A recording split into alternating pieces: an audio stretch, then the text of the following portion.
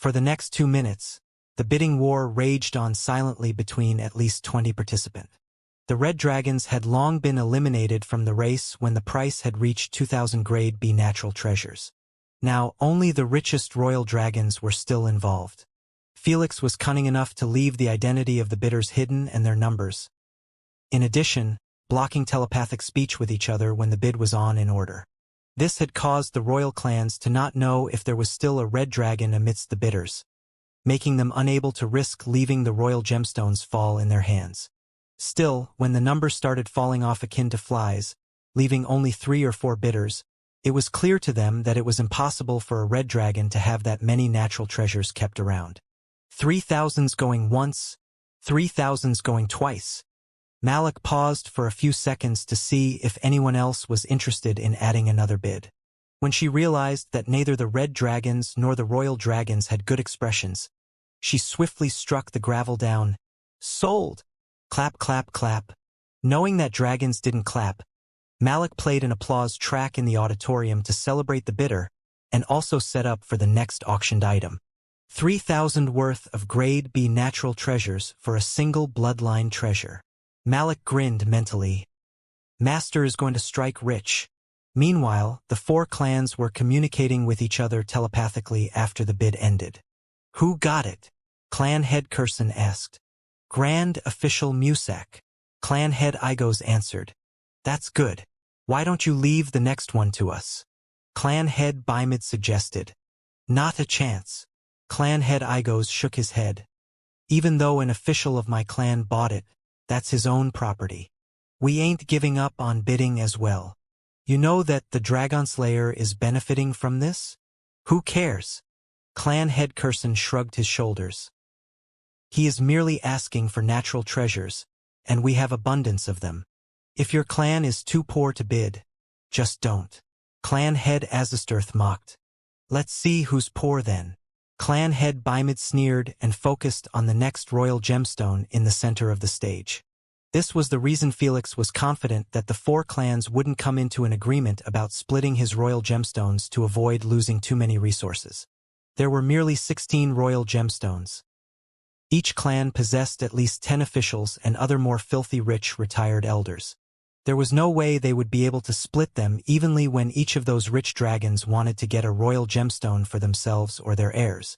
After all, this was a private auction unrelated to clans matters.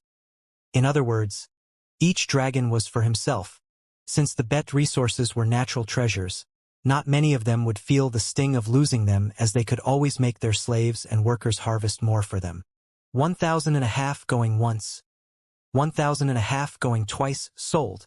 Malik yelled excitedly as she struck the gavel, causing most of the dragons to show expressions of despair and dejection. The second royal gemstone was much smaller, making the red dragons believe that they had a chance to secure it. Alas, even this small royal gemstone had fetched a price beyond what their treasury could hold. Did you get it, father? Anastasia asked. Yes. Clan head Kyson smiled bitterly. It was expensive as hell, but we at least have a 10% discount on it. Although the royal clans didn't care much about their natural treasures, it didn't imply that they would go wasting all of them on a single small royal gemstone. So, they raised the price as much as possible for other contenders before backing off. This would help them secure future better royal gemstones, as their contenders had exhausted most of their pool. Soon, the 3rd royal gemstone was bid on, and then the 4th, the 5th, the 6th, and so on. By the time half an hour gone by, more than 10 royal gemstones had been sold. The prices ranged from 1,000 to 3,000 graded B natural treasures depending on the size and color of the royal gemstones. Naturally, most of the bidders had used other unique treasures to boost up the price, since it would be too much to put down such a large amount of natural treasures at once. The last 6 bloodline treasures are the biggest and most unique in this auction. Malik extended her hand to the right, pinpointing the focus on 6 carts. All of them had a red veil on top, hiding the content of the glass cubes. This had caused everyone to hold their breaths in anticipation. Malik walked to the nearest one to her and removed the veil in one swift motion. An azure bloodline treasure. Look at its size. It must be the biggest blue bloodline treasure found in the past 10 cycles. Yeah, I am not getting it as well. Most of the dragons were astonished and dazzled by the reveal of the crystallized azure royal gemstone. I can't believe you allowed him to keep such a piece. Clan head Igos addressed Curson. He collected more than 90% of the royal gemstones for our clan. Clan head Curson smiled. It was only fair to allow him to get some good ones to sell. Unbeknownst to him, the royal gemstones handed by Felix were the smallest of his entire collection. The ones in Mistress Candace's possession were at least 5 to 10 times the size of this blue royal gemstone. If any of them was placed in this auction, chaos would have arisen.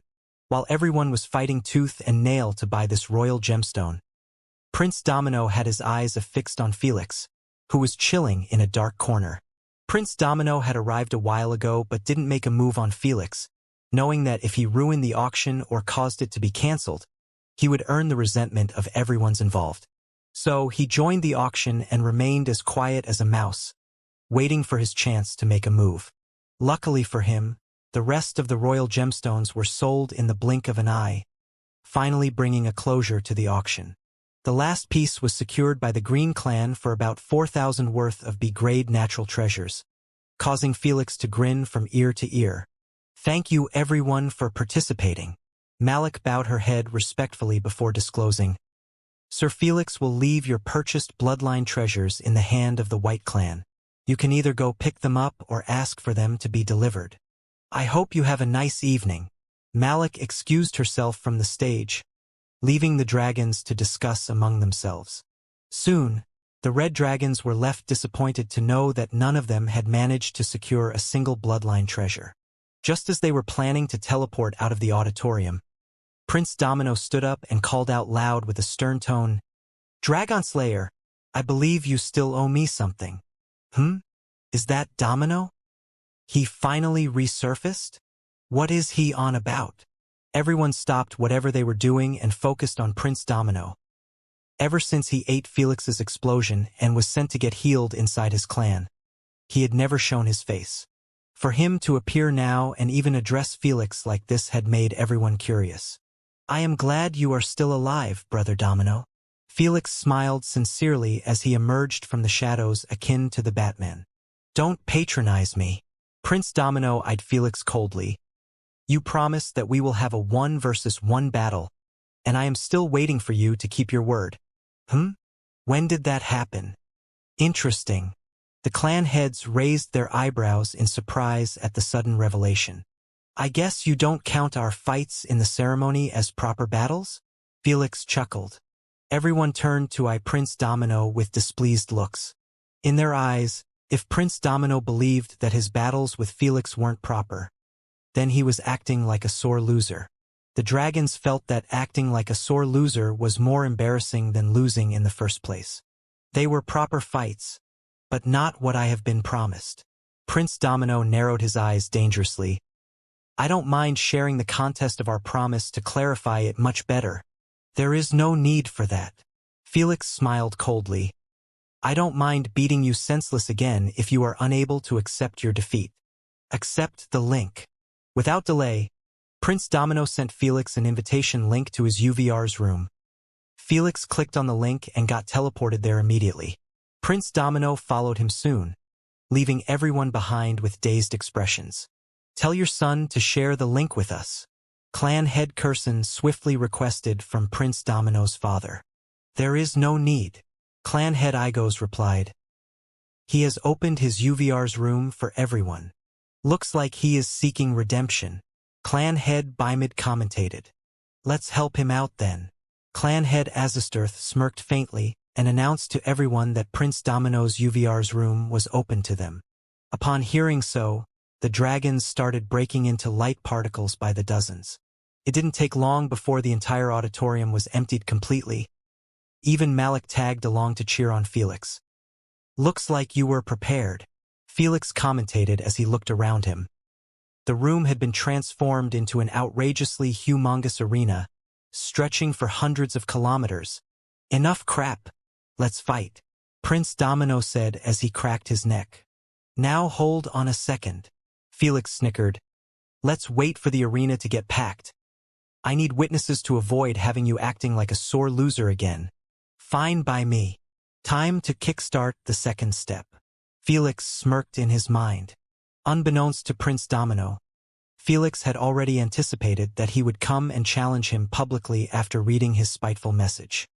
He included him in his masterful plan to dry out the dragons before the auction even started. Without hesitation, Felix published the news about his fight on a galactical scale, managing to attract the majority of the dragons to attend the battle. Everyone sat on invisible chairs in the sky above Prince Domino and Felix, causing the atmosphere to get heated. When Felix saw that there were more than 100,000 dragons above them, he manifested a gigantic holographic screen. It was displaying a gray royal gemstone that belonged to Prince Orentis. But no one knew that it was his, as they believed it to be a bloodline treasure. To spice things up, how about we have a couple of bets on the outcome of the battle? Felix wondered with an honest smile as he eyed Prince Domino. Prince Domino eyed the royal gemstone for a few moments before focusing back on Felix. What do you have in mind? I have saved one last bloodline treasure for emergencies. Felix pointed at the gray royal gemstone and said, I am willing to put this precious bloodline treasure on the line against everyone. I will open a public betting channel with 3 tiers of wagers against me. Felix raised 3 fingers and disclosed like a salesman with 20 years of experience. 1 to 2 odds if I win while using everything. 1 to 5 odds if I win without using my explosive bullet. 1 to 10 odds if I win while using only physical strength. If you choose one of the options but I ended up losing because of the another, you will get the returns from the mentioned tier. In other words, Felix would have to pay everyone who bet against him even if the tiers chosen didn't match. It was pure foolishness, as it enforced him to win regardless of what if he wanted to avoid paying a crazy sum. Are you making a fool out of me with those bets? Prince Domino eyed him frigidly. Even the viewers felt like Felix was taking it too far with his jokes. In their eyes, it would be a difficult battle for Felix to win if he went all out. Yet, he was trying to limit himself by removing his strongest abilities.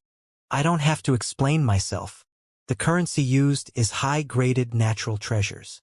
Felix stared at the viewers above him and said, You guys know that I can afford to pay you all. The auction had just concluded, and everyone attending it knew that Felix must have at least gathered 20,000 grade B natural treasures of value. This was enough to be considered as a safety net for anyone desiring to place a bet against him. Make sure to read the rules before placing a bet, Felix advised with good intentions. Clan heads looked at each other before checking the wager rules on the holographic screen. The odds are applicable both ways, and only the person with the highest won amount from the bet will be rewarded with the bloodline treasure as a bonus. Clan head Igos frowned. So, the only way to get the bloodline treasures is to go as high as possible. The odds being applicable both ways implied that if Felix won, everyone needed to pay him double, 5 times, or 10 times the amount they initially bet. If he lost, he would pay them based on those crazy odds as well. If someone lost and didn't have enough to pay, he will enter a debtor relation with the Dragonslayer or vice versa. Clan head Bymid scratched his chin. Payments have to be met on yearly basis and with 5% interest increase. This rule was put to make sure that even if someone fucked up and ended up losing more than he owned, he still could divide the payment to yearly basis instead of being punished by Queen AI. It also acted as comfort for the bettors that Felix would pay them whether now or on yearly basis. Bet at your own risk. The window will be open for 15 minutes and then closed forever. Felix warned one last time before finally opening the wager channel to everyone. In the first couple of minutes, only a handful of dragons placed bets on the 3rd tier that Felix would lose if he fought while using only his physical strength. In their eyes, it was the smartest and safest choice even if the odds were the heaviest. That's because if Felix won while using abilities, they wouldn't be losing anything. However, if he lost, they would be winning either double or quintuple their bet amount. The only way for them to truly lose was if Felix won against Prince Domino while using his physical strength. This was simply unimaginable. I guess spending such a long period in the dimensional pocket has ended up messing with his mind. I would have reconsidered betting against him if he merely had the first 2 options. Same.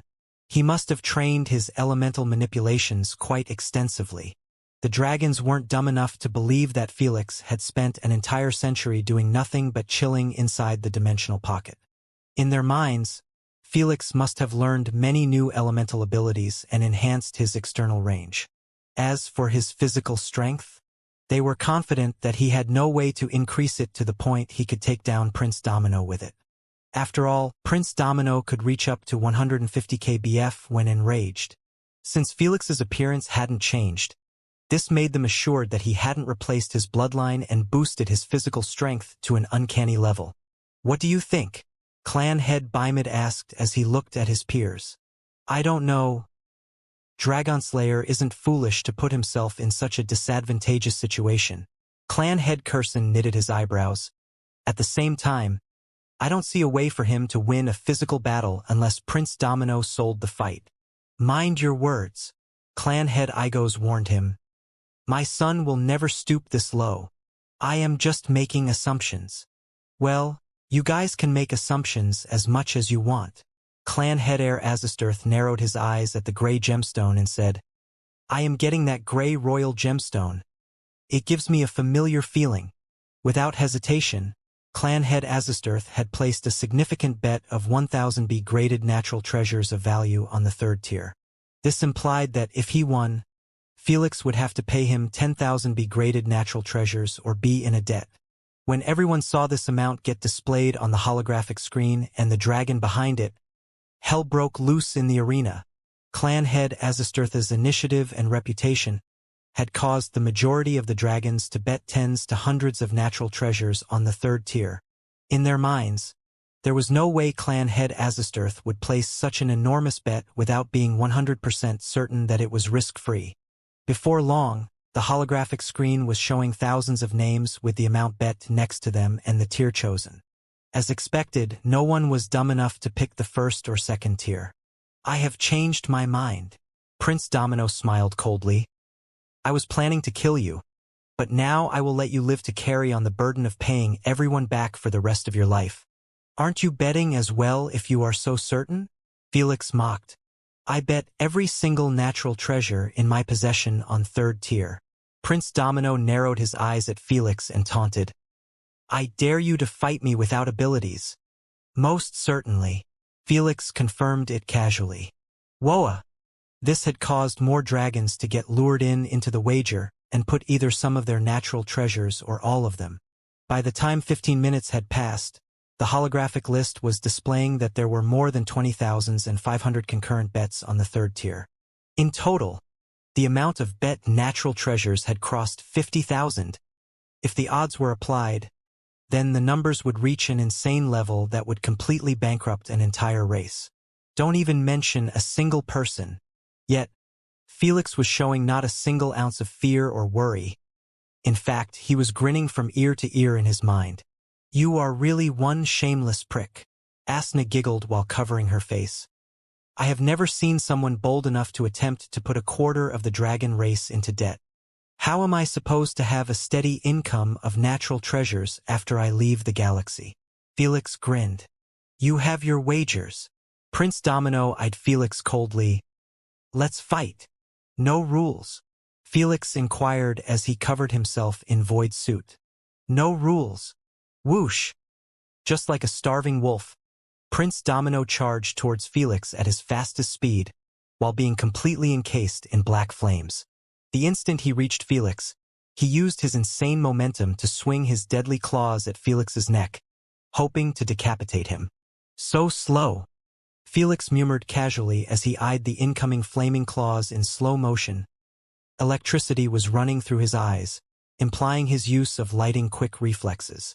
Felix moved his head slightly to the side, evading the claw's strike like it was thrown by a child. Then, he tightened his right fist until his veins were about burst. In one swift motion, he threw a punch at Prince Domino's face. Because everything was going in slow motion, Felix and his tenants were able to see exactly how Prince Domino's nose got deformed and followed by his face caving in like it was hit by a million-ton sledgehammer. Then, Prince Domino's body jerked for a split second before having its entire momentum getting halted and reversed. making his body get shaped like he had collided against an unbreakable wall. Release. The instant Felix canceled his lighting quick reflexes, Prince Domino's body got catapulted tens of kilometers at supersonic speed. Boom! Boom! Boom! Because Felix had struck him from above, Prince Domino's body ended up smashing the arena floor and rolling on it for countless times before finally stopping in a deep ditch. It doesn't feel good to be on the receiving end, right? Felix snickered as he zoomed in on Prince Domino's wrecked bloody face. Felix had punched him so hard. His fist was clearly imprinted in the center of Prince Domino's face. Make sure to cough up your debt on yearly basis if you don't want Queen AI to get involved. Felix advised everyone with a good-natured smile while dusting his palms like he had just gotten rid of some sort of garbage. No one replied or even reacted to his advice. Everyone were left utterly stunned as they kept switching their visions from Felix to Prince Domino's ruined face with widened eyes. This can't be real. Just can't be real. Impossible. One punch did that to Prince Domino? Impossible. Am I dreaming? That can't be my son. Neither the clan heads nor the rest of the dragons were capable of believing the insanity before their eyes. Prince Domino, the strongest dragon in the youth generation, one of the most gifted dragons to be born. This phenomena of a dragon who was believed to have a slight chance of defeating the elder dragon was defeated by a single punch.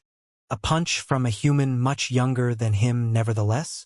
Everyone felt like they were watching a drama instead of real life, hoping that Prince Domino would pop out of the ditch and proclaim that everything was just an act to scam them out of their treasures. They wished for it deeply in their souls, but alas, Prince Domino didn't even move a finger. I will be waiting in the White Clan for your deliveries. I am out. Just as Felix was about to teleport away, Clan head Igos shouted loudly with an agitated expression, "Hold it right there!" Is there a problem? What do you fucking mean? Clan head Igos yelled at him with bloodshot eyes. How did you do that? It's impossible for a human like you to get that much stronger without needing to rely even on your cultivation system. That's right. He must have taken some substances to boost his strength before the fight. Don't joke around. It's impossible for substances to result in this kind of boost. Maybe Ancestral Dragon had a hand in this? The entire crowd woke up from their daze and assaulted Felix with doubtful remarks as well. None of them dared to believe that Felix could have gotten this much stronger without some tricks involved. Who could blame them? Felix had jumped from 116k to 156k after he exited the dimensional pocket. That's an insane enhancement of 40k BF after already crossing past the 100k mark. They were still recalling how Felix got hurled tens of kilometers by a single punch from Prince Domino when they first met in the ceremony. After a mere year, he had returned the favor even harder? Bullshit. Although the royal dragons knew that Felix had spent a century instead of year unlike the red dragons, they were still unable to explain Felix's enhancements. If they knew about his devourer system, it would have made sense. But the only thing they knew about was Felix's bloodline replacement boost. It was clear in their eyes that Felix hadn't replaced anything. I doubt there is a clause that enforces me to share my secrets to get paid. Correct? Felix rejected to answer calmly. So, if you are dissatisfied with the outcome of this battle, take it with the Queen AI. Dragons or not, Felix had no intentions of telling anyone about his devourer system, even if it meant antagonizing the royal family. Where do you think you're going? The fight is not over yet. Just as Felix wanted to leave again, he was held back. Only this time, it was Prince Domino himself. Oh ho ho, you actually regained consciousness this fast. Felix raised an eyebrow in surprise after spotting Prince Domino standing back on his feet. His legs were wobbly, and his face was still mushed in. Yet he still managed to get back up. Felix truly believed that his punch had been enough to paralyze Prince Domino and end the game with any deaths. He was this confident since he felt Prince Domino's shattered skull pierce his brain, which should have made it impossible for him to wake up for at least a month. You are truly one hell out of a cockroach. Felix cracked his fists with a piteous smile. Looks like I have to truly kill you to win this. Felix wanted to avoid killing Prince Domino since he helped him out and had a strong character that enabled him to even stand against Mananangle. Sure, he had his flaws, but they weren't enough to warrant Felix to kill him, especially now that he was much stronger than him and stopped considering him as a real threat. You have gotten much stronger than me. I admit that. I don't know which miracle helped you, but Prince Domino raised his head slowly, exposing his face that was being healed in a freakish speed. His eyes were restored back. His broken nose returned to its place, and his busted lips became brand new. Even his caved-in skull returned to its previous shape. When the healing process ended, all was left was bloodshot eyes burning with vivid boiling fury. I can still match your strength. Let's see about that. Felix smirked faintly as he watched Prince Domino disappear from his place and surface right in front of him with his claws ready for slaughter. Whoosh whoosh. He threw an array of deadly swift strikes at Felix, causing him to keep moving his body to avoid them. All the spectators had their eyes brightened after noticing that Prince Domino's speed had been at least tripled, which put Felix in a real predicament. He should have ended him when he had the chance. Now that Domino has become enraged, everything is going to change. Clan head Bimid commentated. Just as the three heads were about to support his comment, their lips stiffened at the sight of Prince Domino receiving the beat down of his life. Every time he swung his claws and missed, Felix counterattacked with a punch as quick as lightning, hitting him in his vitals. Whoosh, boom, whoosh, boom.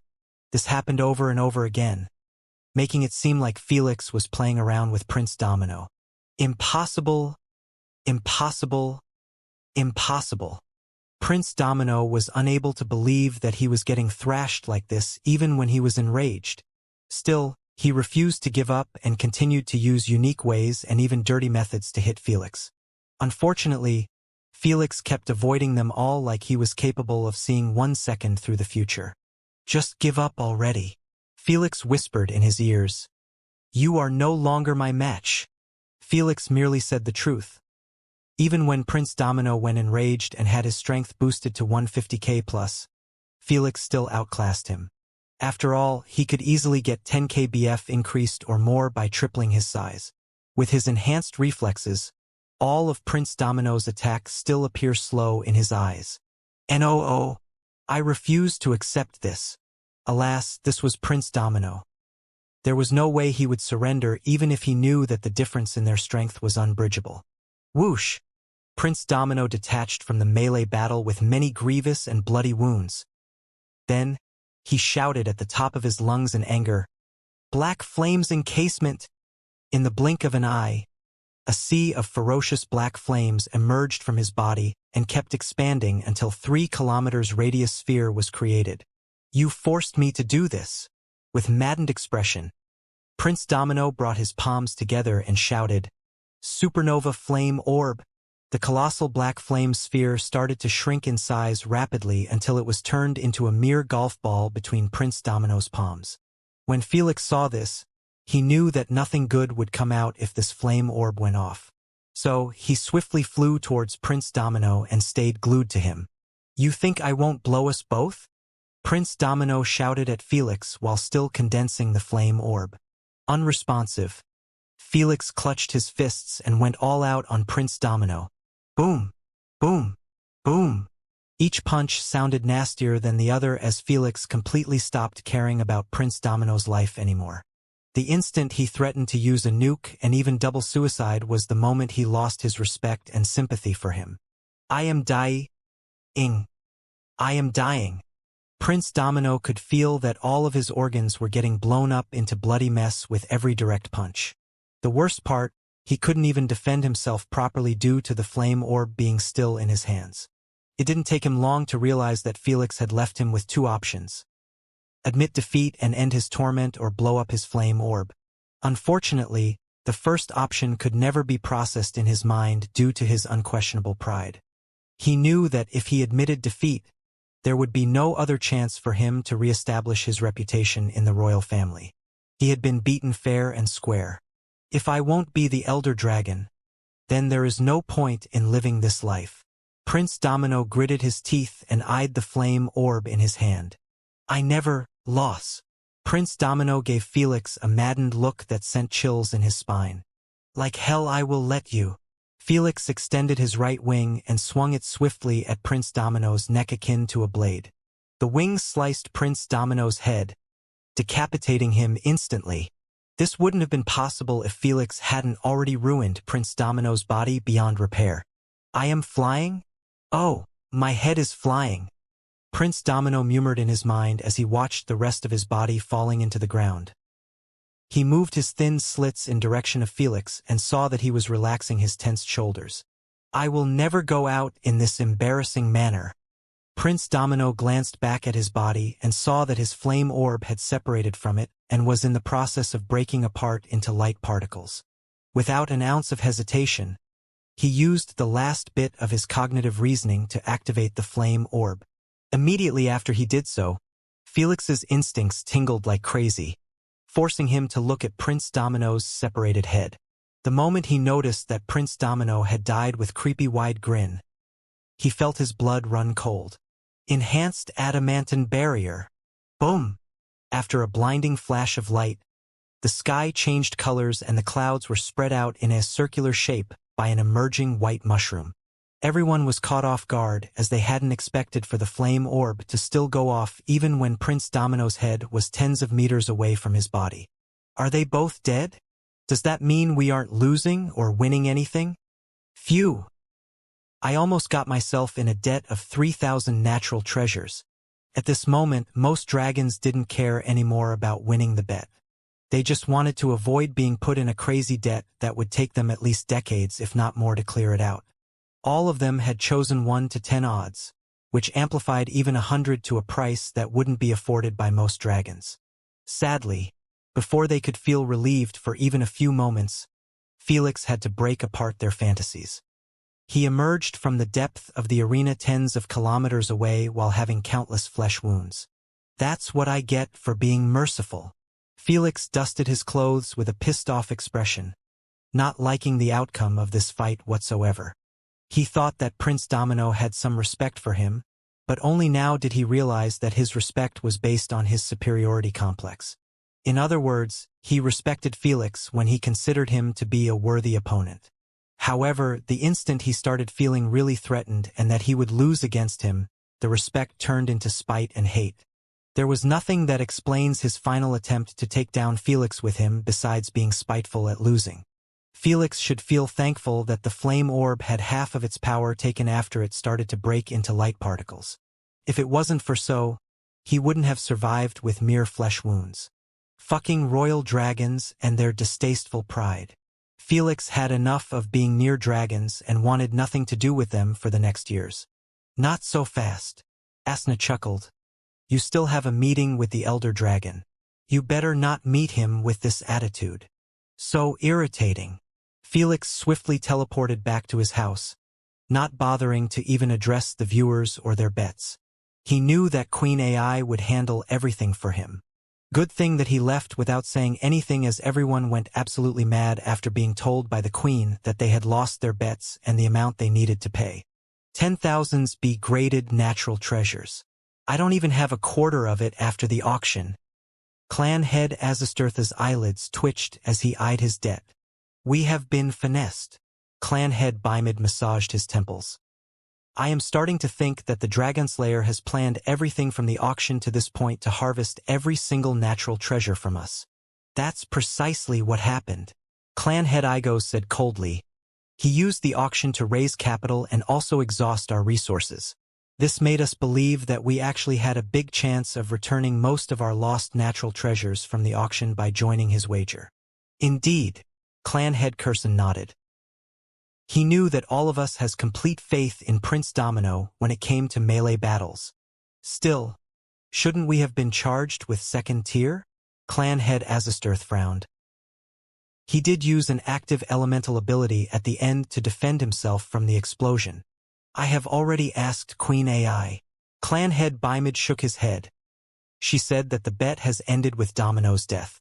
In other words, the moment the explosion went off, the bet was already over in favor of Felix since he had killed him by following the rules of the third tier. The rules of the third tier enforced him to utilize merely physical abilities or passives in his fight. That's unfortunate. Round up the officials, elders, and their heirs. Clan head Igos said, "I want to know exactly how much the royal family owns that weasel." With Queen AI assistance, it didn't take long to calculate the total. The moment the clan heads read it, they felt their hearts sink to the bottom of their stomach. Who could blame them? Just the royal family alone owed Felix close to 70,000 graded natural treasures. There was no need to mention the tens of thousands red dragons. "This is more serious than we thought." Clan head Curson frowned. "This is going to hurt us financially for a long while." As the clan head responsible over the administration and logistics of the royal family, he knew that Royal Clan was in no shape to pay Felix the full amount right way. In fact, it wouldn't be possible even after a decade, since the natural treasures were finite resources and take time and care to grow. The Icarius galaxy might possess the most significant amount of natural treasures, but it didn't mean that they were infinite. In addition, the dragon race's main source of income was from selling natural treasures to other races. Now that they owed Felix such an insane sum, they wouldn't be able to indulge themselves anymore. "What's the solution?" Clan head Bimid asked. "We must break the debt into installment that might last for a century or so." Clan head Curson answered, "The 5% rate would hurt us a bit, but it's better than handing everything as fast as possible and causing the natural treasures market to crash." In the clan heads' minds, Felix would be naturally selling or trading those natural treasures with his race or other races. Since their race's financial freedom and stability depended heavily on the natural treasures market in the Alliance, they knew that helping Felix flood it would damage them in the long run. "Why did we get ourselves involved in bets with a human?" Clan head Bimid sighed. "Strong or not, he is still just as greedy and cunning as the rest of his race." 3 days later, Felix could be seen sitting on his bed while rubbing Nemo's stomach. He had a holographic spreadsheet with thousands of names and confusing numbers. So far, only 10% paid their full debt. Felix murmured as he studied the spreadsheet. The rest have split their payment plans from 5 years to a century depending on how much they owed. "With this, you have financed your climb to at least the 14th mark," Asna said.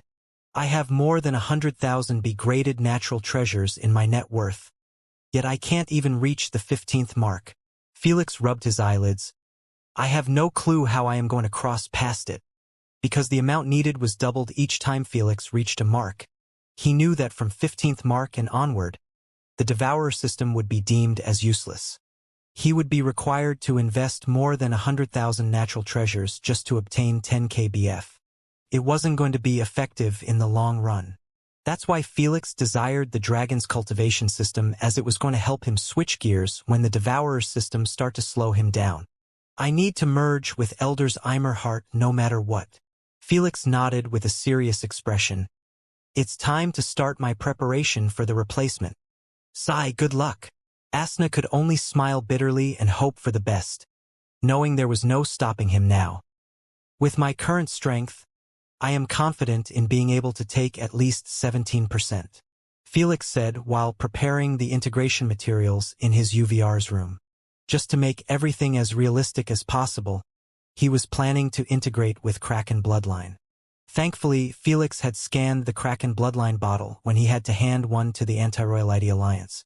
Without further ado, Felix started the replacement process by injecting the blood directly into his heart. After a mere 10 minutes of agonizing hellish pain, Felix had given in and died. "As I expected." Thor shook his head. "Without the pressure of death, it will be difficult for you to convince your mind to stay conscious." Felix couldn't help but nod his head in agreement.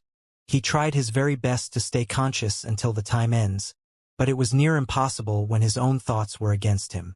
They keep telling him to give up and that it wasn't worth it to go such agonizing pain without any end results. The only reason he had such thoughts were because he knew that there was absolutely no danger to his safety if he gave up. "Then, I just need to activate the death penalty," Felix decided calmly. "Absolutely not." Asna shut it down instantly, not loving the idea one bit. Who could blame her? If anyone heard Felix, they wouldn't hesitate to call him a lunatic. No one was crazy enough to implement the death penalty in his own UVR's room while merely training. "If I don't do it, I will end up dead anyway when I attempt to integrate with 25%. Felix tried to convince her. It's better to make my pain and training worth it by making sure that each attempt can lead to my death. All the primogenitors nodded in support, understanding that Felix's plan was the only way to bridge the gap to 25%. Otherwise, it was best to give up right now and not waste anyone's precious time. Sigh. Why can't you just pick the damn second method? Although Asna understood him as well, she was still uncomfortable with his suicidal training. I will be fine, Felix assured with a faint smile. I'm not crazy enough to do anything that is out of my reach. Now that real death was involved, Felix wasn't planning on jumping straight to 17%. He was going to take it as slow as possible, even if it meant increasing 1% each month or even a year. This naturally was going to take a long time. But this was better than ending up dying an underwhelming death during training. VRR. Suddenly, Felix's bracelet vibrated. When he glanced at the screen, he noticed that it was a message sent by clan head Curson. Is this related to the wager? Felix wondered and clicked on the message. Unfortunately, he wished that it was about that. What a good time to be summoned. Asna chuckled. Right after you placed quarter of his race in debt. Turned out, Elder Dragon had finally set up a meeting with Felix. The message informed him that it would be held in Elder Dragon's Supreme Castle in the real world, which meant that Felix needed to depart right now. Better than now than later, Felix replied with a relieved expression. He wanted to leave Icarius Galaxy the moment he had delivered all the royal gemstones to their rightful owners. Alas, he couldn't bail out on a summon from the big boss of the Alliance, as it would bring him nothing but trouble. I guess I will leave the training for later. A couple of hours later, Felix had emerged from a void rift high in the sky above an ancient gloomy-looking castle. It had 8 solid round towers that formed a protective barrier all around the castle, and were connected by reinforced, thick walls made of black stones. Wide windows were scattered here and there around the walls in fairly symmetrical patterns, along with overhanging crenellations for decorative purposes. Statues of Elder Dragon were lined up outside the castle gates, serving as reminders of the one and only ruler of this dragon empire. This castle showed signs of decay after being around for ages, yet it didn't seem like anyone was bothered to fix it. What made this common-looking castle special was the fact that it was built on a floating island that was above the clouds, completely isolated from the surface. Felix landed in front of the main gate and waited patiently for it to be opened. However, he waited for more than 5 minutes and no one came to open the gate. Is no one here? Felix frowned. Should I open it on my own? Not knowing what to do, Felix could only contact Anastasia and seek her advice to avoid stepping on Elder Dragon's tail. No one in the castle but him, Anastasia disclosed. Not even servants? Felix found it a bit peculiar. Yes, he prefers to live alone for some reason. We don't ask. Anastasia guided. Just push the gate open and keep walking straight. You will find him in the throne chamber. All right, thanks. Without delay, Felix opened the gate and walked slowly towards the corridor. After reaching it, he kept looking around him in wonder at how bleak and deserted the castle. It resembled haunted, abandoned castles from the Middle Ages instead of the house of the most authoritative being in the Alliance. It even gave the creeps to Felix since houses reflect on the personality of their owners. In a short while, Felix arrived at the end of the corridor. What blocked his path was a giant wooden gate that was open just a bit, leaving a crack for Felix to peek inside. Felix didn't do so. He took a deep breath and pushed it wide open. Then he stepped inside with his back straight and a composed expression. The first thing that his eyes had caught was the Elder Dragon in his humanoid form sitting in a sinister-looking throne. He had his chin resting on the comfort of his black, scaled knuckles while looking in front of him with indifferent, cold eyes. He wasn't even targeting Felix, as this was how he looked all the time. Here we go. Felix Maxwell answers to the Elder Dragon's summon. Felix introduced formally and as respectfully as possible. Sit, Elder Dragon said. Felix lifted his head and walked towards a single chair that was placed on a red carpet straight in front of the Elder Dragon. After Felix took his seat, he remained quiet, waiting for Elder Dragon to explain his reason for summoning him. Elder Dragon got straight to the point as he asked with an indifferent look, "What have you heard from the ancestor?" "Almost everything," Felix answered calmly, not bothering to hide the truth. He knew that it would be hard to completely lie to Elder Dragon. If so, might as well come out clean from the start. "I see." Elder Dragon knitted his eyebrows in displeasure, not liking the notion of an outsider knowing about most of their secrets, especially when some secrets targeted him and his reputation. "Elder, you don't have to worry about your secrets going out," Felix clarified. "Ancestor has told those secrets to my masters, not me." Elder Dragon was put slightly at ease at the sound of that. He understood that Felix wouldn't be able to expose their secrets when his masters were watching him. Not enough. Still, he wasn't completely at peace. It was to be expected. If Felix ever exposed that the Elder Dragon's strength was result from abusing his authority to consume 100,000 royal gemstones, chaos would cloud the entire galaxy. Not to mention other secrets about the ancient war and the fact that the ancestor dragon had actually committed suicide. In the Elder Dragon's eyes, Felix simply carried a gun full of ammo that could end their race. "I believe that you know about my masters." Felix frowned in displeasure. "I am requesting you not trust me but trust them." Felix understood Elder Dragon would never trust a human like him. After all, he had just scammed quarter of his race from their natural treasures and even put them in debt for the next decades. Felix had no issue with that. But he believed that the moment he involved his masters, Elder Dragon should put down his worries immediately.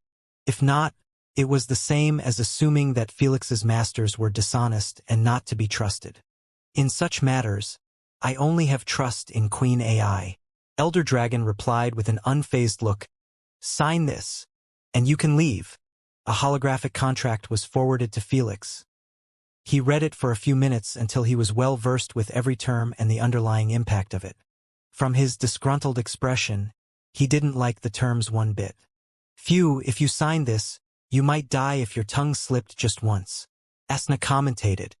Asna wasn't downplaying the contract even slightly. It was so strict and dangerous, Felix doubted that he could survive signing it. It forbid him to mention any of the secrets to absolutely anyone. If he dared to even let out a single word about them, he would get killed straight away by the Queen without hesitation. "I am not signing this." Felix forwarded back the contract. "You don't have another option." Elder Dragon stressed coldly while returning the contract to Felix. "There are always other options." Felix sent back the contract again, not bothering to even glance it. Felix knew that the hardest thing to control were words. He refused to put himself in position where his life depended on watching his tongue 24/7. Sure, it was easier to control himself at the moment since his memory was still fresh. But the contract forced him to not discuss anything he heard from Ancestor Eimer for eternity. "Child, the only reason you are still standing before me is because of your masters." Elder Dragon narrowed his eyes dangerously. "What does that mean?" Felix replied with an unfazed expression. "I will keep your mouth shut one way or another. You better choose the easy method." Elder Dragon started emitting an authoritative pressure on Felix, forcing his muscles to stiffen immediately.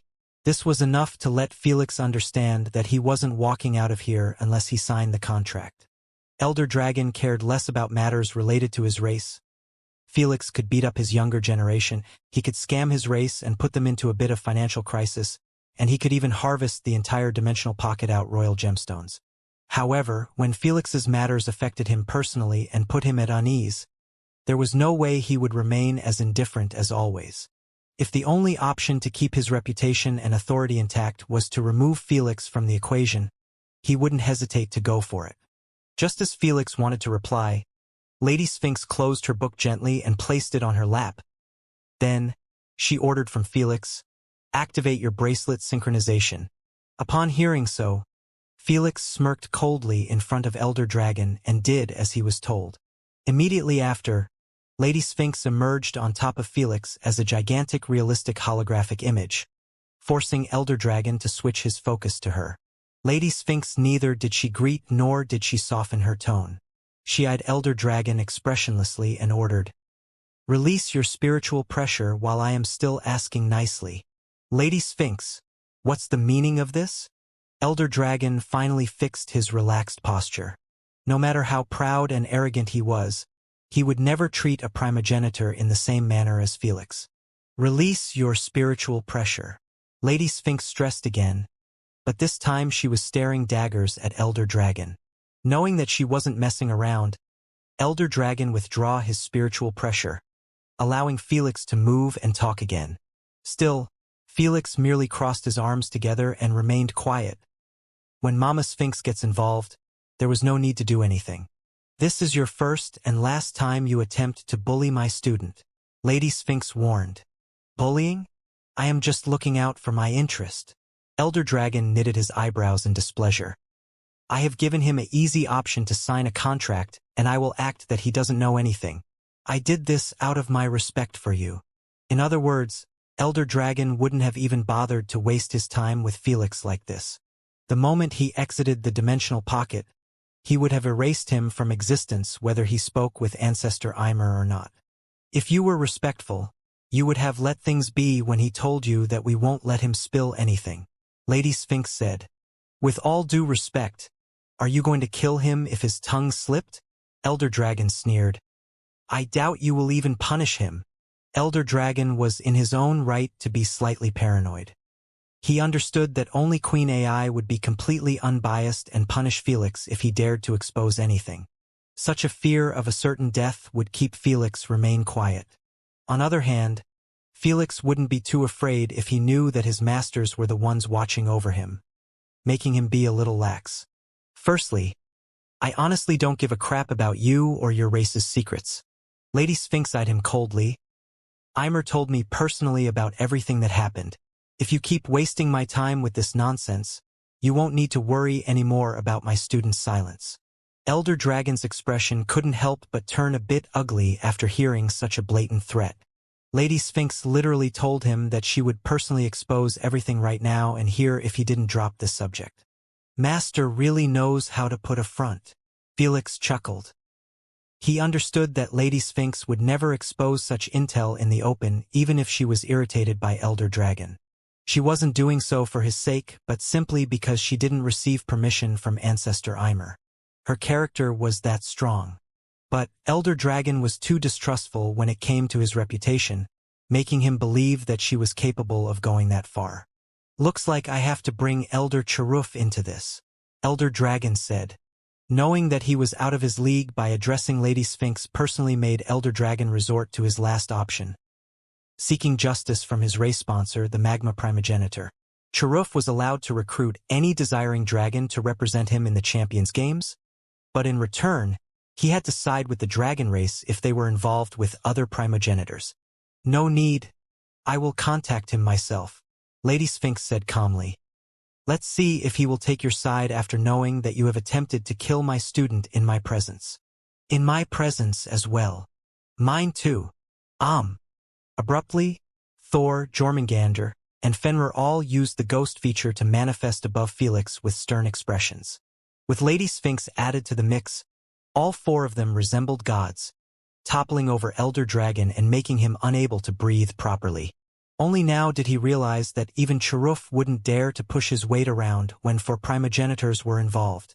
If Charuf was ever contacted, Elder Dragon would most definitely get rebuked before everyone. No need, you have made your point. Elder Dragon eyed Felix coldly and said, You are dismissed. With pleasure.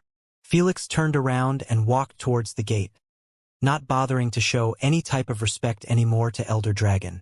The moment he threatened him with his spiritual pressure, he stopped seeing him as a respectful elder. If it wasn't for your masters, you won't have such a guts to act like this. Elder Dragon sneered as he watched Felix reach the gate. Upon hearing so, Felix stopped immediately and turned his head around. You are right. Without my masters I wouldn't have acted like this. But without them you wouldn't have acted like this as well.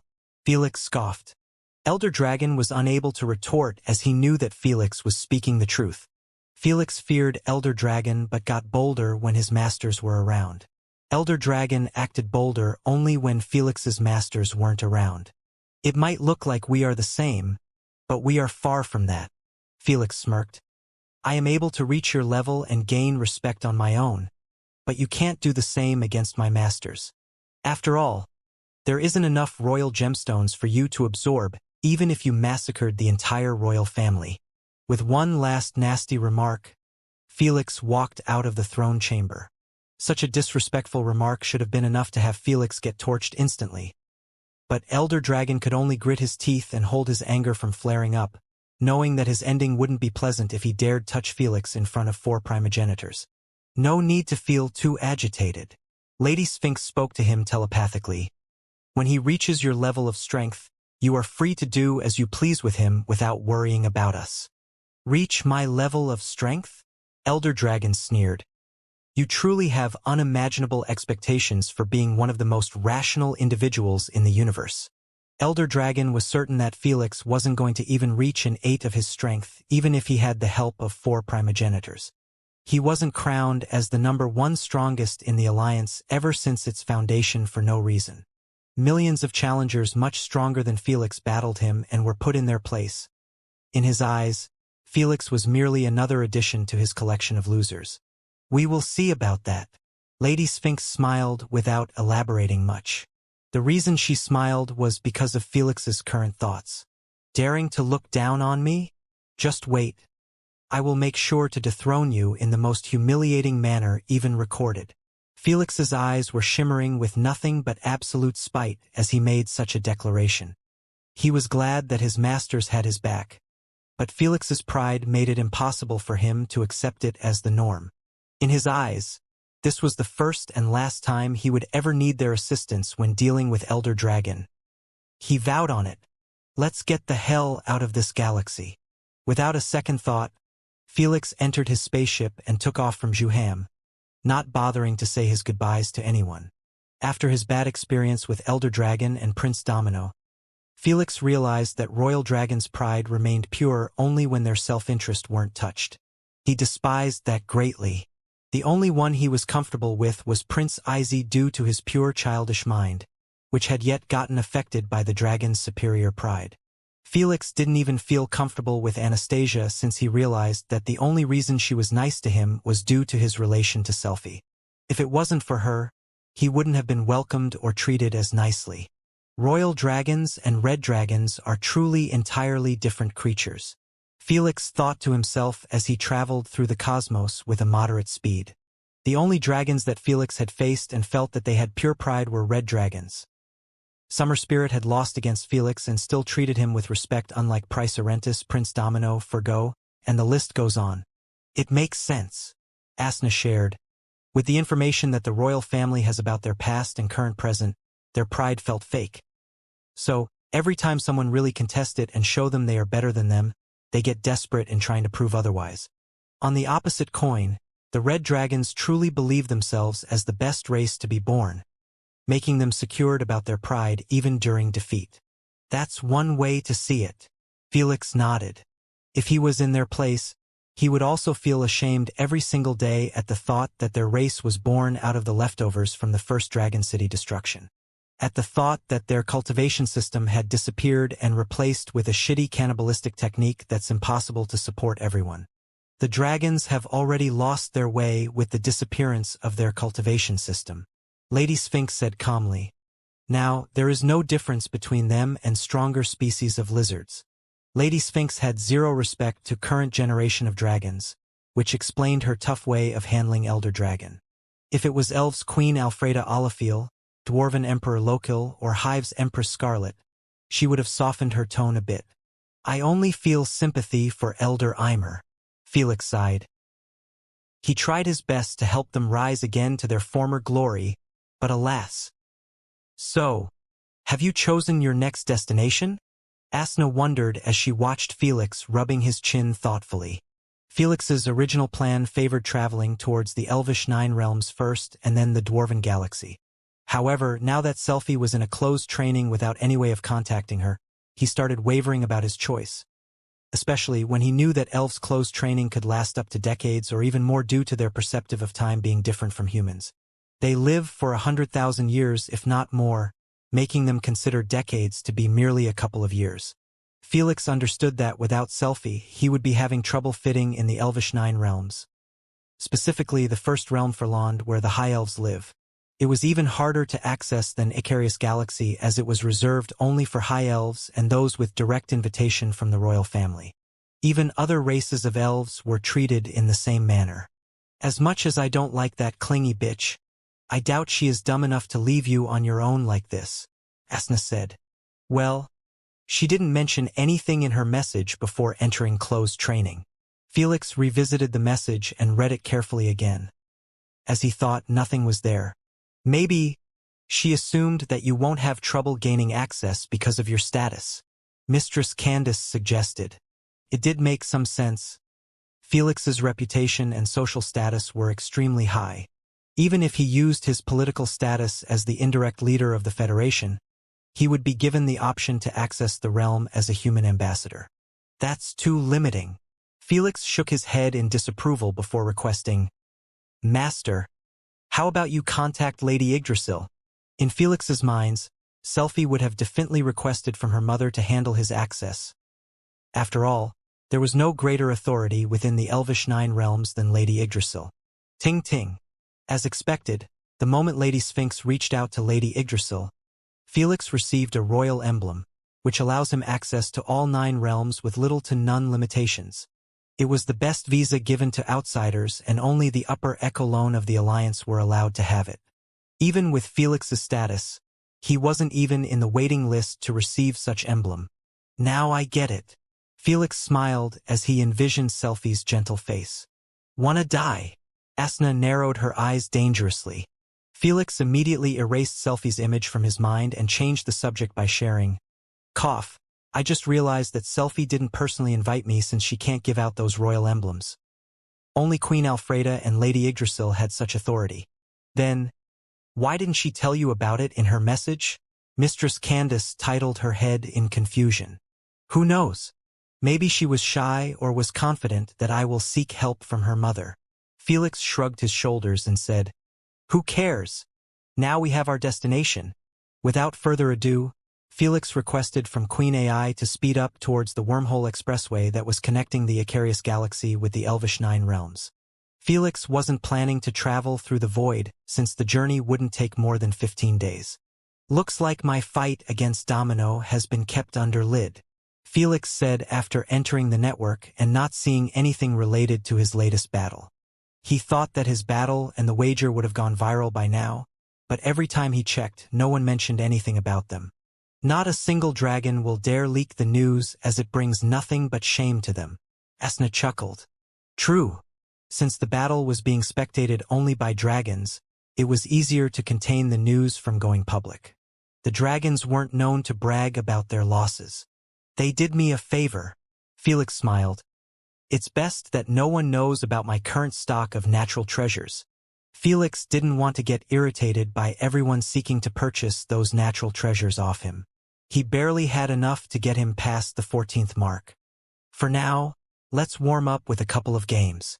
Felix didn't want to travel in the Void Realm because he was somewhat eager to test out all of his improvements in the Dimensional Pocket. Because of the wager, he wasn't able to test out any of the techniques he created on Prince Domino. Congratulations, Sir Felix. You have been promoted to Radiant rank. However, the instant he entered the Individual Games tab, this announcement emerged before him. Queen? Why did I get promoted? Felix frowned. I believe I still have a couple of games to play in Diamond rank. Your current strength has deemed you eligible to be part of the returnee system, Queen AI disclosed. For strong returnees that have exceeded the limit of strength imposed within each rank, the platform enforces them to get promoted to the appropriate rank that can support their strength to keep the competition as fair as possible. The returnee system, I completely forgot about it. Felix facepalmed. Felix already knew that the returnee system had been implemented after some games turned into slaughterhouses caused by single returnee players. If it wasn't for this system, Felix would have met with players capable of erasing his existence with a mere wave of a hand. After all, the platform didn't enforce anyone to play the games. Players were only forced when they already spun the games wheel. Before then, They could retire for decades to centuries if they wished. When those players decide to return from their retirement, most of them would have increased their strength to the point it enables them to step on players within their old rank. In the case of Felix, Queen AI had calculated that his strength deemed him to be on a radiant level, saving the diamond players from the bullying of a lifetime. Damn it! I lost 3 wishes and so much more. Felix wasn't pleased one bit with this system, even if it made sense. He thought that he could earn some easy wishes and coins while at the same time warming up with those diamond players. Too bad, now that he was put in Radiant rank, he would be fighting against peak-tier Radiant players because of his abnormally high MMR. In other words, even though Felix was merely a low-tier Radiant rank, he had already hit the soft summit of the platform in one go. You know, there are still the planetary games. Asna grinned evilly. I believe there is no returnee system there, since the teams have the option to surrender. True. Felix grinned wickedly as well. Felix didn't want to play the individual games at the moment since he had only 3 games before truly reaching the soft summit of the platform. When he hit peak-tier Radiant rank, he would have a promotional game that would decide if he was worthy to challenge Empyrean ranked players and take their position or not. After all, Empyrean rank allow only top 500 players and nothing more. Felix didn't want to contest for the Empyrean rank as he knew that his strength was still lacking. Those top 500 players shouldn't be messed with as most of them were old monsters, who lived for 100,000 years to millions. In fact, there were rarely any Empyrean ranked games anymore as most of those monsters stopped attempting to climb higher, causing the ranks to be stagnant. There was activity only in the bottom 100 due to the new aspiring players, hoping to get promoted and join the best recognized players in the universe. Alas, all of them get clapped and demoted instantly. At the moment, Felix preferred switching platforms. He wasn't doing so for the sake of bullying other teams but to finally start working on helping his race advance in the Alliance ranking. Looks like Noah has carried the team to Diamond rank. Felix raised an eyebrow in surprise after checking his planet current ranking. How strong did he get? Felix wondered. Pretty strong, Mistress Candace answered. He has been transformed into a half-werewolf by Elder Fenrir. No wonder. Felix knew that transforming into half-werewolves rewarded with insane bonuses. If it was done by Fenrir, those enhancements would be even better. Without delay, Felix streamed a replay of the Earthlings team latest game. It was the promotional game to Diamond rank. Felix couldn't help but show a startled expression as he watched Noah, teleporting through the battlefield as a 3-meter bulky half-werewolf and cutting through anyone in his path. The only reason he was making it look effortless was because he abused his ultimate ability, Absolute Zero. Each time he entered his opponent's range, he freezes them completely before slicing them apart with his claws. Olivia, Sylvia, and the others weren't just cheering him from the back, as they utilized their unique primogenitor's abilities to hold at least 2 players. Even if their physical strength was adequate for such high-ranked games, their primogenitor's abilities were still helpful. With a lot of luck and persistence, they managed to succeed in their promotion to the Diamond rank. I doubt they can climb higher even with Noah's help, Asna commentated.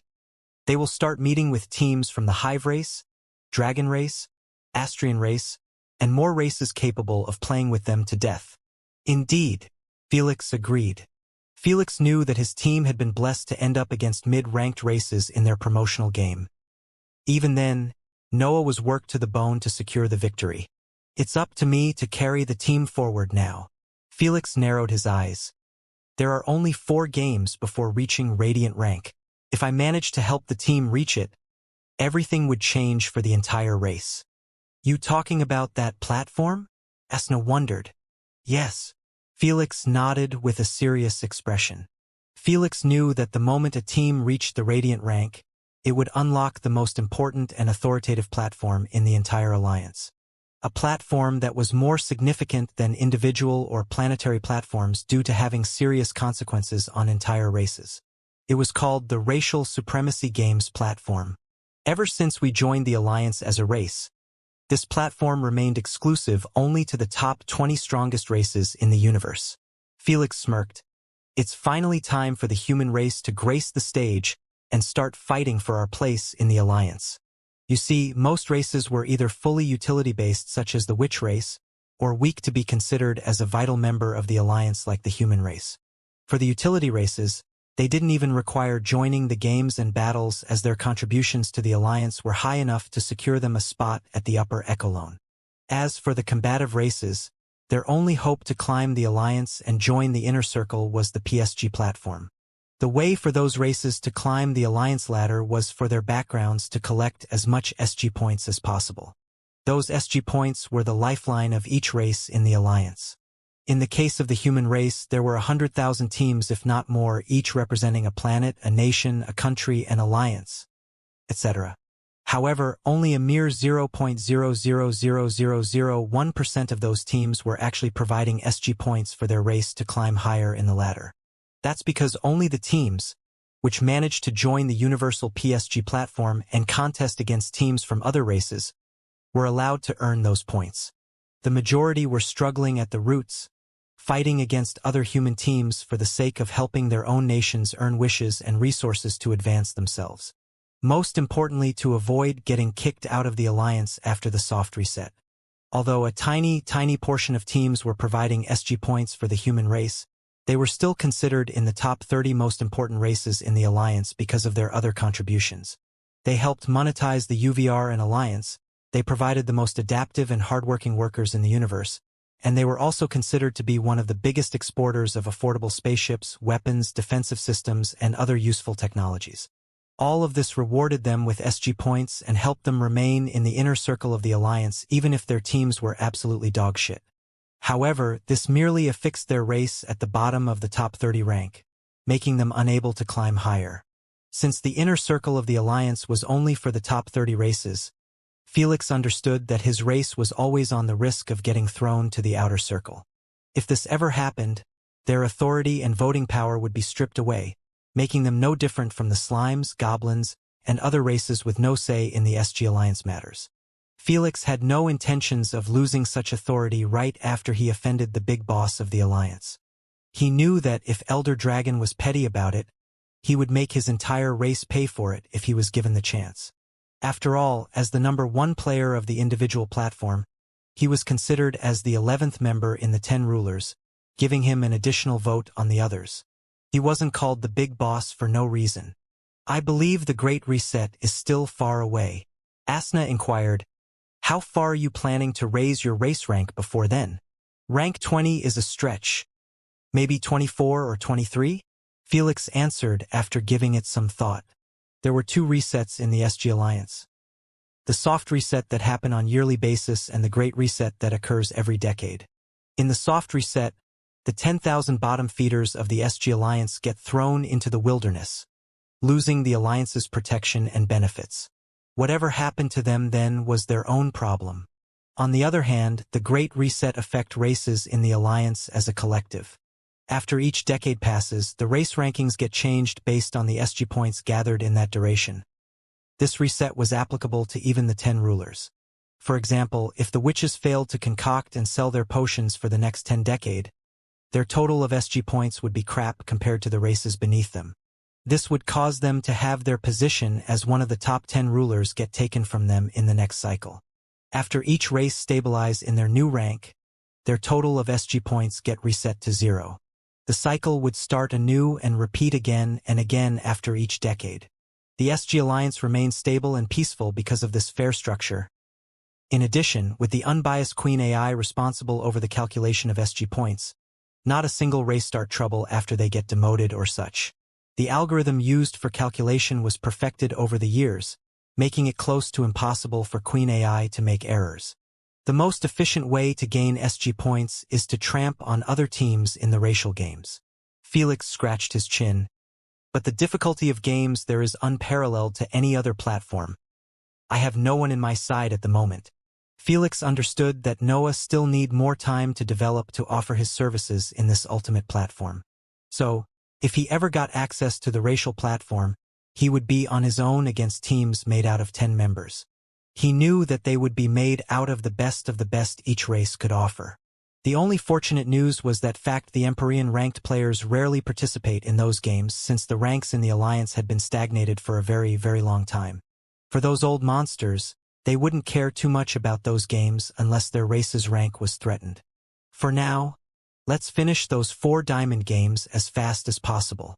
Without further ado, Felix teleported towards the new Earthling team's headquarters in the UVR. It resembled the headquarters in the real world greatly as it was also on an island. In the center of the island, the main building that resembled a water drop was built as well. Felix took a hover platform and rode it casually towards the drop, not bothering to alert anyone about his arrival. "Welcome back, Sir Felix," the drop AI greeted. Felix nodded with an easygoing smile as he entered through the drop's entrance after his bracelet was scanned. The instant he got in, he ran into Hina Suzuki and William Bentley, riding on their hover platforms towards the gate. Felix? Hina's eyes widened in disbelief the instant she spotted Felix. William's reaction was no different as he was also left stunned by Felix's sudden appearance. "How is it going, guys?" Felix greeted with a faint smile as he parked near them. Skeptical, Hina narrowed her eyes and span around Felix, having a bit of trouble believing that Felix would bother come down here. "Leo, you really deserve a beating. Haven't we warned you to not disguise as Felix to prank us again?" "Wait, what?" Felix replied speechlessly, not expecting such a response after his long absence. "Hina, stop it." William smiled politely and gave Felix a handshake. "Welcome back, Captain." "Thanks." Felix chuckled. "Looks like Leo was making trouble while I was gone." "You have no idea." William inquired. "Are you here for a brief visit?" "No, I will be staying for a while," Felix replied. "Great. We were on our way to the beach." William smiled as he invited. "We have a barbecue party to celebrate our promotion. I hope you join us." "Barbecue party?" Felix agreed eagerly. "I can't say no to barbecued ribs." Only after seeing that Felix and William were going ahead of her did Hina finally break out of her daze. "Wait for me!" After a short while, Felix had reached the beach and was taken aback by the festivities in it. The party wasn't small in the slightest as everyone with a role to help the Earthling team get promoted was invited. From the staff members to the ESG organization's members. Loud music was played in the background as many chefs were making hamburgers, barbecued ribs, salads, and more delicious food. Some were eating and some were having fun by swimming or playing beach volleyball. "Guys, look who we brought!" Hina shouted as she waved her hands at Olivia, Sylvia, and the rest of the team. The moment they turned around and spotted Felix looking around him with his known easygoing smile, they immediately halted whatever they were doing. "Captain!" Leo and Rolandinho jumped from the water akin to fish and sprinted towards Felix with excited expressions. The rest of the team followed them as well, leaving everyone else to watch from afar, not daring to approach Felix. "I missed you guys," Felix said as he hugged his teammates one by one. "You should have visited more often then," Sylvia chided as she hugged him briefly. My bad," Felix chuckled. He didn't want to tell them that he had spent an entire century without meeting them. "Where is my little Ollie?" Felix wondered as he glanced around the crowd. "I am here." Olivia waved her hand from the back, letting Felix see only her fingers. "Are you not planning to get taller, or what?" Felix mused as he pushed his way through the crowd. When he reached Olivia and saw that her eyes were a bit watery, his expression softened and patted her in the head just like he always did. "I missed you, dummy." Olivia sniffled as she hugged Felix tightly. I know. I am here now." Felix smiled bitterly as he returned the hug. Felix always had a soft spot for Olivia no matter how strong or how far he got in life. She was his childhood friend and the only one in the family who didn't shun him even when he was being a pain in the ass. It might be seen as nothing, but for young Felix, who had no one besides him, it was everything. If it were up to him, he would have definitely helped Olivia find her own path forward just like Noah instead of getting stuck here. Alas, primogenitor's time was precious, and they refused to waste it on just anyone. "So, you finally decided to rejoin the planetary games. Did something happen?" Sylvia raised an eyebrow in surprise after hearing Felix's announcement. The rest of the team were also pretty startled by it, They thought that Felix merely decided to check on them and leave again. Nothing happened. Felix smiled. I was just worried about you guys not making it out alive in next Diamond Games.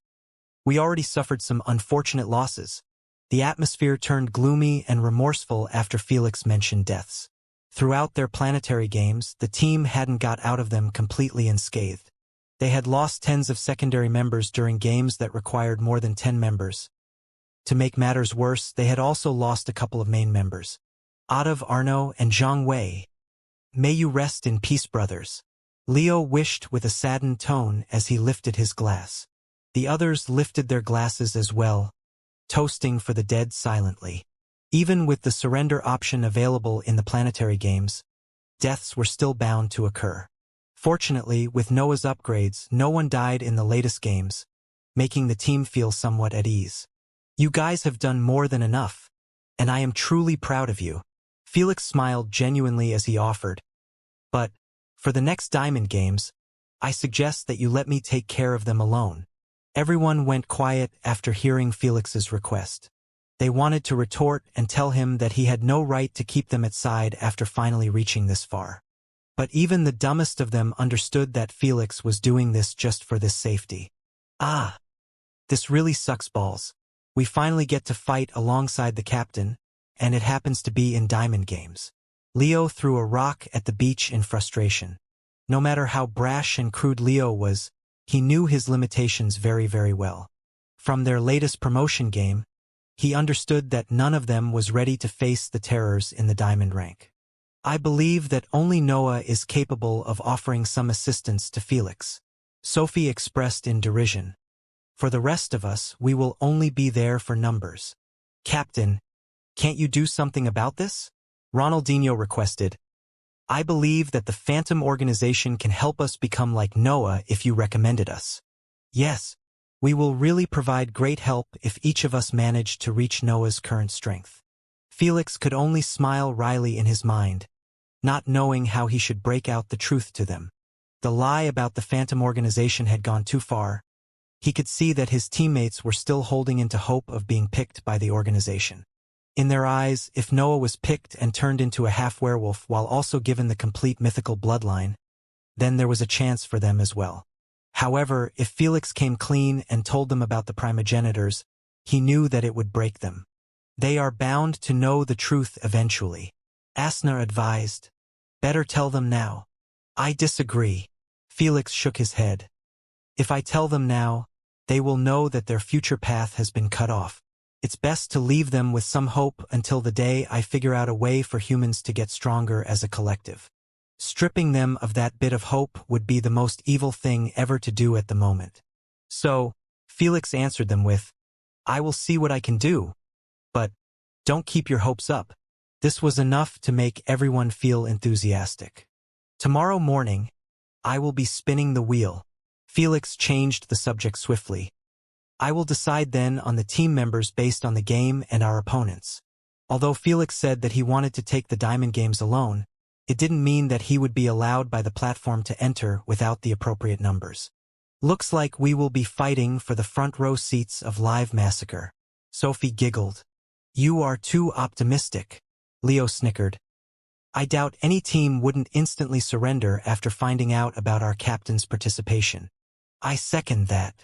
The next morning, Felix, Olivia, and the rest of the Earthling team were all gathered in the council hall that resembled a white egg.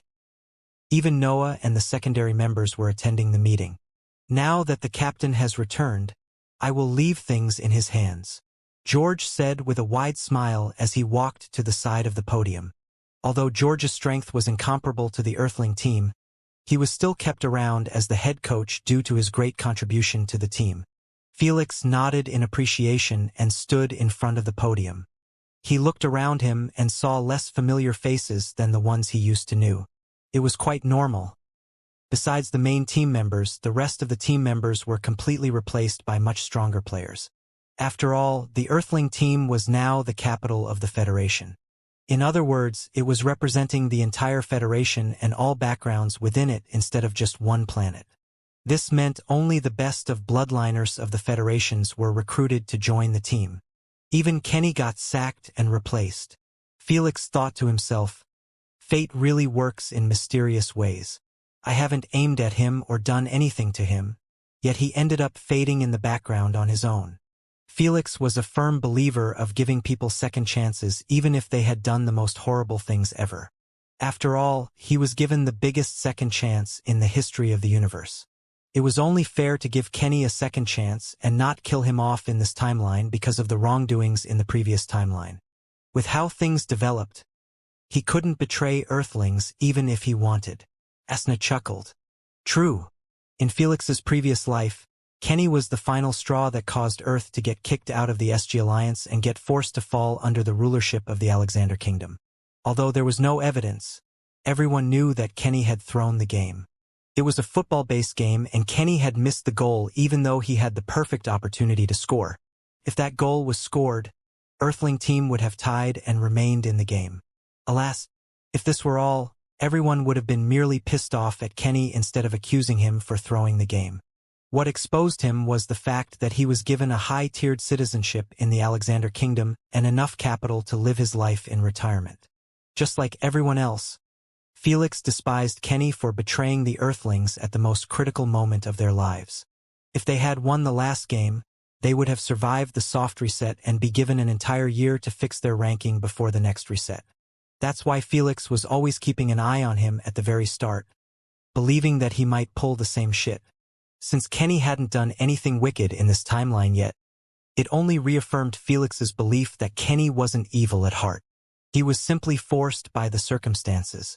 Sure, what he did was unforgivable, but Felix was not entitled to judge him since he had also betrayed Earth by changing his citizenship to join the Bloodline clan in the Mariana Empire. What's done is done. Felix smiled faintly. I don't care what he is up to right now. Nothing he does can harm me or those I care about. Since Kenny faded in the background, it was better to leave him there. Captain, Sylvia called after seeing Felix staring at them absent-mindedly for a while. Oh, sorry about that.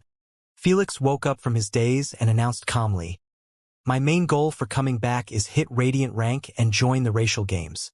Everyone almost choked on their saliva after hearing his shocking and daring proclamation. When they heard that Felix was planning to join them, they expected him to play a couple of games and disappear on them again. Felix, you're kidding, right? George asked.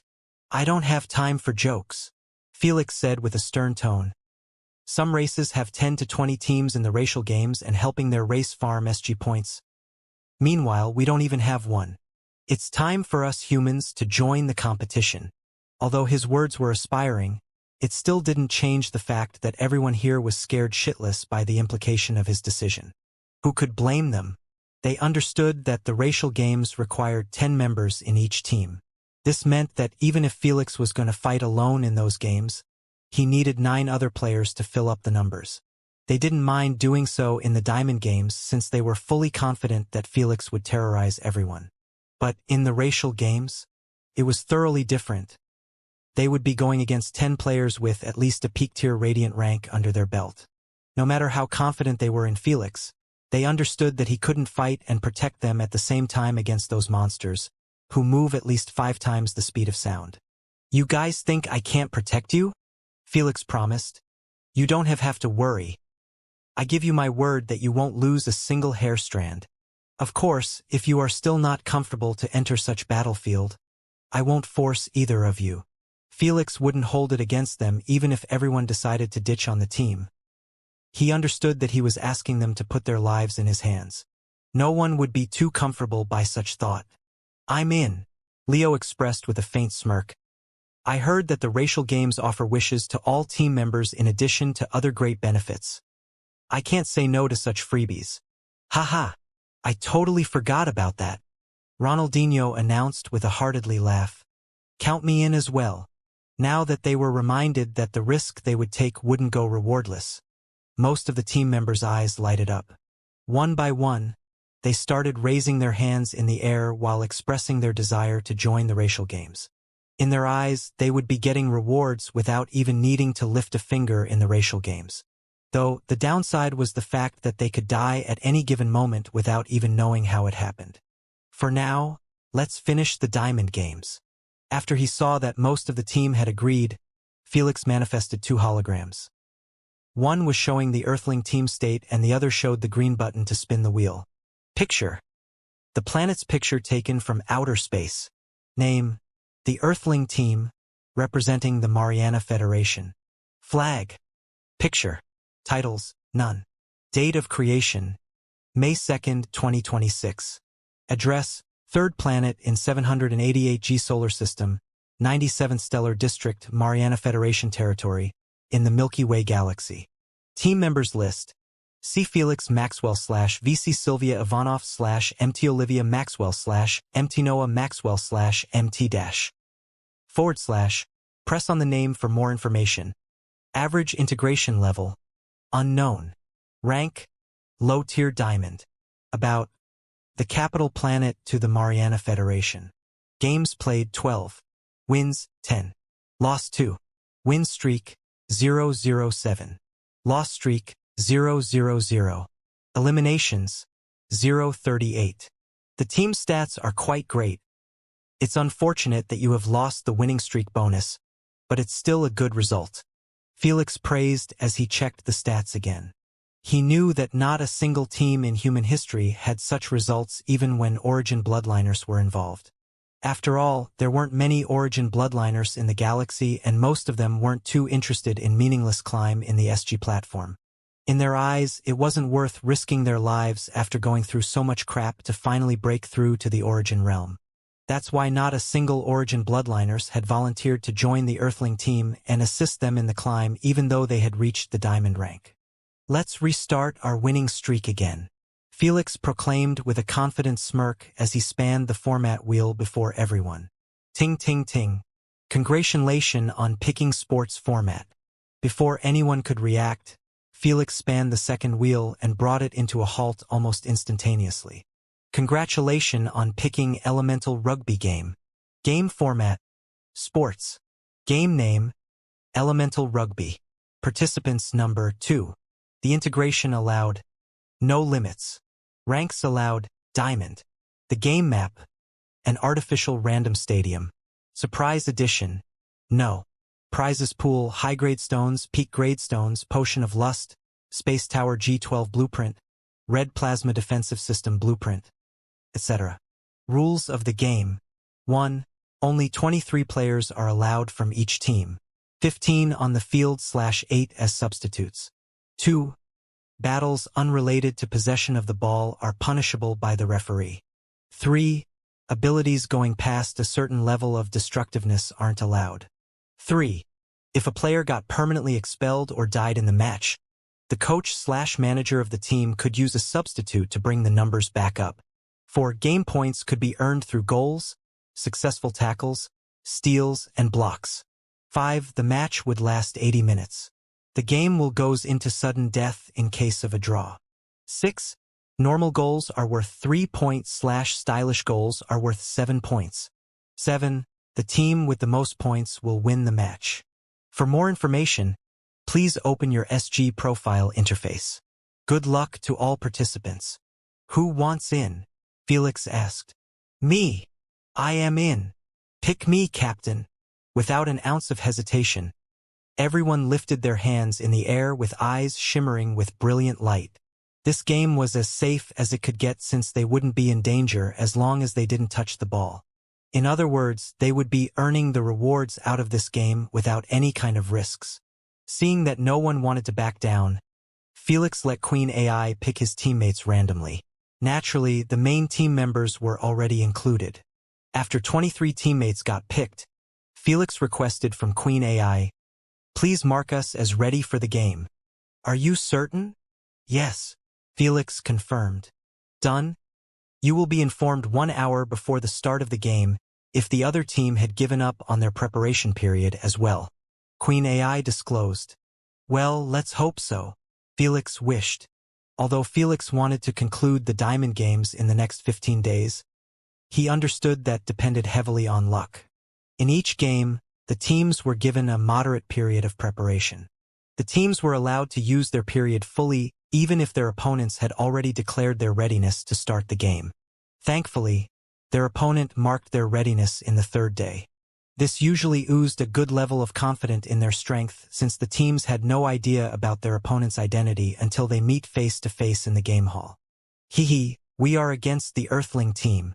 Tisk, if we had known we will be against them, we would have marked our readiness in the first second.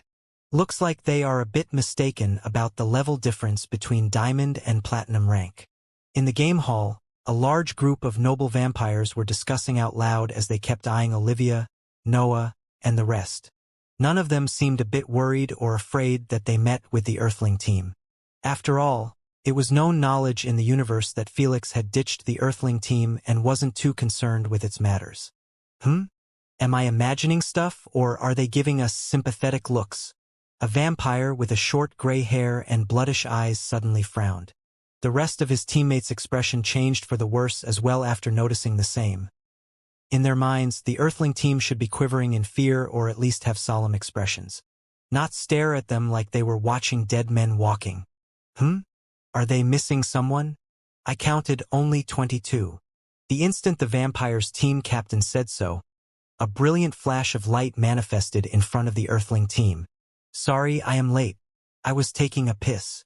Felix emerged from the flash of light with an easygoing smile. The moment the vampires saw Felix and his unique known mutations, their already pale skin turned paler like they had just seen the Grim Reaper in his flesh. Landlord. It's Landlord. One of the vampires kept stuttering with eyes filled with nothing but absolute horror as he pointed his shaky finger at Felix. Will you look at that? Felix laughed with a delighted look. Isn't it my favorite race in the whole universe? Upon hearing his dreadful sarcastic voice, the vampires' souls left their bodies as their minds started to show them memories of Felix's barbaric dealings with other vampires. It was like trying to warn them to get the fuck out of here as fast as possible. What the hell is he doing here? Oh my god. Oh my god. We are going to get slaughtered. Captain, we have to surrender. Please. I am not going in the same arena as that monster. The vampire's telepathic chat was going haywire with terrified screams and begging. This was nothing but a natural reaction to seeing the monster, who slayed even royal dragons in their own turf. To make matters even more harrowing, those royal dragons were ranked as peak-tier Radiant players. If only they knew about Prince Domino's fate, they would have honestly pissed their pants in fright. Be quiet and stand tall. Your behavior isn't befitting of noble vampires. The vampires' team captain chided them with a cold tone. Plus, no matter how much you beg, we can't surrender until we demonstrate that we don't have any other options to win. Although surrender was an option in the planetary games, the teams didn't have the freedom to use it as they pleased. Only after Queen AI had deemed that their chances to win the game were obsolete would she accept their surrender plea. After being reminded as so, most of the vampires tried their best to hide the fear in their eyes and establish their elegant appearance. That's what I like to see. Felix praised with a sincere tone as he eyed the vampires. There is no need to feel afraid of me. I can't use my mass destructive abilities and can't harm anyone without the ball in his possession. So, you guys can win this if you gave it your all. Felix concluded his speech by cheering them with a thumbs up. Whether it was the vampires or Felix's teammates, all of them were left at lose for words. Knowing that Felix was a big bully made them unable to understand his reasoning for his supportive intentions. I don't know whether this bastard is making fun of us or not. The vampires' team captain smiled coldly, but he does have a solid point.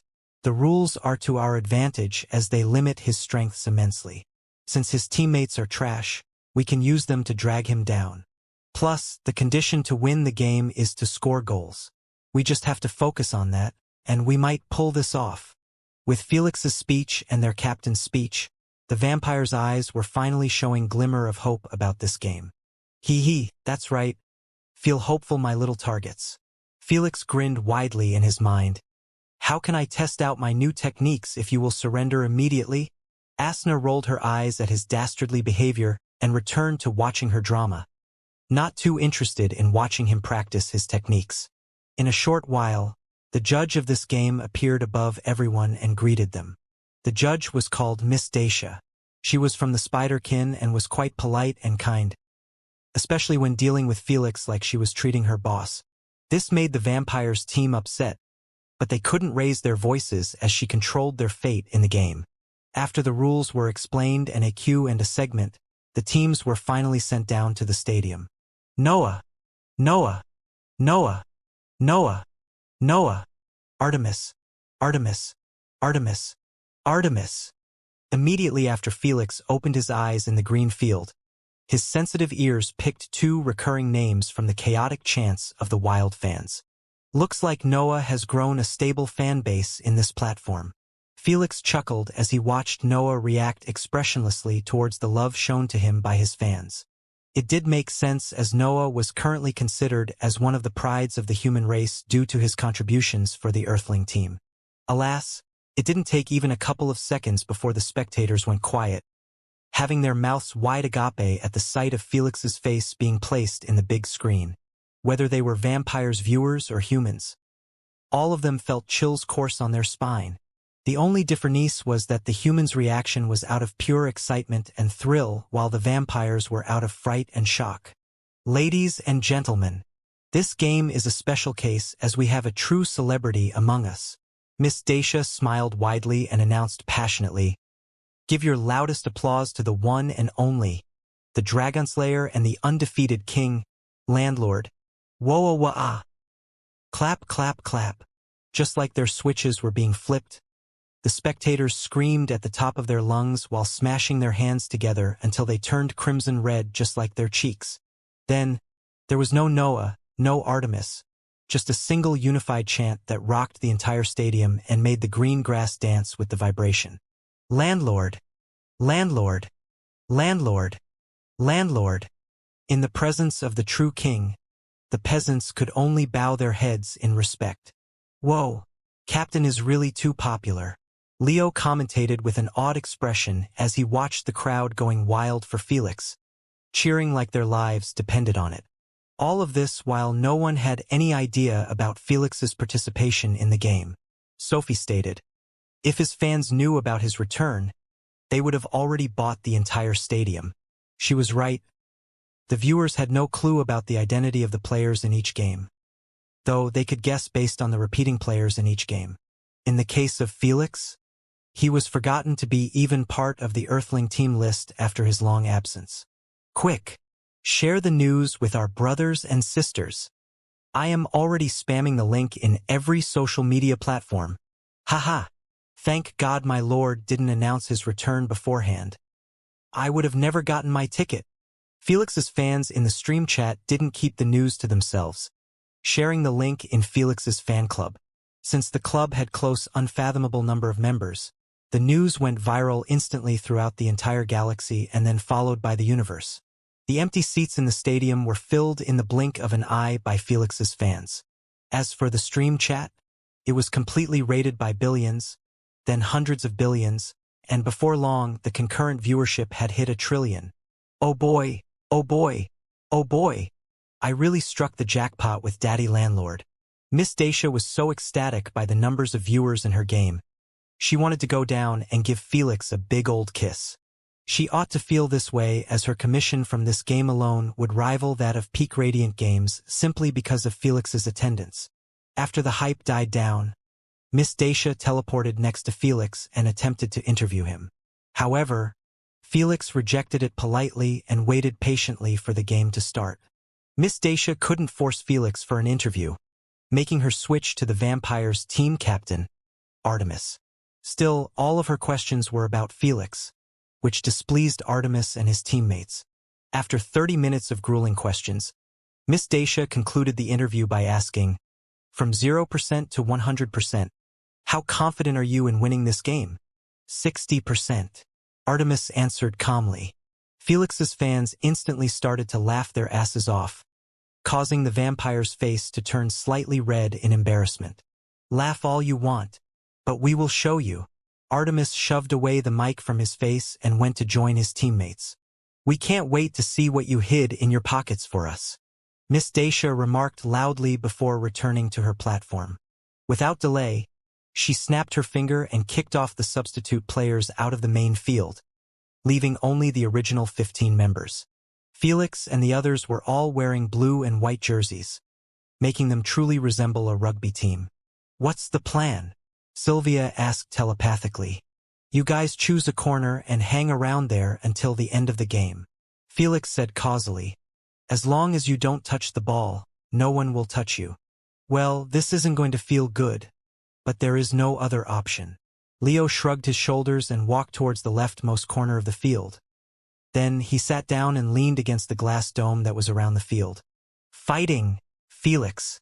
Olivia cheered cutely before going next to Leo. "Don't play too much with them." "Good luck, Captain." The others left their own remarks as they went away too. Before long, only Noah was left next to Felix. "You're staying?" Felix asked. Noah nodded silently. "All right."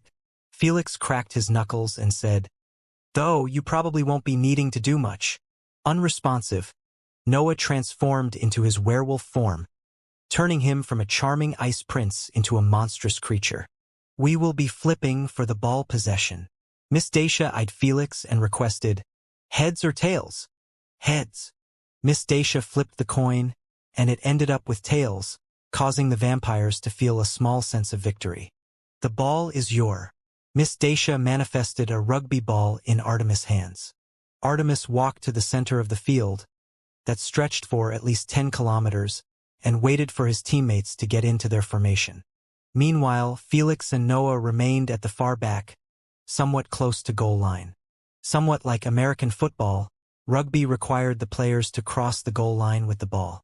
Though they weren't allowed to throw the ball forward to their teammates, only backward. If they wanted to send it to the front, they had to use their legs. Although this was an elemental rugby, those ironclad rules must be respected. 10, 9, 8.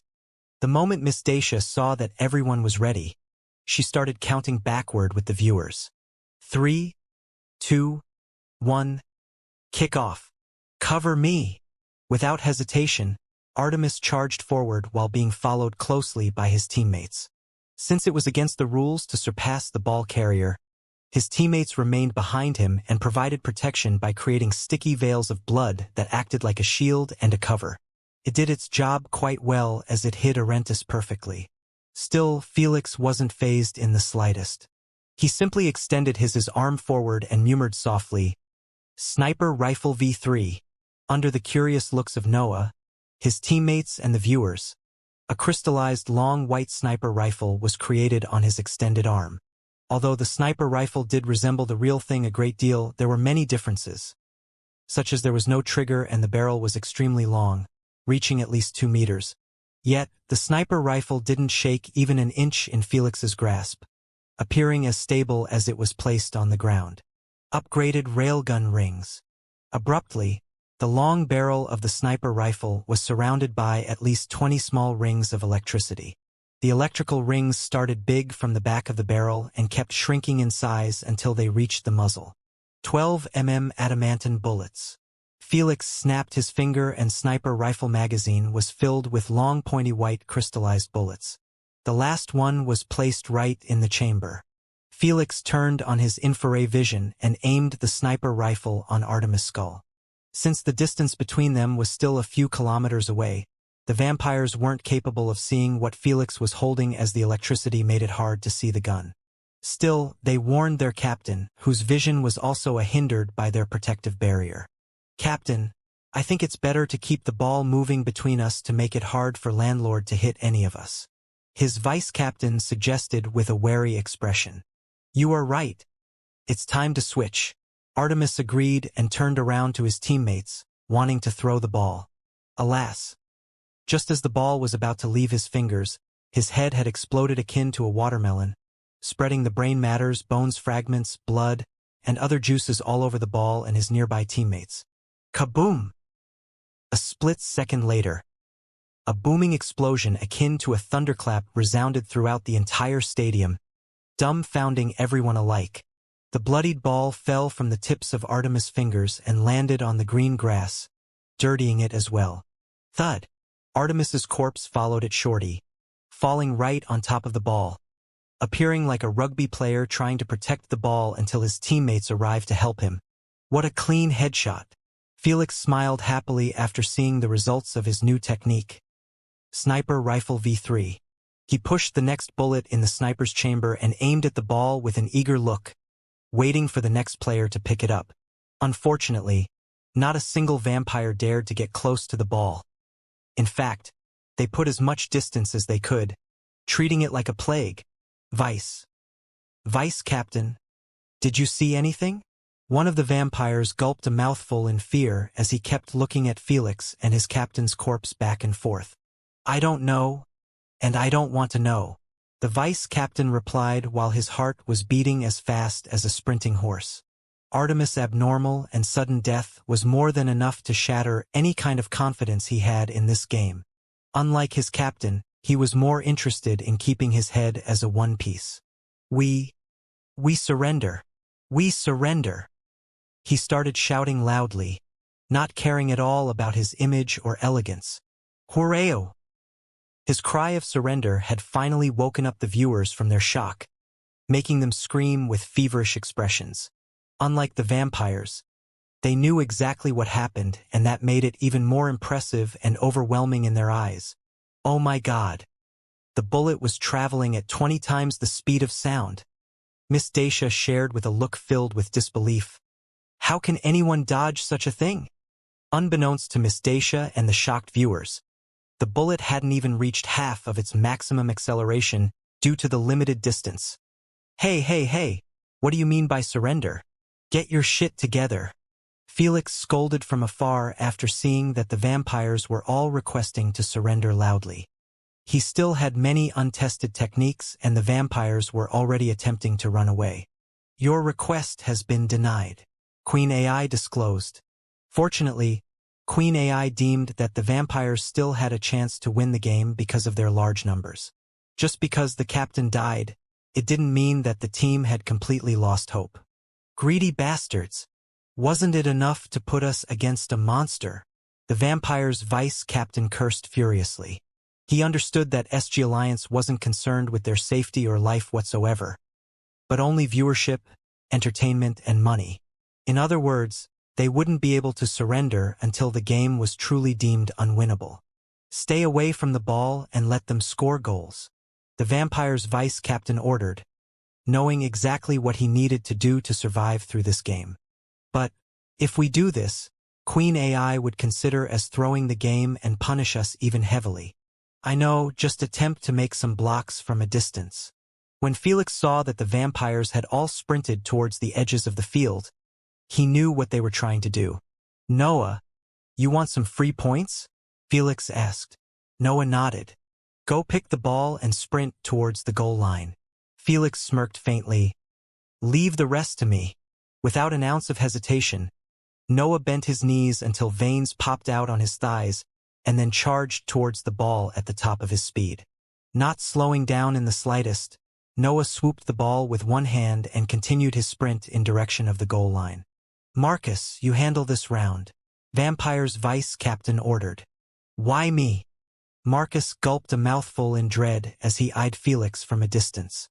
Just fire a blood needle at that dirty half-werewolf. Landlord won't be able to react fast enough and kill you. Knowing that he couldn't argue with the vice captain authority, Marcus could only bite the bullet and do as he was told. Though, he went an extra mile for his safety and manifested a thick 5 meters wall of crystallized blood to defend himself against Felix's bullets. Then, he created a tiny blood needle and fired it immediately at Noah. Before the blood needle could cross half its distance, Marcus felt a sudden pain in his chest followed by a sense of emptiness. With a dazed expression, he looked down and realized that his torso had a humongous circular hole. Kaboom! Crash! Before his mind could process the situation, the thunderous noise of the sniper rifle resounded loudly in his ears, followed by the noise of his crystallized wall blowing out into fragments. When his teammates turned to look at him, they saw him getting showered by the crystallized blood fragments, burying him under a giant mountain of rubble. Ting, ting, ting. The stadium was encased in celebratory fireworks after Noah passed through the goal line, scoring his team a goal worth 3 points. Yet, No one was paying attention to him as everyone's eyes were affixed on Felix's sniper rifle that was emitting smoke from the muzzle due to the bullet friction with the barrel. "We are doomed." The vampire's vice captain fell on his knees with a face filled with nothing but despair. If even playing defensively wasn't working, what else were they supposed to do? His reaction was no different from the rest of his teammates, who felt like they were merely practice targets for Felix's accuracy. "Queen, isn't this enough? We can't win this shit. Calculating your odds. Calculation over. You may surrender." Just like he saw a ray of sunshine through the clouds, the vampire's vice captain's eyes reflected a brilliant shimmer at Queen AI's announcement. Without an ounce of hesitation, he shouted loudly, "We surrender!" This time it was approved by Queen AI. "Congratulations to the Earthling team. You have emerged victorious due to the opponent forfeit," Queen AI announced out loud, causing Felix's expression to turn sour immediately. "Fuck you, landlord. I wish you get bullied in the same manner in your Radiant games." The vampire's vice captain didn't forget to leave a hateful remark before escaping with his tail between his legs. All the vampires teleported outside the stadium, still fearing that Felix might blow their heads off. "I barely warmed up," Felix sighed while breaking his sniper rifle into light particles. He thought that going against diamond rank teams, he would at least test out some techniques before he reached the racial games. "I should aim straight to racial games if I want some real workout." This unsatisfactory ending had made drop out any thought of having some training in the diamond rank. He truly underestimated his level up. For the next 3 diamond games, Felix had installed terrors in the hearts of his opponents with merely his sniper rifle. He didn't need to rely on his physical strength, his battle axe, or even other abilities. The sniper rifle was enough to cause his opponents to forfeit to save themselves from getting sniped. Though, Felix's rampage in the planetary platform had risen a massive backlash from many races as they called him an abuser and a bully. Felix didn't give a shit about those losers' hateful remarks, knowing that it was near impossible to win an argument over haters and morons. Clap, clap, clap. In the Drops cafeteria, the team and the staff were celebrating the historical moment of the Earthling team promotion to Radiant rank. In fact, most of the humans around the universe were also partying and celebrating proudly. This was the first human team to make it to Radiant rank, which was an even bigger deal than Felix's promotions. After all, Felix was representing himself first and foremost. Although everyone felt proud to have him represent them in the ISG platform, it wasn't the same as an entire team joining the Radiant rank. Knowing that Felix was ambitious, no one doubted that he wouldn't participate in the racial games and bring them true honor, glory, and most importantly, raise their rank in the alliance. "When are you planning to start your first racial game?" Olivia wondered. "Quite soon," Felix answered. "I have some urgent matters to take care of first." Those 3 diamond games had taken Felix more than 14 days to conclude. In other words, he was about to reach the 9 elvish realms. Felix felt that it would better to focus on the ladder climb after he settled in Furland. The next morning, "Sir Felix, we have arrived at the first elvish realm, Furland," Queen AI announced. "Reduce the speed. I want to see this," Felix requested while logging out from the UVR. He jumped from the VR pod and swiftly went to the nearest window to him.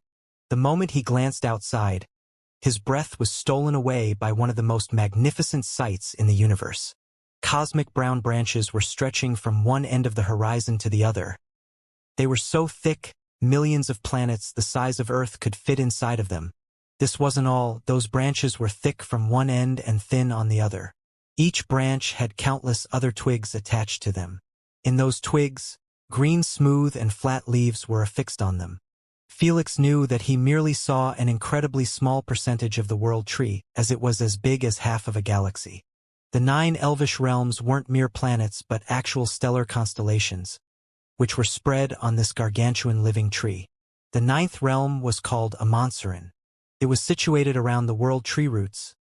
This realm was accessible to all races as it was owned and ruled by the banished half-elves. The 8th realm was called Haskadi and positioned on the base of the world tree.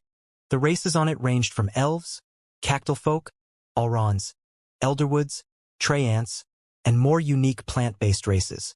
They do not allow anyone to enter their realm. From the 8th realm and onward, the requirement to enter their territories gets stricter and stricter. That's because the 7th realm was ruled by the night elves, the 6th was owned by the snow elves, the 5th was controlled by the wood elves, and so on. All of those mentioned elves were pure-blooded and had a general dislike to every other race. They might tolerate them when necessary, but they refused to open their doors to just any other Joe. I can't believe someone can be this big and conscious while having thousands of races living on her body. Felix thought out loud in wonder. Lady Yggdrasil is truly a unique cosmic being that doesn't strike me at all as a primogenitor. It's normal to feel this way, Lady Sphinx answered. Lady Yggdrasil is the only primogenitor who wasn't conscious before she got awakened. What do you mean? She was a mere common tree when the universe chose to gift her intelligence and other powers. A common tree? How did she reach such an unfathomable size then? Felix couldn't imagine a normal tree turning into a cosmic entity with the size of half a galaxy. By using photosynthesis just like any other plant. Lady Sphinx answered. Though, in the case of Lady Yggdrasil, she absorbs light directly from stars and other nutrition from planets. Is there a limit to her growth? As far as no, there isn't. Lady Sphinx replied. Theoretically, she can grow as big as the universe if she had enough sunlight and nutrition. I see. Felix understood that it might be theoretically possible, but in practice, there was no way it could be achieved. The fact that Lady Yggdrasil had already reached this size was already an unimaginable phenomenon. Just like any other creature, growing isn't the only thing that needed nutrition. Self-sustain was also required, which meant that Lady Yggdrasil would probably not push herself to grow more as she had barely enough to sustain her already existing body. After spending a few more minutes of appreciating the world tree's beauty, Felix returned to his VR pod and requested Queen AI to continue her journey. Sometime later, Felix parked his spaceship inside a glass bubble above a flat green leaf that was as big as 3 times the surface of Earth. There were millions of other parked spaceships, if not more. Felix exited his spaceship while wearing a hoodie and sunglasses that hid his features. He was about to enter the capital planet of Furland, and he knew that he would be attracting unnecessary attention from the High Elves due to his race. The humans who stepped inside the capital planet could be counted in one hand throughout the entire history of the universe. They really dislike ruining their environment with machinery. Felix murmured while riding on a hover platform towards the transportation station. He knew that the only way to enter the capital planet was by a public transportation spaceship. There was no space elevator and private spaceships weren't allowed to even get close to the planet's atmosphere. Besides some unique subraces such as night elves, most elves were born with peak affinity to nature. Even common elves had it. That's why the elves reject machinery to avoid destroying their beautiful natural environments. They were like the advanced version of the Maganda tribe. After Felix reached the transportation spaceship, he waited in a small queue of stunning-looking high elves. Just like he was checking them out, they were also glancing at him from time to time with curious expressions. Isn't he too familiar to a human? A drop-gorgeous male elf whispered next to his friend while checking out Felix in front of them in the line. Human? I doubt it. They have no place here. He must be a winged elf wearing disguise for some reason. His friend replied with a certain tone after spotting a slight bulk on Felix's back. That sounds more plausible. Upon having his curiosity somewhat seethed, the elf dropped the subject, not planning to annoy Felix to get the bottom of this. High elves were known for being respectful, gentle, and kind to those within the same level of their social status. Since they believed that Felix was a winged elf, they respected his privacy. That's because winged elves were the second most authoritative elvish race in the 9 realms. They rule the second realm, Harland. In terms of strength, runic familiarity, talent, intelligence, bloodline purity, and such, they were almost as equal as high elves. This resulted in them having somewhat of a friendly rivalry between each other. Before long, Felix's turn had arrived in the queue. He walked towards the door of the spaceship and scanned his bracelet. Almost immediately, he was granted access and stepped inside the spaceship. He really isn't a human, After seeing this, the high elf previous assumption was completely killed. He understood that there might a chance for a human to reach this far if he wasn't wearing an AP bracelet and didn't get caught by the patrols. But to enter the transportation spaceship was a different story entirely, as not even other elves had this kind of access. You are treated like this even when you have your identity hidden, Asna said. You should prepare yourself for a new level of racism. Nothing new, I guess, Felix replied calmly. In the case of dragons, they merely saw themselves as superior to humans instead of actually hating them. However, elves were different, as they disliked humans the most compared to other races. Honestly, they couldn't really be blamed. Most half-elves were born from rape cases caused by humans. Elves were simply too beautiful to not be desired by some bastards, making them pay anything to kidnap or buy enslaved elves. Naturally, this was done by the upper echelon of the humans, which translated to a very, very minuscule percentage of the entire race. But the elves didn't see it that way, as they hated all humans indiscriminately. If Felix ever exposed his identity, he might not get jumped on by the high elves in the spaceship due to his reputation and strength, but they definitely would give him disgusted looks. After everyone boarded the spaceship, it took off immediately towards a small green planet. At first glance, no one would believe that this was the capital planet of one of the top 10 rulers of the Alliance. It was barely half the size of Earth, making it resemble a cute green apple floating in space while surrounded by branches and leaves. With their few numbers, this provides more land than they need, Felix thought as watched the planet getting larger and larger from his window. In a short while, the transportation spaceship penetrated the atmosphere and flew as low as it could above a vast forest. The forest was made out of thick and towering trees, surpassing the height of tallest skyscraper in Earth. The doors are open. You can disembark on your own or head towards the aircraft station to drop you on the surface, the spaceship AI announced monotonously. Felix removed his seatbelt and went towards the nearest door to him. The moment he reached it, he saw elves manifest wooden wands and casting flight spells on themselves before jumping out.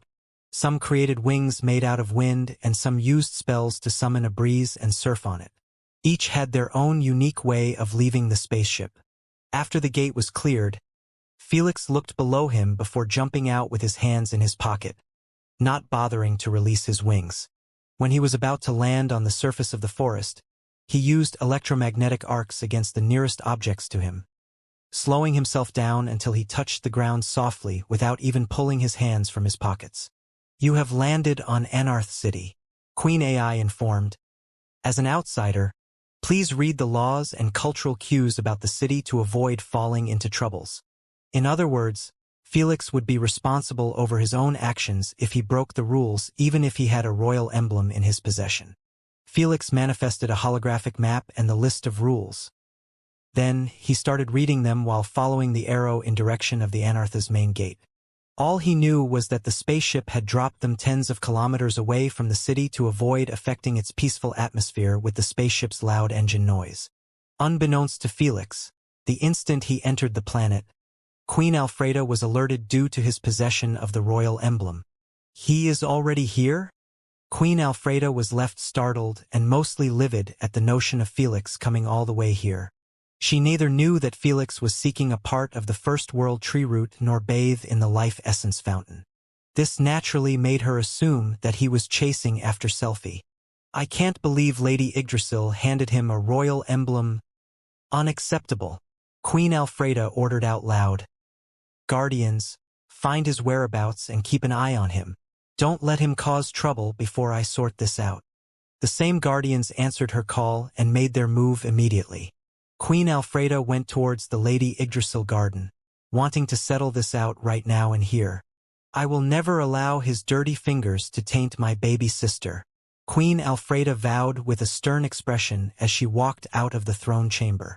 Good morning, Mother, Queen Alfreda greeted as she stepped inside a cozy, well-lighted garden within a glass dome. Lady Yggdrasil was seen reading a book under the shade of a tree. Just like her appearance in the UVR, she was made out completely of wood. She was wearing a dress made out of leaves and string of flowers on top of her head, resembling a crown. Obviously, her main consciousness resided within the world tree while this body was being controlled by a wisp of her consciousness. "Morning, my child," Lady Yggdrasil greeted back with a kind smile. Queen Alfreda's anger was melted right away after seeing that smile, as she was unable to get mad at the Mother of Elves. Unlike Selphie, Queen Alfreda and the rest of the elves refer to Lady Yggdrasil respectfully as Mother Tree. That's because everything they have right now was heavily influenced by her, even though she had no relation to their race. "I am really perplexed about your reasoning for helping out that human be close to Selphie," Queen Alfreda sighed as she sat next to her. "You know that he will just hurt her deeply and leave her incapable of trust ever again. Child, don't cast your trauma on your sister," Lady Yggdrasil answered with a gentle tone. "Selphie is old enough to explore her life and have her own choices. If they are wrong, then they will become important life lessons. I don't care about her making other mistakes, but this is her love life," Queen Alfreda argued. "You know that we elves find it almost impossible to recover from a heartbreak. If her relationship with that idiot ended up in the same manner as mine, she will never ever feel another thing for a man in her life. Is that what you want for her?" What Queen Alfreda mentioned was indeed correct. Elves had a good/bad tendency to fall in love with one person in their lives and be completely and utterly loyal to them. When elves get together and marry, it was impossible to betray or break each other's hearts. So, they truly live happily ever after, just like a fairy tale. On the other hand, humans' love could be as fickle as a particle in space. One day, a couple claim that they love each other, and they couldn't see themselves apart. The next day they break up and start hating each other's guts. Queen Alfreda feared that if Felix and Selphie ever got together, they wouldn't last long because of humans' difficulty to love one person truly for the rest of their lives. "We know that bastard will be fine after a month in case they broke up. But Selphie will never be the same again." Queen Alfreda smiled bitterly. "I am just trying to protect her. You are seeing things without knowing the full picture." Lady Yggdrasil shook her head and asked her, "Who told you that the little human is the one chasing after Selphie? What do you mean?" Queen Alfreda frowned in confusion. "Selphie is the one smitten by him," Lady Yggdrasil shared. "She has confessed to him and got rejected more than 2 times because he already has a partner in life." This was enough to shut down Queen Alfreda's brain for a few seconds, as she couldn't believe what her ears were feeding her. Her own little sister got rejected by a human, the only heir to the 9 realms? Not once but more than twice? If this didn't come out of Lady Yggdrasil's lips, she wouldn't have even tried to consider it. "You understand now? Your situations are entirely different." Lady Yggdrasil smiled. "You got tricked into loving the wrong person and betrayed while Selphie is trying her best to win over her man without any results. Who does that bastard think he is to reject my sister?" Queen Alfreda got pissed off again, but for a different reason this time. "Does he think that his girlfriend is better than Selphie?" Lady Yggdrasil snapped her finger without saying a single word, manifesting a holographic picture of Asna. Queen Alfreda's rant was forced down her throat the instant her eyes landed on Asna's goddess features. "My sister is safe." The first thought that came up to her after seeing such godly perfection was that her sister had absolutely no chance to win over Felix. She didn't pity or feel sympathetic about it. In fact, she was happier than ever. If only she bothered to do a basic research on Felix, she wouldn't have been worrying all this time over nothing. "How can you be happy in this situation?" Lady Yggdrasil scolded her. "Selphie isn't quitting her chase even when she got rejected. This means that she will never bother to be with another man unless it was with him." Upon hearing so, Queen Alfreda's expression turned for the worse. She realized that Selphie's was definitely going to be obsessing over Felix for the rest of her life, which would also completely destroy her love life. In other words, there was no winning in this, regardless of what she did. "You should help her get together with him," Lady Yggdrasil advised. "He is a good kid and destined for greatness. He will help her move forward instead of dragging her behind." Help her get together with a human? Queen Alfreda felt disgusted just by the thought as horrible memories resurfaced in her mind. "That's your only solution if you truly cared about your sister." Lady Yggdrasil waved her hand away. Now leave me read in peace. Queen Alfreda excused herself, knowing that Lady Yggdrasil wasn't too interested in this subject as her. However, just as she was about to exit the garden, Lady Yggdrasil said calmly, "Remember, don't mistreat our guest." Queen Alfreda's shoulders tensed for a moment before replying, "I had no such thoughts." After Queen Alfreda returned to the throne chamber, she ordered coldly, "Alvin, bring me Moana, Elnora, and Carwin." "Yes, ma'am." One of the fish in the pond turned into a stunning man and nodded respectfully before taking his leave. "Help them get together? He is a good kid," Queen Alfreda scoffed. "I would rather relive my past than subject my sister to the same pain as I." Queen Alfreda was simply incapable of seeing a human more than a cunning and evil schemer in heart.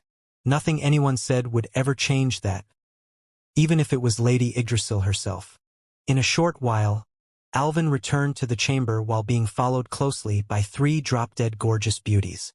The girl to the right had a short azure curly hair that matched amazingly with her purplish lips and ashen gray eyes. The one in the left had a long braided orange hair that reached her curvy waist. Just like the hair, her eyes were the color of flames, making her seem feisty and difficult to handle. Last but not least, the girl in the middle was the personification of nature goddess in the Humanoid form. She had a smooth, silky green hair that was long enough it touched her ankles. Her blue eyes were as pure and tranquil as a lake in the center of a forest. She had a couple of piercings in her long, curvy ears for tiny flowers to rest on them. If any of those girls ever participated in a beauty contest, they would have demolished their competitors without even showing a smile. Alvin nodded at the queen and turned into a fish. Then, he returned to the pond again, swimming peacefully with the rest of the fish. "Greeting my queen." The 3 girls greeted formally and remained silent with their heads lowered, waiting for orders. "I have a mission for you," Queen Alfreda said. The girls' long, beautiful ears perked up in curiosity and excitement, knowing that most of the queen's missions were related to outside the First Realm. All of them were royal high elves and considered to be cousins of Queen Alfreda. In other words, they weren't allowed to exit the First Realm without a real reason, just like Selphie. Alas, Queen Alfreda shattered their hopes by displaying Felix's holographic picture before them and requesting, "I want you to seduce this bastard by any means possible." The 3 of them lifted their heads and eyed Queen Alfreda with stunned expressions before they turned to look at each other for confirmation. "You heard it right," Queen Alfreda said. "I have no clue how long this bastard will remain, but I want him to fall under your grasp before he leaves. My only solution is to help them get together?" Queen Alfreda smiled coldly. "Why do that when I can show my sister how much of a pig a human can turn when his desires are stimulated?" Half an hour later, the 3 beauties could be seen sitting on a small table in a cafe that was built on an extremely high branch, giving them an astonishing view over the entire city. Just like the rest of the buildings, the cafe was built completely out of dead wood and plants, causing its appearance to be somewhat basic. However, it provided a sense of peacefulness and harmony. For elves, this was their preferred atmosphere. "Arg. I can't believe our cousin Selphie got tricked into falling for a human," Moana grumbled in frustration. She was the beauty with the long braided orange hair and flaming eyes. "I saw it coming the moment she was allowed to go outside." Elnora with the short azure curly hair sighed. "She is too naive for her own good." Carmen nodded silently, appearing as gentle as a spring wing with her breathtaking long silky smooth green hair. During their meeting with Queen Alfreda, they were told that Felix had tricked Selphie into falling in love with him even though he already had a partner. This had angered the girls greatly as Selphie was their close cousin and a great friend of theirs. So they ended up agreeing to the mission. What's done is done. Now, it's up to us to save her from his demonic clutches. Elnora asked with a serious tone. "So, how should we do this?" They were told to seduce Felix and record him to show Selphie that he wasn't a loyal individual and would never be. But, as royal high elves, they also lacked experience in matters partaking with the opposite sex. In other words, they were absolutely clueless about the art of seduction. "He is a human," Moana smiled charmingly. We just need to show our interest in him, and he will fall over heels on his own. Are you sure about that? Carwin spoke softly. You saw his girlfriend's appearance. I doubt he will be too charmed just by our beauty. Upon hearing so, Asna's soul-capturing face resurfaced on their minds, making them blush. Even as girls, they felt their heartstrings move purely from Asna's appearance. For the life of me, I can't figure out how did such a sleazy human end up with this goddess. It really doesn't make much sense. She might have gotten tricked like Selfie. Although they knew about Felix's reputation and strength, they still felt that Asna was a million times over his league. Let's try charming him first. If it didn't work, we can think of something else, Elnora suggested. Sounds good. Moana wondered, should we go one by one or together? It will look suspicious if we went all together. Elnora said, we need a solid plan. Moana and Carwin nodded. Based on our intel, he is still searching for a place to live. Elnora smiled. This gives us the perfect way to introduce ourselves. Soon, the girls started scheming with each other, trying to come up with the perfect plan to seduce Felix. As they had assumed, Felix was still struggling to find a place to settle down. Because visitors rarely show up to Anarth, there were no hotels, motels, or any type of paid residency. Honestly, the visitors never end up with the same situation as Felix since elves were friendly enough to welcome visitors to their homes. They had a belief that no one truly owned their houses as they all belonged to Mother Nature and must be shared.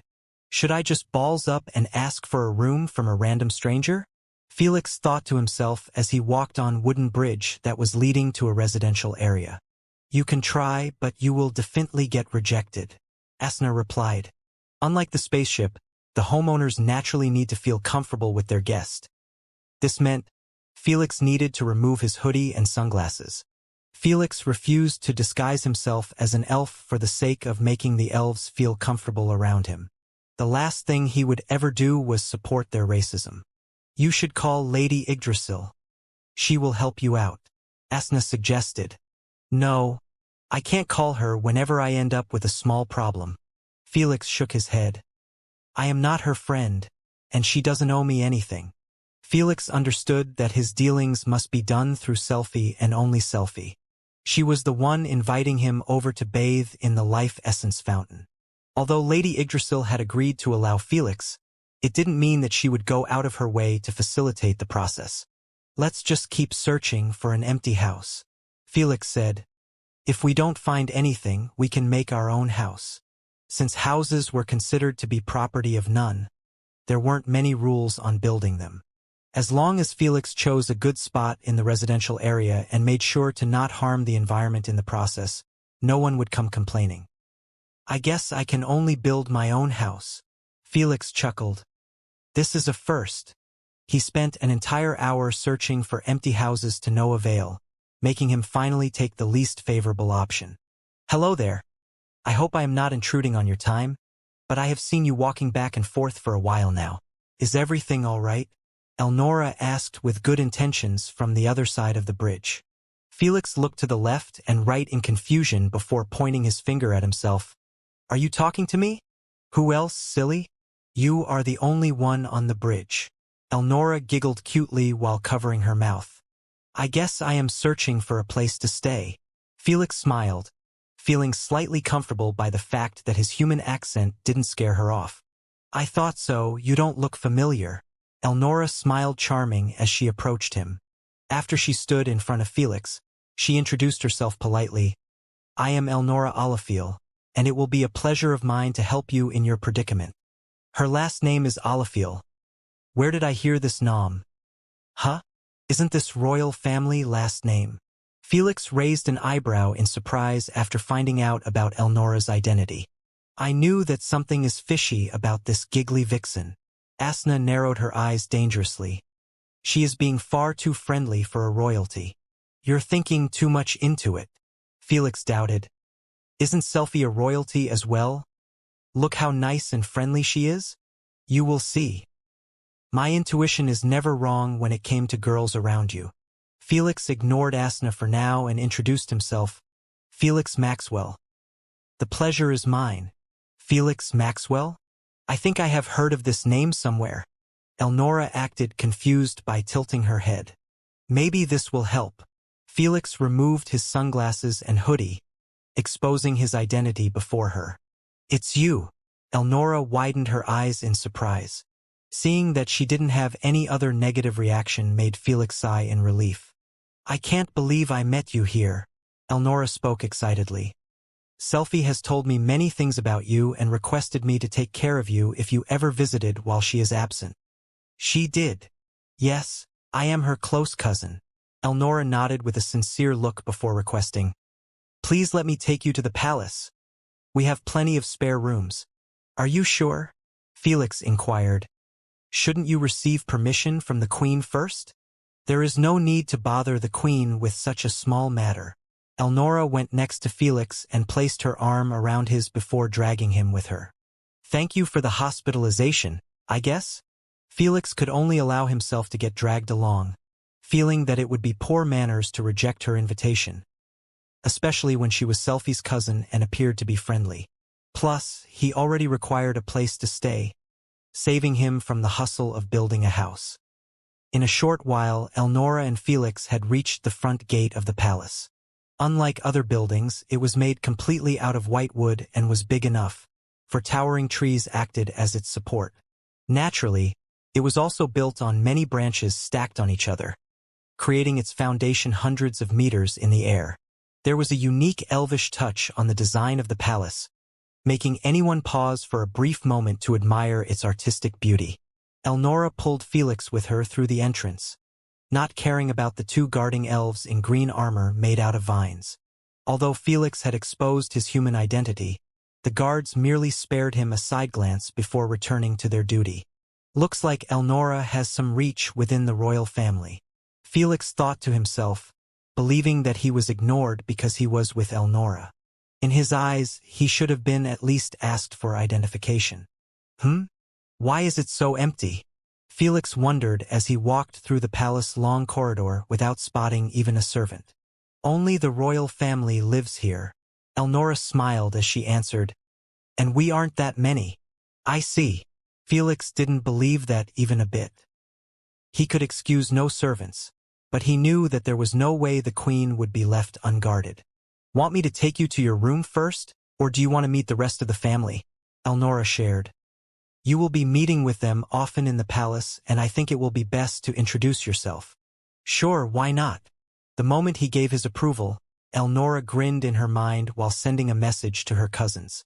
I will be bringing him to you shortly. Make sure to expose as much as you can. Ah. This is really humiliating and embarrassing. Moana grumbled while taking off her clothes beside a cozy natural hot springs. Carwin nodded next to her with reddened cheeks. Stop whining. This is a killer move to get a reaction from him. Elnora smiled in a friendly manner as she guided Felix towards the hot springs, who had no idea that two goddesses were bathing there with nothing on them. In a short while, Elnora and Felix reached the hot springs door. How about a short tour in the hot springs? Elnora suggested. We don't have showers and bathtubs like you humans. So, if you want to clean yourself, you have to come here. Sure thing. Felix agreed, finding no reason to reject. However, Felix was still sensible enough to use his X-ray vision to scout ahead, not wanting to get in trouble in the palace. There are girls already bathing there. Good thing he used it. He spotted two skeletons of female elves, sitting on the ground. Felix didn't say anything as he assumed that Elnora would be leading him towards the male side of the hot springs. However, she kept walking in direction of the two girls until they reached a wide-open entrance made out of vines. There was a hot mist coming out of it, hindering anyone's vision. The hell? Do they have only mixed hot springs? Felix's first thought was that the hot springs were for both males and females. Or maybe they only have one and there was a period for when girls bathe and boys bathe. Whatever it was, he wasn't planning on intruding on those two girls. Why did you stop? Elnora wondered after Felix halted in front of the entrance. I will wait for you here until you check if someone is inside, Felix said, not wanting to expose that he had used his X-ray vision to pry. It was extremely impolite. How gentlemanly of you. Elnora smiled and said, I am certain that no one is inside, but I can check again. Give me a moment.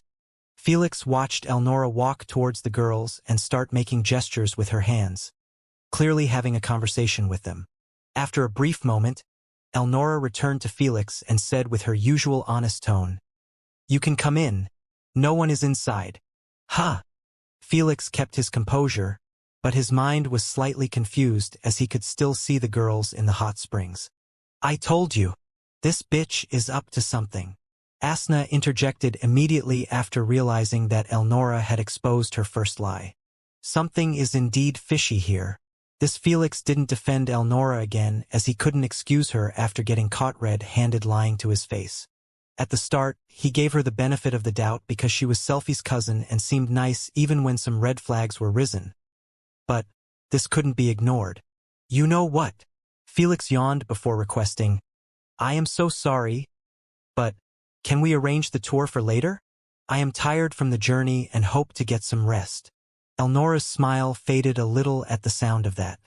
Still, she was smart enough to attempt saving her plan with, If you are tired, then taking a bath in our hot springs will help you recover faster than just some sleep. As always, her tone and behavior were nothing but sincere. This bitch is asking for it. Asna's expression turned cold instantly. Even Felix didn't react too well to her invitation. He was being invited to bathe with two elves, who were most certainly part of royalty. Felix didn't know whether this was a punishable act or not, but it wouldn't look too good on him when it gets found out. It was a first-rate scandal. She is actually setting a trap for me. Why? Felix frowned. Did I offend someone here? Now that Felix had completely started to see Elnora as a potential enemy instead of a friend, his mind kicked off into full gear to find out her reason for trying to set him up. He removed Selfie from his suspicious list since he could never imagine her doing something horrible to him without a reason. Lady Yggdrasil wasn't even in his list as she was too old for such petty schemes. This left, well, everyone. Maybe someone in the royal family doesn't approve of my relation with Selfie and want me out of Furland?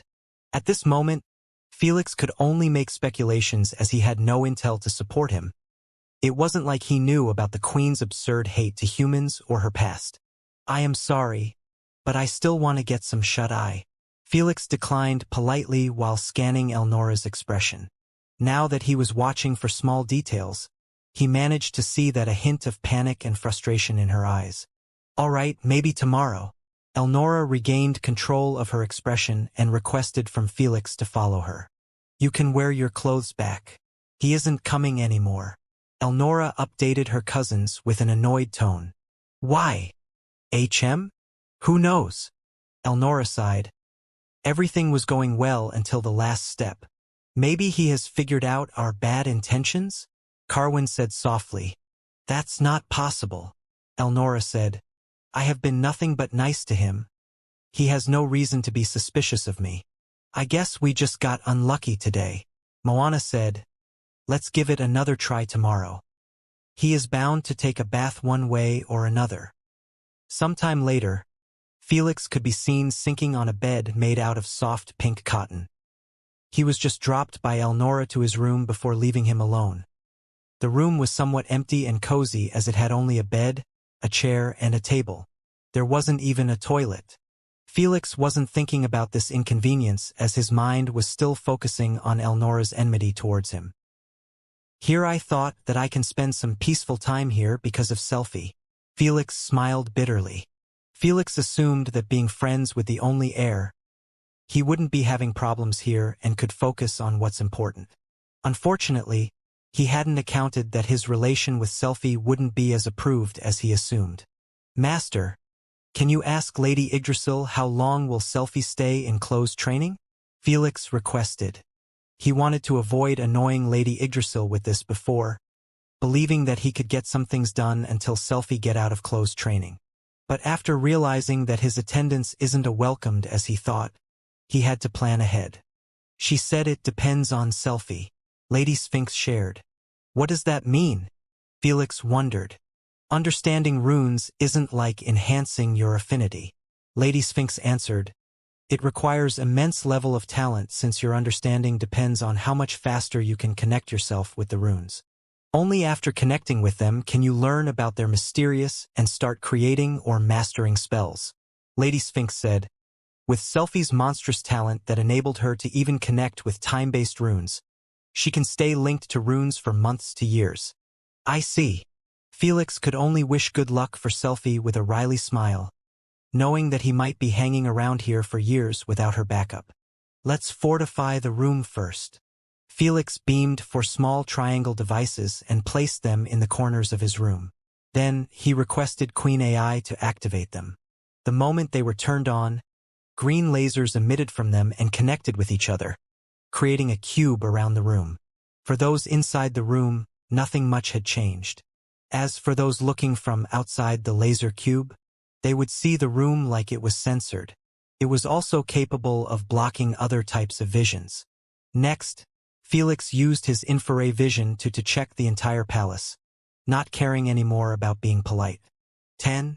Felix knitted his eyebrows after seeing merely 10 infrared humanoid red auras around the entire palace. He didn't know whether they were using vision-blocking technologies or something else, but he was certain that the palace must have more than that. Candace, go spy on Elnora and leave Nimmo with me, Felix requested. On it. Mistress Candace opened a small void rift, allowing Nimmo to jump on Felix's bed with an excited look as always. Then, she traveled through the void realm and appeared right on top of Elnora. She was in her room, having a conversion with Moana and Carwin about Felix and their next attempt tomorrow, not knowing that everything was being heard by Candace. So that's why, stupid hoes, they should feel honored if Felix ever decided to take Selphie as his concubine. Mistress Candace sneered as he teleported back to Felix's room and told him everything she heard. So it's the queen in the shadows trying her best to make me look bad before Selphie to make her lose feelings for me? Felix knitted his eyebrows in displeasure. Felix truly liked Selphie as a friend as she was kind, intelligent, and most importantly, trustworthy. He refused to lose such a rare friend because of her family's interventions due to their racism. After all, if he was an elf, they wouldn't have pulled this shit on him. Let's see if we can get rid of the racism out of them. Felix smiled coldly. Since they want to make him look bad, he would do his very best to place himself in good light in every possible way until they would start to doubt if he was a human or a saint. The next morning, Elnora returned to Felix's room and knocked on the door twice. Good morning. Felix smiled kindly after he opened his door. Good morning to you too. Elnora nodded with the same honest and thoughtful expression, not knowing that Felix was already on to her bullshit. Have you eaten breakfast yet? Elnora invited. We will be having breakfast soon with the queen and the rest of the family if you want to join us. Oh no, I would rather not be a nuisance. Felix shook his hands in front of him with an embarrassed look. Come on, it will be fine. Elnora hugged Felix's arm again and pulled him with her. Selphie will scold us if she knew that we aren't being good hosts. All right, Candace. Go to the dining room ahead and listen to what they are talking about. On it. Candace instantly teleported to the dining room and was met with the queen, Moana, Carwin, some elderly elves, and a couple more gorgeous young elves. All of them were sitting around one long white table that was filled with all kinds of food. Most of them were vegetarian food, but there were some meat options. Elves might love nature, but it didn't mean that they weren't omnivores. To them, being a vegetarian is an option, not a forced choice. Elnora went to get the human. Queen Alfreda said calmly as she eyed her family members. I want you all in your best behavior. How can I act normal when I know that a human is sharing the same table as I? Ignore complained with a visible disgusted look in his face. He was the male cousin of Selphie and someone who really cared about her. Just like most elves, he had a dazzling flowing long golden hair and a luminous green eyes. He reacted like this without even knowing that Selphie had strong feelings for Felix. If he knew, he would have probably exploded into a fit. I am on little Ignor's side on this one, Queen. Elder Elba spoke composedly while staring at Queen Alfreda right in her soul. In this entire table, no one else was capable of doing so besides Elder Elba. It was quite normal, as she was the previous queen of the 9 realms before relishing her seat to Queen Alfreda when she reached the retirement age. The High Elves' royalty system was just as unique as the dragon's royal family. That's because the queen chosen to rule over the 9 realms had no relation to the family bloodline or even competence. Only Lady Yggdrasil could pick the new queen and decide to retire one anytime she wished without anyone's raising a single complaint. That's why Selphie was believed to be the only next heir to the 9 realms, as she was Lady Yggdrasil's adoptive daughter. "I am not the one asking you," Queen Alfreda replied calmly. "It's from our mother. He has been invited by her, and she expected us to treat him like any other guest." Mother Tree invited him? How come? Ignore frowned with clear signs of displeasure on his face. He knew that if it was an order from Mother Tree, then he would have no choice but to abide by it silently. "He is Lady Sphinx's student, and I guess his master has made a request or something," Queen Alfreda replied. "Don't tell me he is here because of the life essence fountain?" Baron snapped his eyes open in shock, finally joining the conversation. He was the twin brother of Agnor, making him possess the exact features of his brother. Though his personality was a bit different, as he was the silent type. "Now that I think about it, it has to be it." Agnor's expression got cold. "I would rather kill him and then kill myself than watch him touch a single drop of our sacred water." In Agnor's eyes, he knew that his mother was too nice and wouldn't mind giving Felix a bottle of life essence as a gift. But he refused to entertain the thought that a human would touch their sacred water, when other elvish races barely get a bottle in their entire lifetime. It was an extremely finite resource, and the High Elves manage it with incredible frugality. Thankfully, he had no idea that Felix had already secured taking an actual bath on their sacred water.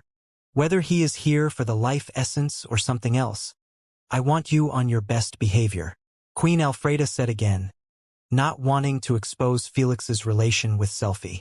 It might look good to turn the entire royal family on Felix by telling them that he had tricked Selphie to fall for him and planned to ruin her life. But she wasn't that foolish. She understood that some ambitious cousins would use this against Selphie to attempt and take away the heir status from her. In the case of Moana, Elnora, and Carwyn, they weren't interested in the queen position and were great friends to Selphie, allowing the queen to entrust them with that mission. But there were others who still hadn't given up even when Lady Yggdrasil had adopted Selphie as her daughter. If they ever knew about Selphie falling for Felix, they wouldn't hesitate to use it against her. "What a bunch of snubs." Mistress Candace cursed coldly before returning to Felix and telling him what she heard.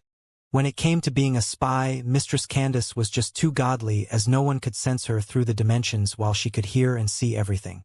Felix never bothered to use her as a spy since there wasn't really many situations that called for it. "Looks like the royal family isn't as united as I thought." Felix grinned. "I can use this to my advantage. They have really invited a fox amidst them." Asna giggled, knowing that Felix was up to no good. Felix easily figured this out when he heard that Queen Alfreda didn't share his relation with Selphie to everyone. In a few moments, Felix arrived at the dining room with Elnora and was met with everyone's eyes staring at him like he was monkey in a zoo. Felix ignored their looks and introduced himself as politely as possible while also thanking them for their great hospitality. "Please sit. No need for formalities in this house." Moana smiled charmingly as she went towards Felix and helped him to his seat. It was between Carwyn and Elnora, making sure to take every small advantage at making a move at Felix. "Let's eat," Queen Alfreda said calmly, not bothering to glance in Felix's direction even once. "Damn, this is a new level of hate for someone I have never met. No wonder our dealings with the elves turned for the worst the moment she became the queen." Felix wasn't too pleased with this, as he didn't expect that Queen's level of racism was this high. Still, Felix retained his kind and gentle expression as he ate his breakfast with them. Whenever they asked him something, he always gives an answer that would make them feel good about themselves.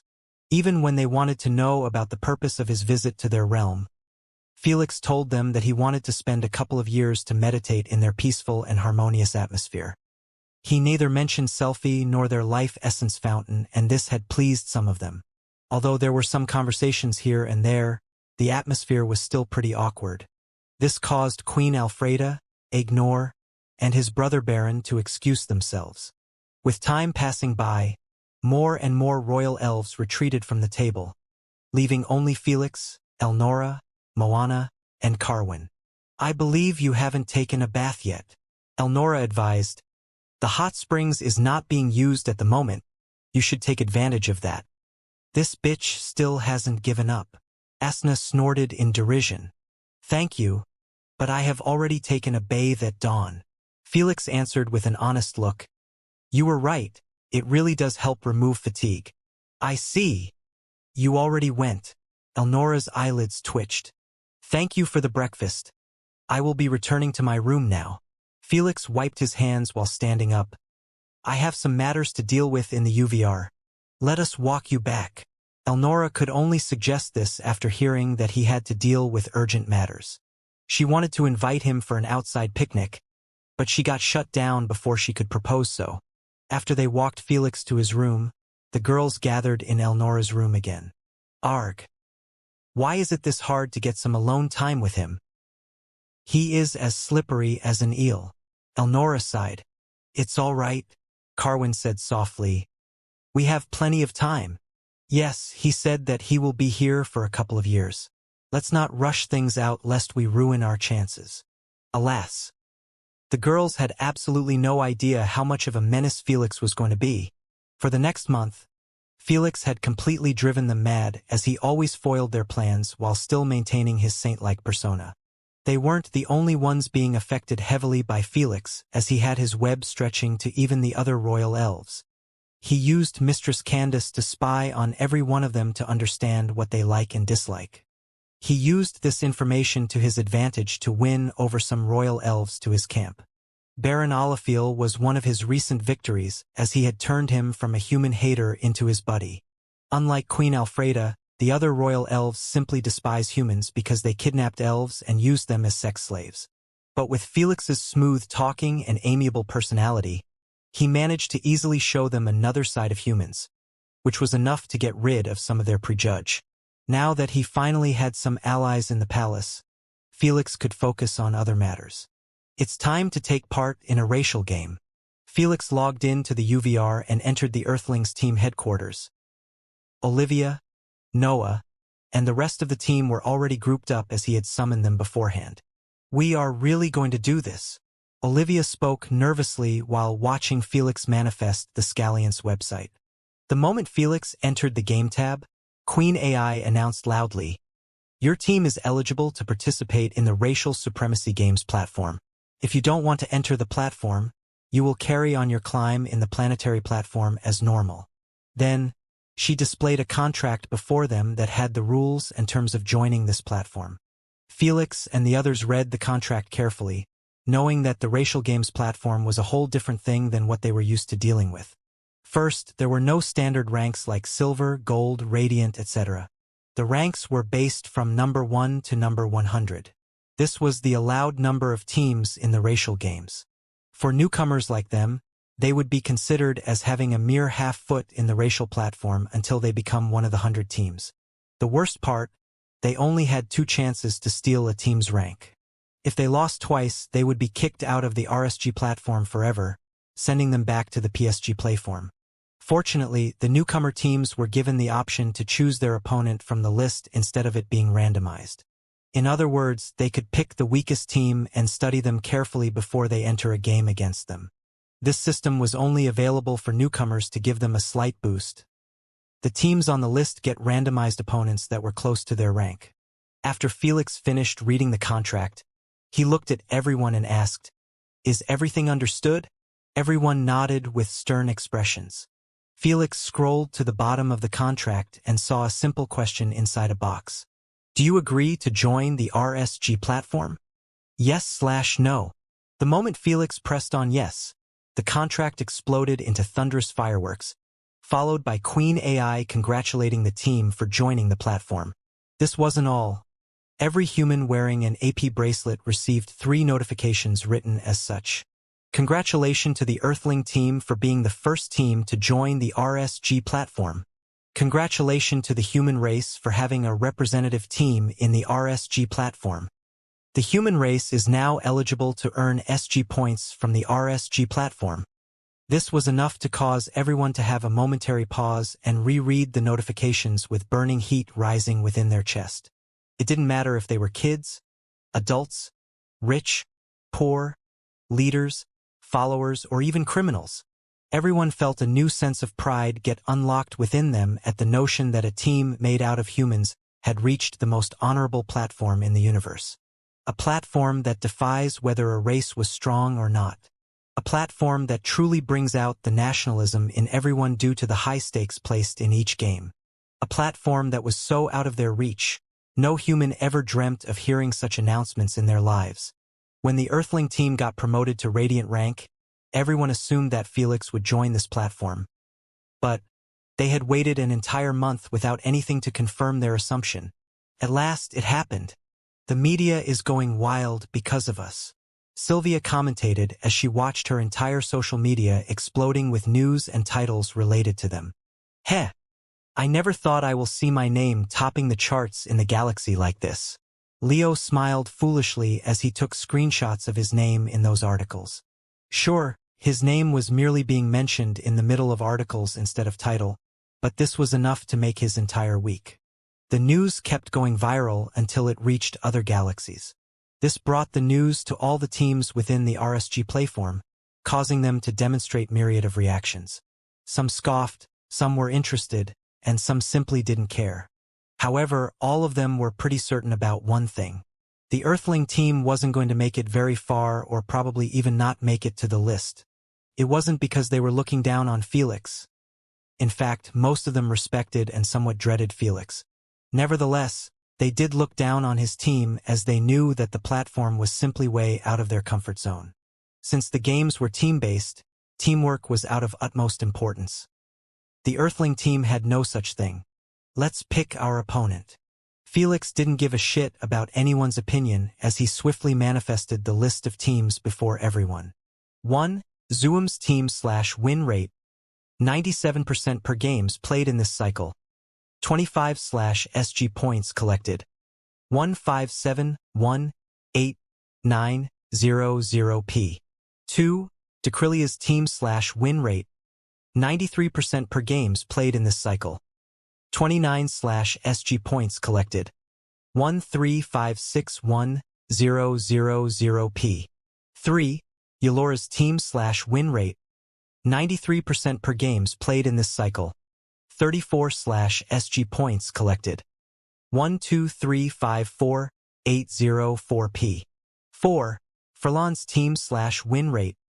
93% per games played in this cycle. 35/SG points collected. 114664002p. 20. Tunia's team/win rate. 75% per games played in this cycle. 40/SG points collected. 8237800p. 80. Vugonia's team/win rate. 49% per games played in this cycle. 45/SG points collected. 3451190p. 100. Zoxeter's team/win rate. 30% per games played in this cycle. 55/SG points collected. 1305787p. 97% win rate. Damn, the Dragon's main team is really dominating the platform. Leo sucked a deep cold breath. That's not the most important thing. Felix waved his hand and highlighted all the Dragon teams within the list. This time, everyone gasped out loud after seeing that there were more than 20 Dragon teams spread out in the list. All of them were in the top 60 and had millions of SG points under their belt. No wonder the Dragon race never loses their number 1 rank in the Alliance. Hina said with an envious tone. Dragons had 10 teams representing them and farming them SG points in each cycle while most races didn't even have one. The worst part? All of them believed that Dragons could add more teams if they wished. I am more surprised by the Hive race main team. Sophie said. They are actually at number 2. That's normal. Felix replied with a serious tone. There are some races that have a few monsters sent to represent them. The Hive race main team is made completely out of the Queen's Scarlet Royal Guards. Everyone gulped a mouthful in dread after the Royal Guards were brought up.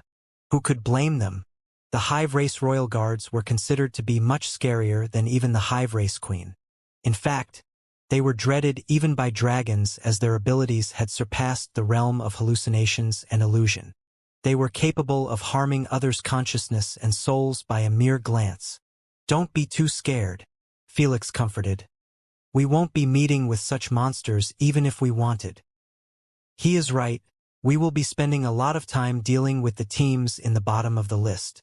Sylvia nodded. "So, which team are we choosing?" Olivia pointed her finger at the last team in the list and said, "Aren't they the best option?" The others nodded their heads in agreement, knowing that their best option was to pick the weakest team to secure their spot in the list, especially when Felix was going to be fighting solo. Unfortunately, Felix didn't share the same thought process as them. "Let's go with them." Felix smiled faintly as he pointed his finger at the bottom of the list. When Olivia and others saw the team he was aiming at, they felt goosebumps course on their skin. Captain, did you make a mistake?" Leo stuttered as he stared at the team with eyes void of any emotion but dread. Who could blame him? Felix had jumped all the way to the 80 rank and picked Vugonia's team. He had skipped 20 teams altogether, something that no other newcomer team dared of doing. "Felix, that's far too steep." Olivia shook her head with a worried expression, not liking Felix's pick one bit. Even Leo and Rolandinho, the most enthusiastic and supportive duo in the team, didn't seem too hyped about Felix's choice. "Don't worry. This is a calculated decision," Felix clarified to ease their worry. "As a newcomer team, we have once-in-a-lifetime opportunity to choose our own opponent and straightaway take all of their collected SG points and their rank. Why would I waste it on the last team in the list?" Based on the rules of the platform, newcomer teams were encouraged to pick much higher teams in the list by offering them insane returns. Usually, the teams in the platform earn fixed amount of SG points on each win based on their current rank.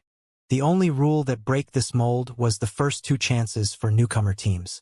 Felix wasn't too eager to be placed in the last rank and start climbing from the very bottom, earning shit amount of SG points instead of straightaway starting with 3,451,190 SG points. That amount alone was enough to push his race rank by 1. "We know this much, but still," Sylvia sighed. "That's only if we manage to win against the Vugonia's team. I don't doubt your skills and strength, but if we got unlucky with a game that requires teamwork, you won't get away with overpowering your opponents even if you can." Sylvia made quite a lot of sense. If Felix had an actual team with players equal to him, it wouldn't matter much if he made such a jump. However, his teammates were literally being dragged with him into a battlefield that was way out of their comfort zone. If they got unlucky with a game choice that didn't depend on merely strength, the team would be doomed and so as one of their chances to enter the platform. "My luck is crap in spinning the wheel anyway," Felix chuckled. "That's why I would rather take my chances against a high-ranked team than a low-ranked one." Seeing that Felix was adamant at picking Vugonia's team made everyone give up on trying to persuade him otherwise. It wasn't like he was putting a knife on their neck to join him in the game. If they had second thoughts, they could always remain in the background. "What race does the Vugonia's team belong to?" Leo wondered out loud. "The Vulcans." Sylvia answered instantly as she had already done a bit of research. "Vulcans?" Hina titled her head in confusion as she had almost never heard of such a race. "They are a Humanoid race born in volcanoes and in deep underground," Felix answered as he manifested an image of a Vulcan male and female. Almost everyone were left astonished and somewhat scared at the appearance of Vulcans. The males resembled bulgy golems made out of dark rocks and molten lava veins going through their entire bodies. They had a singular half-dark and half-inflamed horn at the top, resembling a candle. As for the females, they were as thin and curvy as female humans, though they were 4 meters tall and resembled their male version a great deal besides head. They possessed 2 inflamed horns on the sides of their foreheads. "They really look scary," Sophie commented with a fearful look. Their appearance is the least scary thing about them, Felix said with a stern tone. Felix knew that Vulcans were considered to be one of the races to be avoided in battles due to their monstrous strength. They were one of the few races capable of harnessing and manipulating the element of magma. In fact, they were the best at it as they had the highest level of talent in terms of magma affinity due to being the direct descendants of Cheruf, the magma primogenitor. Unfortunately for Cheruf, his race wasn't too interested in the games or such bullshit as they were at peace with merely living their lives in solitude under volcanoes. If the racial platform didn't affect races as a whole in the entire alliance, they wouldn't have sent teams to represent them and farm SG points. That's why Cheruf had chosen to sponsor dragons instead, and have them represent him to have some fun with his peers. As for forcing his race to represent him, he refused to do such a thing. As the direct descendants of Cheruf, the Vulcans were ranked in the top 20 just by having a couple of their teams representing them in the alliance. Still, Felix wasn't scared of them at all. After all, he had taken care of even royal dragons, magma elementalists or not. He was certain in his strength to absolutely dominate them. Let's see what we will get. Felix moved on top the holographic green button and pressed it. This brought the format wheel already spinning rapidly. Before anyone could react, Felix stopped it. Ting, ting, ting. Congratulations on picking a competitive lifestyle format. Unresponsive, Felix and his teammates merely kept gazing at the holographic notification with deadpan expressions. Soon, they turned to stare at Felix with the same look, making his eyelids twitch in irritation and embarrassment. He had just told them that his luck was crap, and it proved him right instantly. In the end, Felix merely closed his eyes and let out a long exhale before trying to comfort his teammates. It will be all right. Have some faith in me. Still unresponsive, his teammates merely watched him spin the second wheel, not having a single ounce of faith in Felix's luck to clutch this.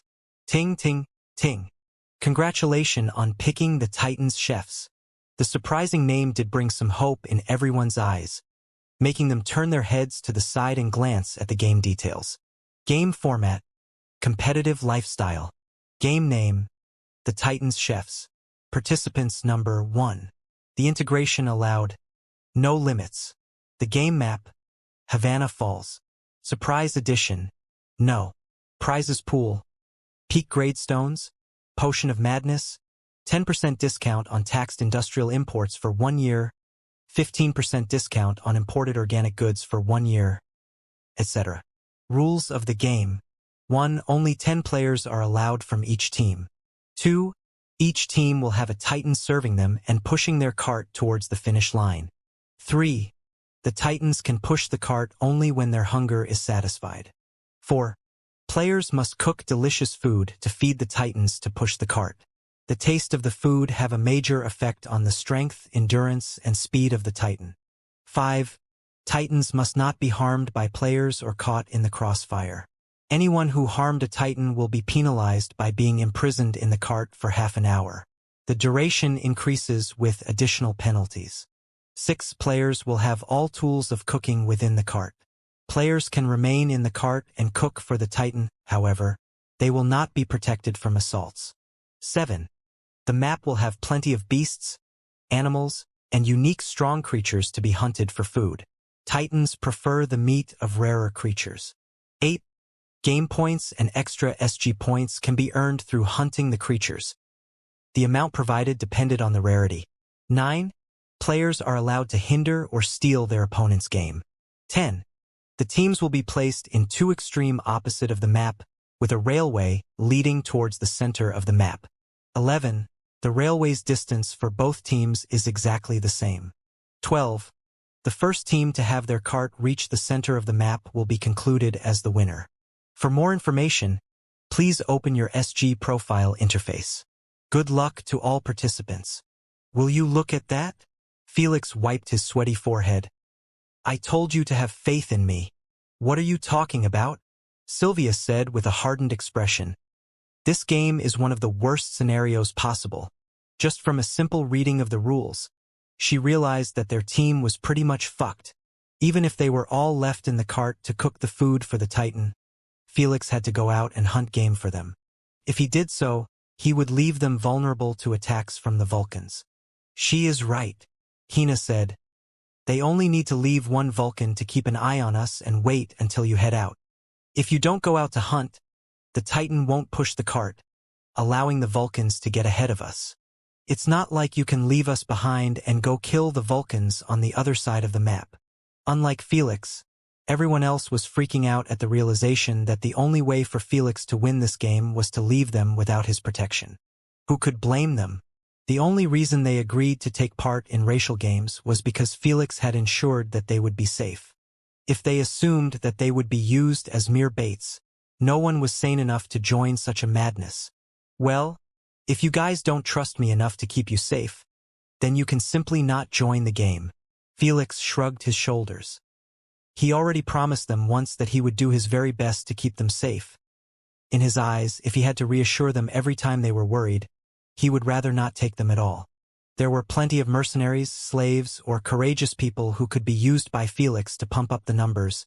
Thankfully, Felix was saved from the troubles of going through those options, as most of his teammates still volunteered to join the game, trusting blindly in Felix's capabilities. Felix was confident in his strength because he spent an entire century training like a madman. But his teammates had no idea about that and were still under the assumption that his elemental manipulation barely passed 100 meters. So, it was quite great leap forward to trust in him like that. Right now, the team consisted of Felix, Noah, Olivia, Sylvia, Leo, Ronaldinho, Sophie, Hina, and 2 more members from the secondary team. I have sent the challenge to Vugonia's team, Felix said. We have an entire month to prepare for the game. So, you guys better start learning how to cook properly. I can't boil an egg if my life depended on it. Leo scratched his head in embarrassment. I am not as bad as you, but I still don't consider myself to be good at cooking. Sophie added. Looks like I will be the head chef. Hina assured everyone with a pretty smile. I have been cooking ever since I was a child. So, you can depend on me. Upon hearing so, Felix didn't hesitate to appoint her as their head chef, giving her complete responsibility over them. Since the game said it's going to be a Titan, we need to practice cooking big portions of meat. Hina ordered with a serious tone. Let's begin practice right now. You heard her. Felix waved his hand at them, sending them away. After they left, Felix teleported back to his room, planning to practice his integration. If he ever wanted to attempt integrating with Kraken Bloodline anytime soon, he had to keep grinding his percentages with every opportunity he got. In the past month, he had practiced with 16% twice and succeeded in pulling them off even though the death penalty was applied. Still, Felix intended to do it again, not daring to risk raising it to 17% this early. 1 month later, the news about the Earthling team challenging the Vugonia's team had been spread like wildfire by the Alliance to hype it as much as possible and increase their viewership. In a sense, they did succeed in achieving so, as the live stream of the game had already surpassed 10 trillion live concurrent viewers and was still raising each second. Naturally, more than 80% of the viewers were humans, tuning in to support an actual team that finally represent them as a race. Because the Vulcans' numbers were in the minority, their viewers barely reached 1%, causing them to get absolutely dominated by the humans. Though, the Vulcans were not bothered by this, as they knew that their team was going to help them shut up everyone during the game. Do you think that Felix must have bitten more than he can chew on this one? Elnora commentated as she had a holographic stream in front of her and some of her family members. This is Felix we are talking about. He knows what he is doing, Baron replied. Don't cry your eyes out when he goes down in flames. Ignore snorted in derision as he watched the stream from the back of the room. We will see about that, Baron commentated calmly.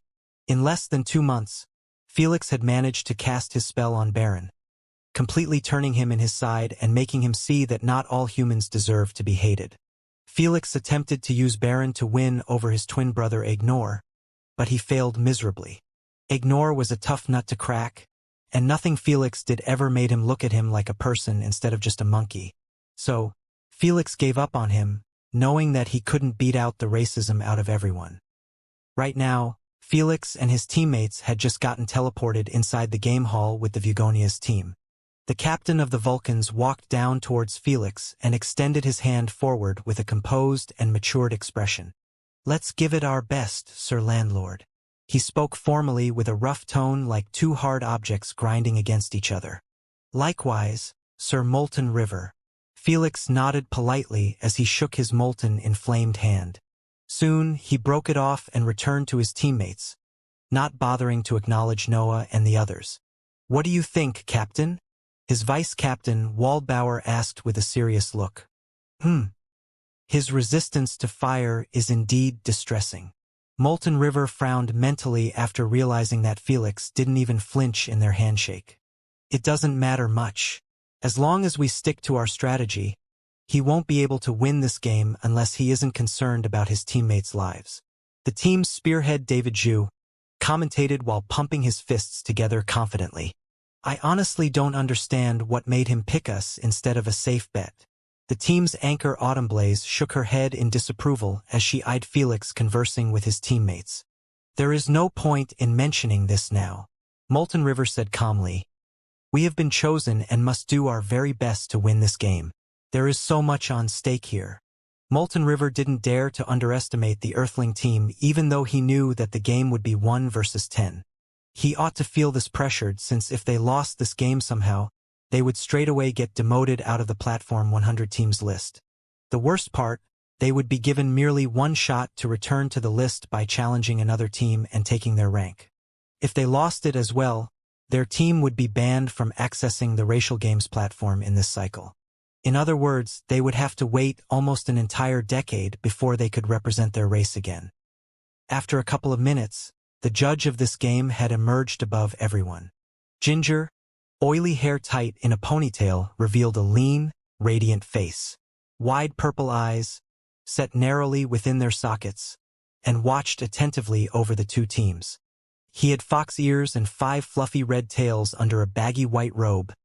Just like all spirit foxes, he had a stunning face that capable of melting any girl at first sight. "Greetings, I am Spirit Animal, but you can refer to me as just Spirit." Spirit Animal spoke composedly. "We don't have much time, so let's make this a quick one." Without delay, Spirit Animal manifested a holographic screen and showed everyone a breathtaking landscape zoomed from above. There were rainforests, mountains completely clad in greenery, flowing clean rivers, and most importantly, waterfalls spread out throughout the entire map. This was Havana Falls, an actual popular destination in the 9th Elvish realm. The atmosphere was just too beautiful and peaceful. The girls felt that it was wrong to ruin it with their battles. "Look here." Spirit Animal ignored everyone's reaction and zoomed on a broad railway built from iron and wood that was going through forests, mountains, and even through some waterfalls. The railway was connected from 2 opposite points in the map. At the start of the railways, there was a gigantic ironclad wheeled black cart. It was big enough. The walls surpassed tens of meters while its surface was as vast as a basketball court. The cart had a handle on the back like a shopping cart. It was being clutched tightly by a one-eyed humongous Humaniad titan. He had a dumb look on his face while scratching his inverted nose with his dirty fingers. A titan, one of the unluckiest races. Felix thought to himself. Those titans weren't born out of fiction but an actual race in the universe. However, because of their low intelligence, they couldn't join the alliance as they had no idea how to use AP bracelets or such. Still, the alliance had taken them under their wing and used them for manpower due to their humongous sizes that could reach up to 100 meters if not more. Plus, it was easy to control them as they only required food. As long as someone provided it continuously, they would stay loyal to that person for eternity. "You will be placed randomly near one of the carts at the start of the game," Spirit Animal said. "Feed your titans, push the cart, and reach the center to win the game. Any questions? Are the carts or the railway destructible?" Sophie was the first to pop up a question. "No. Should we be in the cart when it reaches the center or not?" "Not required." "Are the titans here the same in the real world or modified?" "Slightly modified to listen to your orders after you fed them." "What if we reached a slide and the titan wasn't fed? Will he stop the cart with him or let physics do its job?" "Food is the fuel. It doesn't matter if your cart is going down a cliff. If the Titan isn't fed, he will keep the cart affixed on its place. More questions kept flying here and there as everyone was taking this game as seriously as possible. There was so much in stake, no one dared to fool around. Sometime later, Spirit Animal concluded the quest and answer and teleported back to the field, taking with him everyone else. The moment Felix and the others opened their eyes, they found themselves on a smooth grass field, while the live viewers were sitting in chairs high in the sky. There were hundreds of millions, making them resemble an army of transparent ghosts. Landlord, landlord, landlord, landlord. Just as always, Felix's name was in the tips of almost everyone's mouths, casting an immense pressure on his opponents and making his teammates a bit jealous. Ladies and gentlemen, this game is out of extreme importance to both races, as it provides an unprecedented opportunity to the human race and a dangerous threat to the Vulcan race. Spirit Animal commentated with an articulate, enticing voice, using a bit of his charm element to enhance his reach. After the introduction, he kicked off the interview segment, focusing mostly on Felix and Molten River's opinions on this game. When he got what he wanted, he returned to his platform and snapped his finger, teleporting both teams next to their carts and titans. Then, he began the countdown, causing everyone's voices to harmonize together as they shouted out loud, 3, 2, 1, start. Immediately after, Felix and the rest were unfrozen and began following the instructions of their strategies.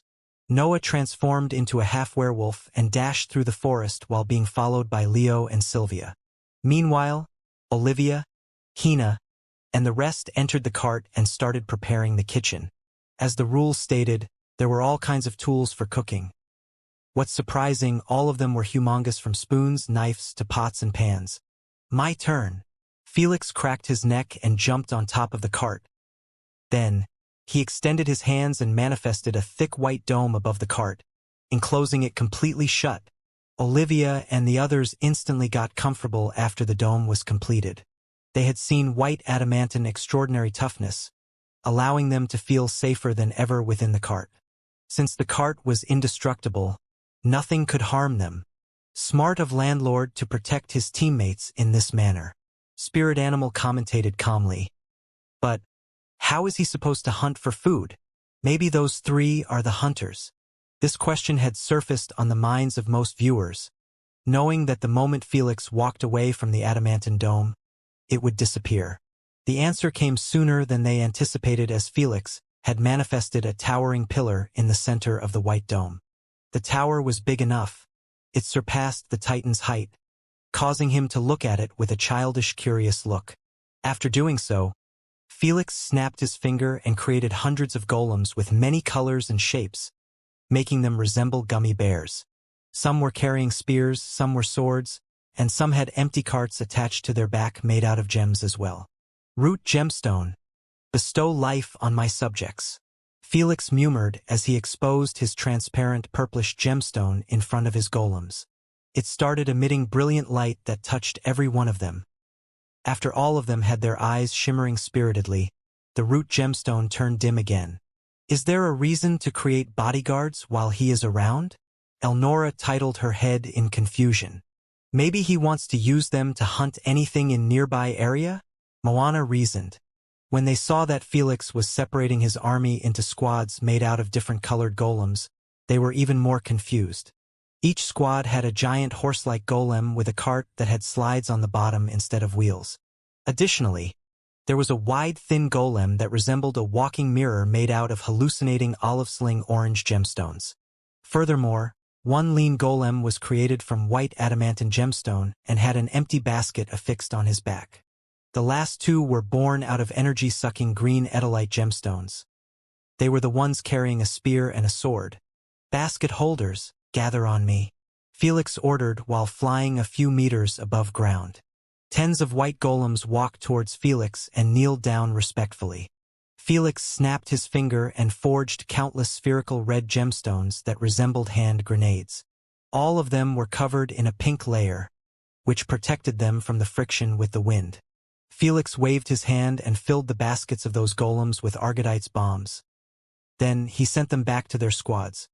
Hunt anything that moves within 1 kilometer radius. Felix ordered indifferently. The golem's army's eyes turned red before they started moving towards the woods in disciplined formations. Did he just say 1 kilometer radius? Ignore frowned. Doesn't his manipulation ranges barely reach 100 meters?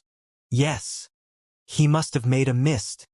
Before they could think too much of what Felix said, the golem's army already surpassed the 100 meters mark and continued their journey. 200 meters, 300 meters, 400 meters. How is this possible? He started using gemstone manipulation merely a couple of years ago. Spirit Animal's nonchalant look was ruined in the first 5 minutes of the game by this unimaginable scene before everyone. Even Queen Allura of the witch race was left completely startled, knowing that it was close to impossible to expand the manipulation range to such distance in mere few years, even for the most talented elementalists in the universe. Don't even mention Felix, who shown everyone that he was always struggling to expand his manipulation ranges. 600 meters, 700 meters, 800 meters. Only after most golems reached such distance did they stop and start searching for their praise. How? Just how? No one is that talented. Queen Alfreda was left in disbelief and shock just as everyone else. She tuned into the stream, wanting to cheer for Felix's death but ended up getting rocked to her core. Even though she was a high elf with an entire different cultivation system, she understood clearly that the hardest thing for elementalists to enhance was their manipulation range. Unless one spent decades to centuries of their precious time increasing their affinity to their elements, they could forget about enhancing it. He is a mere human, a mere talentless human in elemental affinities. His master must have had a hand in this, without a doubt. Queen Alfreda's first guess was related to Lady Sphinx, as she believed that if someone was capable of pulling off such a miracle, it had to be the most knowledgeable being in the universe. At least she reached such a reasonable conclusion. Most viewers had absolutely no clue what to think as they watched the golem's army slaughtering beasts left and right. There were only 2 types of viewers, who acted the same, even during such an impossibility. Felix's fans and the royal dragons. Ones were too used to Felix's miracles. They felt that it was the norm for such thing to happen. The others knew that Felix had taken advantage of their dimensional pocket to train his manipulations. Although they knew, none of them dared to open their mouths and expose Felix. In fact, they were sweating bullets at the thought of someone connecting the dots somehow. This can't be overlooked. If Landlord has found a useful method to fasten increasing the elemental range, he has to share it for the benefits of most races. Spirit Animal commented with a stern expression. Unfortunately, his comment had backfired on him heavily as most viewers were humans. Fuck you. Our Lord doesn't have to share jack shit with anyone.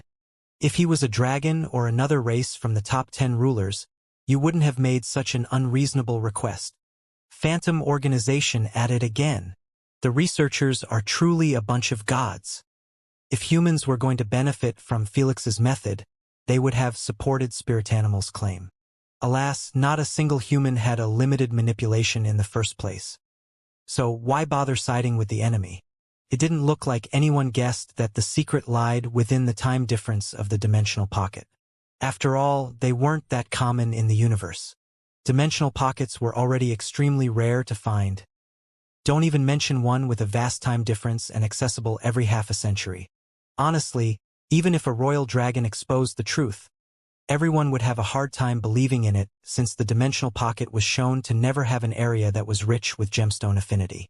Without those rich areas, even if one spent an entire century trying to increase his elemental affinity, it would be close to impossible unless they had a godly talent that enabled them to sense their particular affinity through the neutral energy. No one was found yet to be that talented. It must be our ancestor giving him a hand. Clan head Curson commented as he watched the stream with the rest of the officials. I can't believe our ancestor has helped him by this much. One of the officials sighed. He refused to give our descendants a hand in the elemental manipulation even after we begged him. It really didn't feel good to know that their ancestor was favoring a human over them. Unfortunately, they could only suck it up and continue watching the game.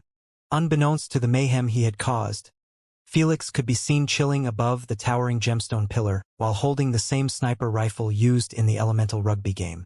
However, he didn't use it yet as he was guiding his army through the thick rainforest around the cart.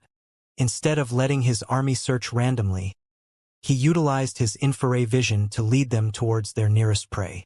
Then, he embedded their fighting tactics straight into their consciousness, as he could easily establish connection with them due to the root gemstone. "That's it, boys. Use my tactics to prevail." Felix smiled faintly as he watched his golem squad follow exactly his instructions. The wide, thin orange golem made the first move by emerging in front of a freakish giant four-armed gorilla. The sunlight bounced off Olive Sling gemstone and caught the gorilla off guard, causing it to enter a hallucination world. The two green golem warriors advanced and used their weapons to stab the gorilla over and over again. Because the gorilla's skin was thick and tough to pierce, they merely left shallow wounds. But it didn't matter much since they managed to devour its mental and physical energy until it was barely capable of supporting itself. Only after the gorilla wasn't capable of moving any further would the white golem hurl an argodite bomb at its head, exploding it into pieces. After it died, they lifted its corpse and threw it on the back of the cart that was being pulled by the horse-like golem. Then, they followed Felix's leads and sought another prey. Since there were tens of such squads, this kind of efficient and mind-boggling hunt was happening all over the place, leaving the viewers completely at loose for words. "He barely moved an inch, and he is already hunting more efficiently than the Vulcans," Spirit Animal commentated while showcasing the Vulcan side. Unlike the Earthling team, they only left one person inside the cart, who's responsible for cooking the food. The others spread out to hunt more prey and kick off their journey faster than the Earthling team. "Keep it up, guys. Nothing will matter if our cart isn't moving," Molten River encouraged as he pulled his inflamed fist from the chest of a winged blue lion. "Also, make sure to not damage your prey too much," Waldbauer added. "We need as much meat as possible." "Captain, should I make my move now?" Davidzu inquired. Molten River glanced at his AP bracelet to check the time and then replied, "Place your game in the cart and head out. You should catch them still on standby." "On it." Without delay, Davidzu threw his game near the cart and manifested a lava river and a molten surfboard. Then, he sat on it causally and took off rapidly in direction of the Earthlings team, following the railway. With Davidzu's current speed, he should reach the end of the railway track in 10 minutes. Spirit Animal said, "Looks like the Earthling team will be experiencing their first challenge." The map was already extremely vast, reaching tens of thousands of kilometers if not more. With the railway not being in a straight line, each team really had to put effort to make it to the center without being bothered. Davidzu's main job in this game was to keep the Earthling team in check and especially Felix. Unbeknownst to everyone, Felix already anticipated as much and prepared to deal with any interferences.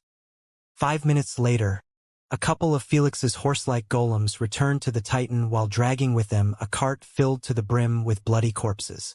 With just his external manipulation, Felix lifted them up and emptied everything inside the humongous cart after opening a small hole in the adamantine dome. Then, he put them back on the ground and sent them to their squads for refill. "Let's start cooking." Hina clapped her hands loudly as she manifested spherical water bubbles near the corpses. Olivia closed her eyes and used an ability that turned her hair strands into thin but extremely tough vines. Then, she controlled them to lift the corpses and wash them inside the water bubbles. After she finished, she placed them next to Frank and Selma, the two teammates from the secondary team. Frank was a giant hunk with hair covering his entire body, making him resemble a man in his 40s. He was an expert in knives, swords, and blades due to his background of being from a bloodline clan that uses them as their primary weapons. With such experience, he was given the skinning duties. As for Mira, she was a cute short brunette girl with small scar next to her left eye. She was Frank's little sister and was also part of the same bloodline clan, giving him extensive experience with knives. Hence, she was responsible over cutting the skinned corpse into smaller portions. After those two finished their jobs, they passed over the processed meat to Sophie, who was responsible over seasoning it. Only then would the meat get thrown into grills, pot, and even the giant pans, making sure to create as many types of dishes as possible. Hina was responsible for cooking them and Ronaldinho for delivering the food to the Titan with his lightning-quick speed. This created an efficient chain that allowed everyone to participate and have a rule in the game. Felix might have said that he could do everything on his own, but he wasn't dumb and cocky to not utilize his teammates to their maximum potential. If they could be helpful without hindering him, he would happily give them jobs to do. I have to admit that the humans' teamwork does look much better than the Vulcans. Spirit Animal commentated. I expected that Landlord will do everything on his own, while trapping his teammates inside the cart akin to sheep for the rest of the game. He wasn't the only one with such thoughts as the Vulcans' viewers started getting antsy at the current unexpected development. They could see that their team wasn't being as efficient as the humans since they left only one player to roast any corpse that landed in his hand. Since the Titan's endurance, speed, and overall states depended on the deliciousness of the food, they understood that their team would be left behind if things remained as they were. However, just as gloominess was about to cloud their minds, Spirit Animal brought up an important note. Unfortunately, the Earthlings can't go on with this pace forever. Landlord's Golem's army is remarkable, all right, but 1 kilometer in distance is still too short. The moment he mentioned so, the viewers had realized that Felix's army was coming back with less and less game every time. Before long, they were barely hunting anything and merely walking around aimlessly. That's unfortunate, Moana said. If he wants to expand his range, he needs to move away from the cart. We all know that ain't happening. While the Vulcans were going deep in the forest and hunting much dangerous and rarer creatures, Felix was bound to hunt in 1 kilometer radius around the cart. In their eyes, even if they cooked much better, it wouldn't really matter much if the quantity and quality of the ingredients was lacking compared to the Vulcans. In other words, one Vulcan roasting all the food was still going to beat the Earthlings' teamwork. Sadly, before the Vulcans' viewers could recover their confidence, Felix had to shatter it. Noah, Sylvia, Leo, enough hunting on your own. Felix massaged his shoulders while lifting his sniper rifle. It's time to kick off our second step of the plan. I am ready. I am in my position. Ah! Ronaldinho would have been better for this. Noah, Sylvia, and Leo all replied simultaneously while being spread out tens of kilometers away from the cart. Felix entered his sniper posture and placed a white bullet inside the chamber. Then, he expanded his infrared vision to at least 40 kilometers around the cart, allowing him to see hundreds of infrared auras and animalistic skeletons. Felix aimed the sniper's muzzle on one of the gigantic infrared monstrous red auras and fired the adamantine bullet. Ka boom! The explosion produced from the bullet echoed through the entire rainforest, causing flocks of birds to fly hectically in the sky. But the viewer's eyes weren't on this but on a corpse of a dark-scaled alligator that was twitching next to a broken tree after his head got pierced by Felix's bullet. Felix didn't even bother to glance at his fallen prey as he turned his sniper rifle slightly to the left and fired again, causing another beast to die on the spot. And then another and another and another. Ka boom! Ka boom! Ka boom! Ka boom! Whether they were humans or Vulcans, everyone went completely silent under this symphony of never-ending explosions. All they knew was that with every bullet leaving the sniper rifle's chamber, a soul gets taken away. Oh dear almighty! Spirit Animal realized that all of his predictions had absolutely no base to them anymore. If Felix was capable of hunting for food as efficiently as the Vulcans without bothering to even leave the cart, then his team's strategy was truly flawless. Wait a second.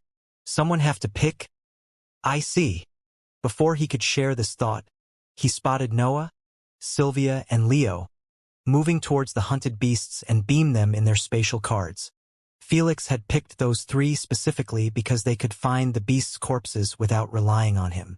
Noah could smell blood from kilometers. Sylvia had butterfly wings, allowing her to scout from air.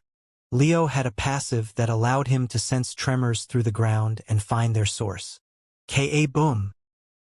After Felix emptied an entire magazine, he manifested another one packed with bullets and attached it to the sniper's rifle. Then, he restarted his hunt, not planning to stop until he completely cleared the 30-kilometer radius around him.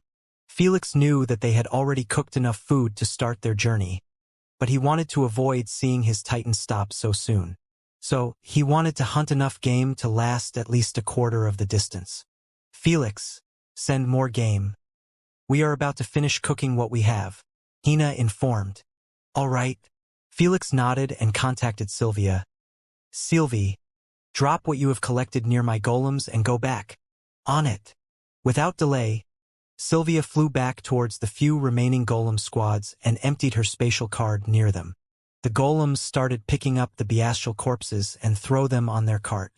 Then, the horse-like golem delivered them to the kitchen. Felix had to reduce their numbers after they cleared the nearby area as their existence consumed mental energy continuously. He left only a couple of them to assist in the delivery process. Another Humanoid aura. Abruptly, Felix lowered his sniper rifle after spotting a 4-meter Humanoid red aura, heading in their direction rapidly. He didn't need to guess too much as he had instantly recognized it to belong to a Vulcan, who had just entered his vision radius. 9 minutes. Took them long enough.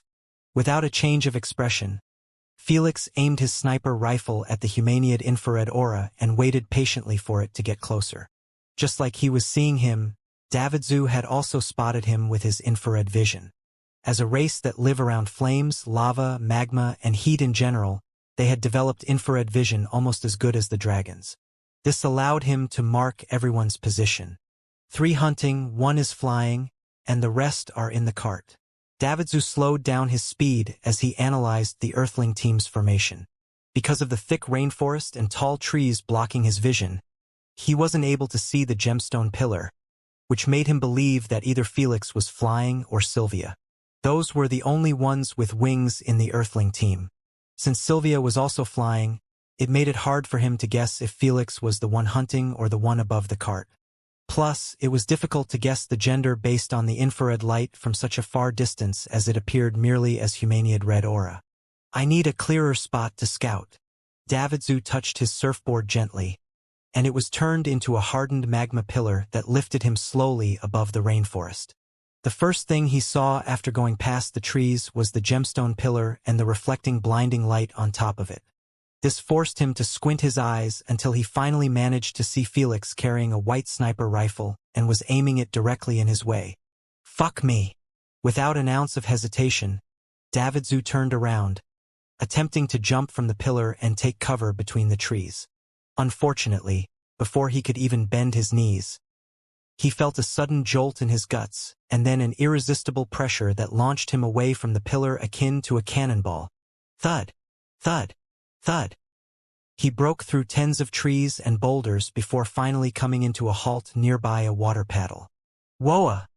The viewers went silent for a second before exploding into thunderous cheers, chanting Felix's name over and over again excitedly. Everyone believed that Felix had managed to eliminate Davidzu. Who could blame them? Davidzu had a half-meter gapping hole in his guts area, an injury that was heavy enough it could down anyone.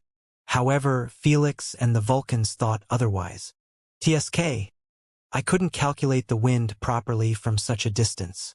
Felix clicked his tongue in irritation, not too pleased with the results of his hit. His frustration was in place as Davidzu immediately created a lava pool and submerged himself within it before emerging again with a brand new body. Vulcans weren't considered to be one of the strongest races in the universe simply due to their magma manipulation, but because they were also considered to be unkillable cockroaches near lava. The only proper way to kill them was by destroying their brains. Any other injury could be recovered instantaneously by absorbing lava. That was a close one. Davidzu exhaled deeply with a hint of fright in his eyes. When he was approaching the Earthling team, he kept hearing thunderous explosions. He thought that it was originating from the hunters, not Felix, who was snipping from tens of kilometers away. I must travel through the underground. He can still use that explosive bullet of his. Knowing that he could get snipped any moment again, Davidzu decided to choose the safer path. However, just as he was about to submerge himself deeper in the lava pool, another bullet landed right next to him, causing the lava to splatter everywhere.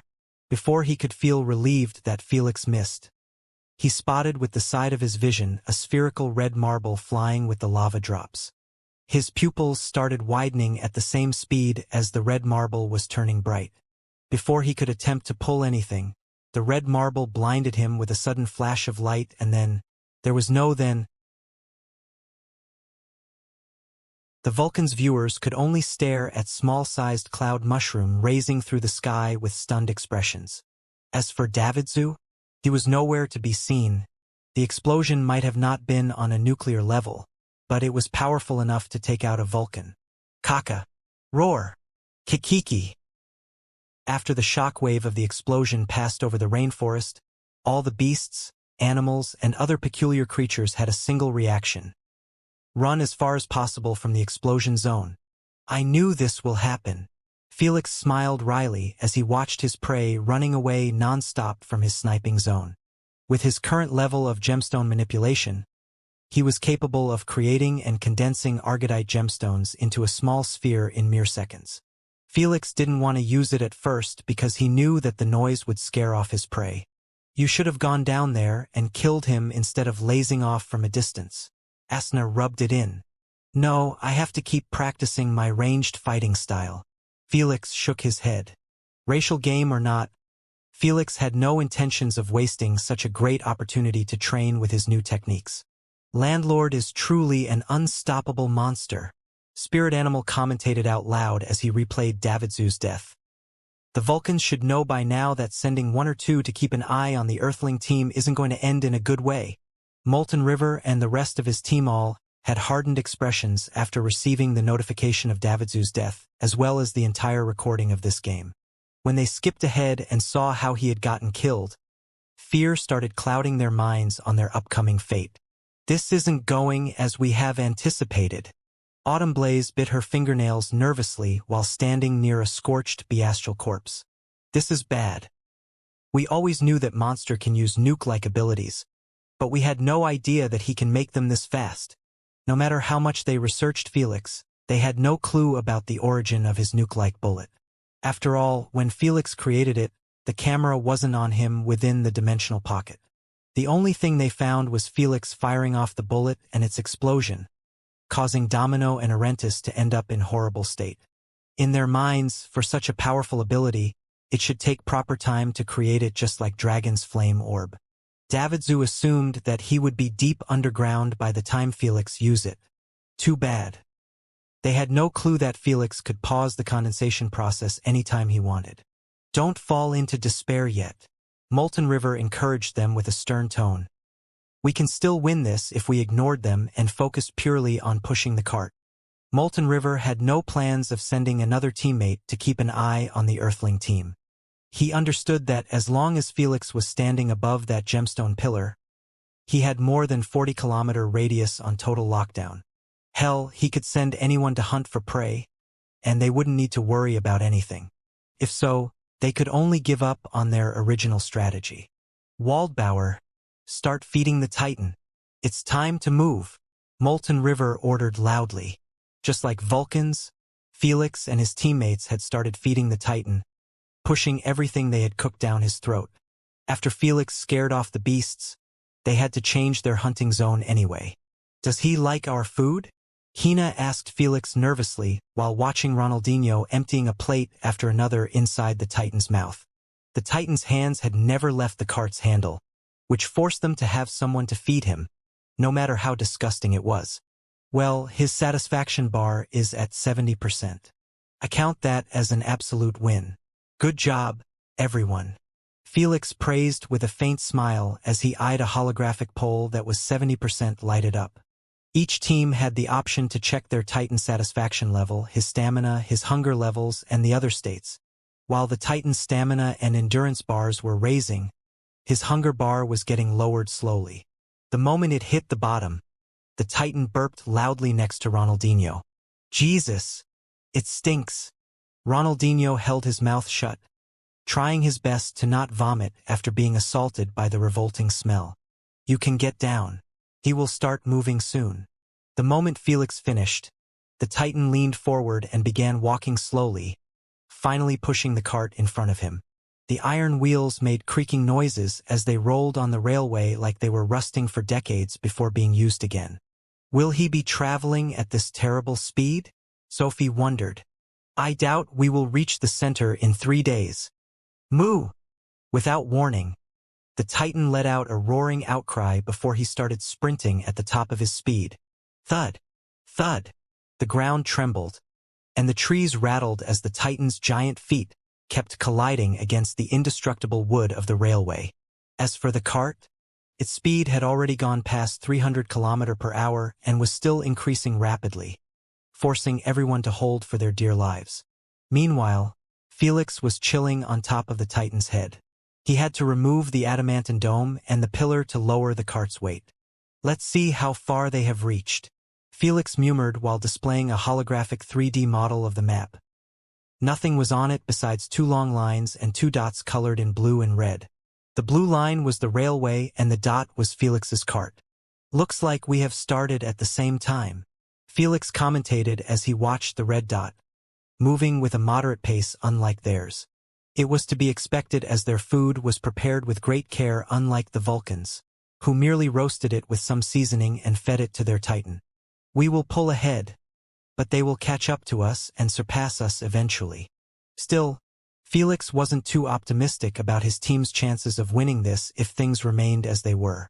That's because the Vulcans were capable of hunting beasts while the cart was still moving without worrying about Felix or his teammates going after them. Meanwhile, the Earthing team couldn't do this since it added too much risk. Felix was unable to move away from the cart and leave his teammates defenseless to hunt. Moreover, he was unable to send out Noah and the others since he wasn't sure if he could protect them simultaneously while the cart was moving at such a great speed, especially when the Vulcans were capable of traveling underground. For all he knows, one Vulcan could be following them while being deep underground right now, waiting for him to leave them unguarded. In other words, the only way that Felix could ensure everyone's safety was by having the cart stop and lock down the surrounding area with his vision before restarting their hunt. As Felix had assumed, the Vulcans managed to finally catch up to them after 2 hours. While Felix and his teammates were forced to stop twice to hunt and feed the Titan, the Vulcans didn't halt a single time ever since they kicked off their journey. Right now, both teams' carts had almost the same distance to the center.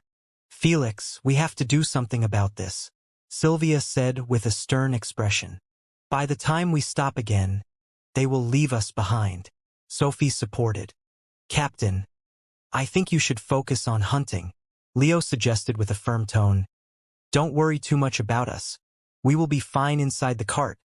If we work together, we can lock the cart. Leo's suggestion made some sense.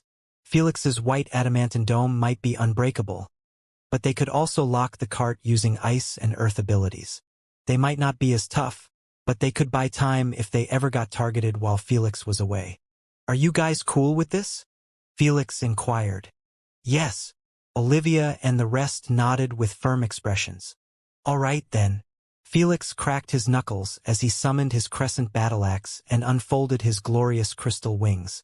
Since his teammates had grown some balls and decided to live in risk, Felix wouldn't enforce himself to be their babysitter. Whoosh! With a single flap of a wing, Felix teleported near a magnificent, beautiful waterfall and charged right through it, ending up inside a spacious, dark cave. The instant he entered, 2 dreadful crimson eyes opened up. Unfortunately, before the viewers could even guess the beast they belonged to, Felix sliced the beast's head and beamed its twitching corpse in his spatial card. Whoosh! Fast as always, he moved to another place and took care of another gigantic beast with a single strike. Just like a butcher entering a farm of sheep, wherever Felix went, he left a long trail of blood behind him. Naturally, Felix didn't get too engrossed in his hunt as he always checked on his teammates. When he saw that no one had assaulted them even though he went deep a couple of times, he started to believe that the Vulcans might have not sent anyone in the first place. I can only be certain after counting them myself. Felix checked the map and saw that both carts were still thousands of kilometers away from the center. So, he continued his hunt without dropping his guard, knowing that everything would clear out when their cart get as close as 100 kilometers away from him. At that distance, Felix could push his vision to the limit and count them properly. Ever since Landlord went hunting with his monstrous strength, the Earthling team have started cooking on the move. Spirit Animal commentated, though, this merely ensured that they wouldn't be left behind by Vugonia's team. Additional 3 hours had gone by, and both teams were still neck to neck in distance. Felix's hunting speed was quite astonishing, but he was still short compared to 8 Vulcans hunting simultaneously. They were also strong and could easily deal with beasts. Adding the fact that they didn't have as much weight on the cart as the Earthling team allowed them to remain in the race. But not for long. At last, it's time to end this. Felix smirked faintly after seeing that both carts were on their last 100 kilometers. Without an ounce of hesitation, Felix pushed his infrared vision to the limit until it went past 100 kilometer in radius. Just like a lantern festival, thousands of red dots and auras started lighting up in Felix's vision, blocking his line of sight completely. Still, Felix managed to spot the Vulcans standing out like sore thumbs due to their heat-based abilities. 1, 2, 3, 4, 8, and 9. Felix grinned widely after seeing that none of the Vulcans were missing. In other words, he didn't need to worry anymore about his teammates. Time for the real hunt. Are you still planning to rely on your ranged abilities? Asna wondered.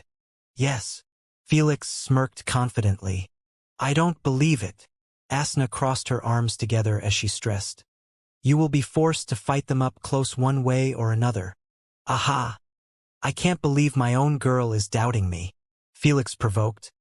Want to put your money where your mouth is? You think I won't? Asna scoffed. What do you want to bet?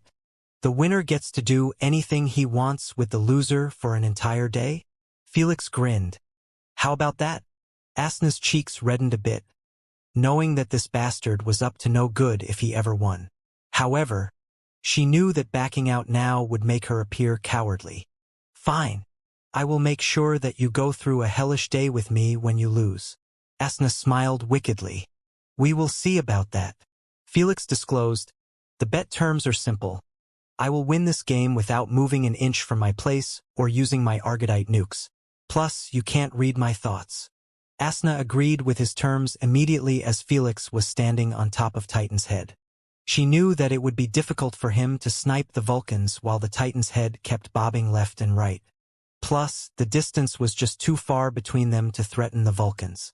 100 kilometers, 90 kilometer, 80 kilometers. The moment the distance shrunk to 80 kilometers, Felix brought his hands together and started producing electrical discharges from one palm to the other. The electrical discharge's intensity was getting bigger and bigger until it was close to impossible to see anything besides them between Felix's palms. A bit more, a bit more. Felix murmured in his mind as he continued producing billions of electrical discharges each second while trying his very best to keep them contained in such a small zone. What is Landlord up to now? Spirit Animal commentated what was in everyone's minds. Oblivious to the curious looks on him, Felix stopped adding more discharges and began pushing his palms together through the horrid resistance of electricity. It was clear that the force was too much to be contained in such a tiny space and may result in bad ending for Felix. Yet, Felix didn't care and continued pushing his palms together while twisting them like he was sealing a jar. After a few more seconds of such a tough process, Felix's fingers had finally linked with each other and closed both of his hands shut, letting out extreme blinding lights from the gaps. I can't believe you are going to use that technique. Asna smirked. You bastard barely succeed in using it during your training. Felix ignored her as he was utterly concentrated on what's going on within his palms. While others couldn't see anything, he was capable of seeing a condensed sphere of lightning particles stacked against each other. Here we go. Felix let out a long exhale as he manifested a white bullet made out of adamantine inside his hands. The bullet failed a couple of times to shape up properly due to the crazy interference of the lightning particles, but in the end, Felix succeeded in pulling it off. He didn't stop at that. He forged 3 more bullets until there was no more space in his hands. Done. Felix smiled faintly as he opened his palms and exposed for extremely bright bullets, making it hard for the viewers to guess their shape without spirit animal filtering out the light. Whoever saw those bullets felt chills course on their spine, even though they had no clue what they were capable of. Felix fitted the bullets within his sniper rifle's magazine and took his sniping position, aiming directly at the nearest Vulcan to him. Don't tell me he is actually considering firing from such distance? Elnora's eyes widened a bit. There is still more than 70 kilometers between them, and he isn't on a stable surface. He is probably just pre-par. KABOOM. Before anyone could react, Felix fired the bullet in direction of the Vulcan. The camera followed the bullet automatically, resulting in the viewers seeing that it had ended up breaking into countless trees before finally landing tens of meters away from Autumn Blaze. What was that? Autumn Blaze was alerted by the noise, forcing her to pull some distance from the beast she was fighting. After a swift examination, she spotted the destruction that the bullet left in its wake, making her realize immediately what it was. It's him. Even though the bullet hadn't touched her or even landed a few meters next to her, Autumn Blaze had no intentions of prolonging her stay near it. She recalled Davidzu's fate. Unfortunately, Felix had no intentions of letting her go away. Release. He snapped his finger calmly, causing the undamaged white bullet to start breaking into particles.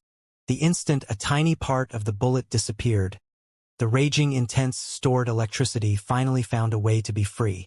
It freed itself in the most shocking and frightening possible way. SZZLZLZLZLZLZL. Hundreds of trillions of entrapped electrical tongues got released at the same time, creating an explosion of electricity that covered more than 5 kilometers in distance.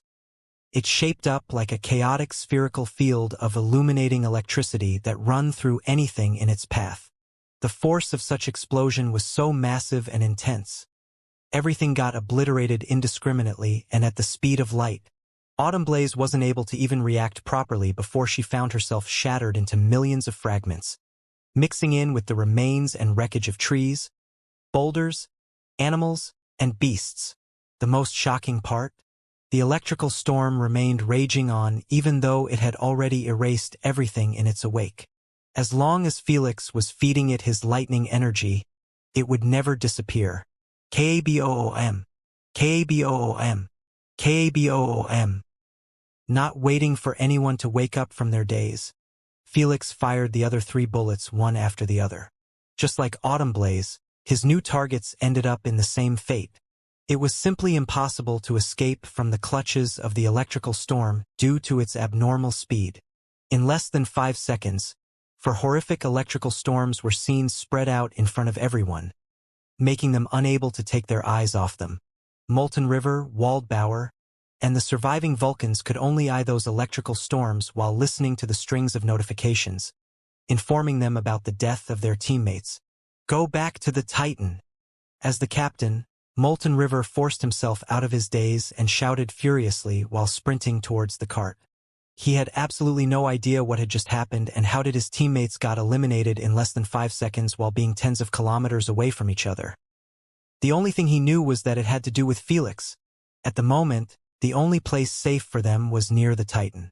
Whoa! What the hell is that? I have never seen such an ability. Crazy. Can lightning even be used like that? The viewers absolutely lost it after seeing the Vulcans running towards their cart with tails between their legs. No one had anticipated a tiny bullet could result in a powerful lightning storm that could cover many kilometers of land. This was one of Felix's learned techniques in the dimensional pocket, lightning storm bullet. He spent years to learn it since it required him to master the condensation process of electricity, which was much harder than condensing poison into liquid. That's because poison was in gas state and no matter how much he condenses it, it would turn into either liquid or solidified liquid.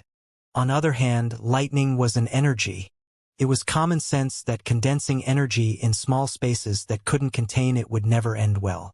It took Felix millions of attempts before finally being capable of achieving it without having the condensed electricity blow up in his face.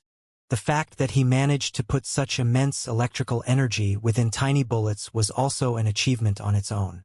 All of this was done without using any bloodline passive or ability, which was 100 times much greater than turning Argodite gemstones to nukes. What do you think? Humph! Now that you have scared them off, you can't touch them while they are hiding next to their titan. Asna clicked her tongue in annoyance. I know, Felix smiled. But I have already forced them to stop hunting. Sure enough, not a single Vulcan dared to step away from their titan, using him as their shield. Captain, this is going fucking horribly. They will start gaining speed on us eventually. Waldbauer cursed with an agitated expression. His team was reduced from 9 to merely 5 in the blink of an eye. What's worse, the hunted game in their possession was lost as well. This isn't the time to lose our cool, Molten River replied with a stern tone. He knew that their situation wasn't favorable at all. But he couldn't just whine about it or surrender. There was so much in stake to give up when things got difficult. Listen, as long as Landlord is alive, we can't expose ourselves to his bullets, Molten River ordered. With the death of 4 of his teammates, he finally learned a hard lesson that no matter how far the distance between them, Felix could still see and hunt them. He was still having difficulty processing the fact that Felix's vision could surpass 70 kilometers. He was a peak radiant player and his infrared vision could barely go past 30 kilometers. Do we have enough food to reach the center in one go? The team's cook counted the newly hunted prey as well as the other prepared food before answering. I believe it should be enough. Good. We can still slow them down with our abilities when they enter our manipulation range. Molten River narrowed his eyes coldly in direction of the Earthling team. If that monster decided to fight us in melee range, we will hold him down while Waldbauer goes to kill his teammates. Understood. Yes. Let's win this. Molten River knew that even if his team ganged up on Felix, he wouldn't be able to deal with him properly in a melee fight. That's why he planned to use the Titan as a shield, enforcing Felix to not go all out to avoid harming their Titan. They knew that Felix couldn't afford getting penalized and imprisoned within the cart for half an hour during the last stride in the game. 60 kilometers, 50 kilometers, 40 kilometers, 30 kilometers, 20 kilometers. The moment the distance between the carts became 20 kilometers, the field of view was cleared out completely from trees. Both carts entered a smooth green landscape, allowing them finally to see each other from a distance. In the center of the grass field, there was a towering gate with a slow spatial whirlpool, facing both sides. This was the end goal. The first team to have their cart to go through the portal would be considered as the winner. Launch now! Molten River ordered loudly as he pointed his hand at the railway of the Earthling team. Waldbauer and the others all emerged from the cart and started to manifest gigantic molten spherical rocks. Whoosh whoosh! Without an ounce of hesitation, they launched them in the air, causing them to get set aflame. The Vulcans are fighting back with their special move, Meteor Shower. Spirit Animal commentated passionately as he watched tens of inflamed meteors smash the Earthlings' team railway. Naturally, the railway didn't suffer any damage, but the giant molten rocks were broken into large fragments and remained on it. The fragment sizes and numbers weren't a joke. The Vulcans made sure to fire a few kilometers in front of the Earthling team's cart to avoid hitting their Titan. This is bad, Ronaldinho said with an agitated tone. We need to clear the path as fast as possible or our cart speed will take a bad hit. Everyone knew that it would be extremely difficult to remove the blockage when the Vulcans were launching new ones nonstop.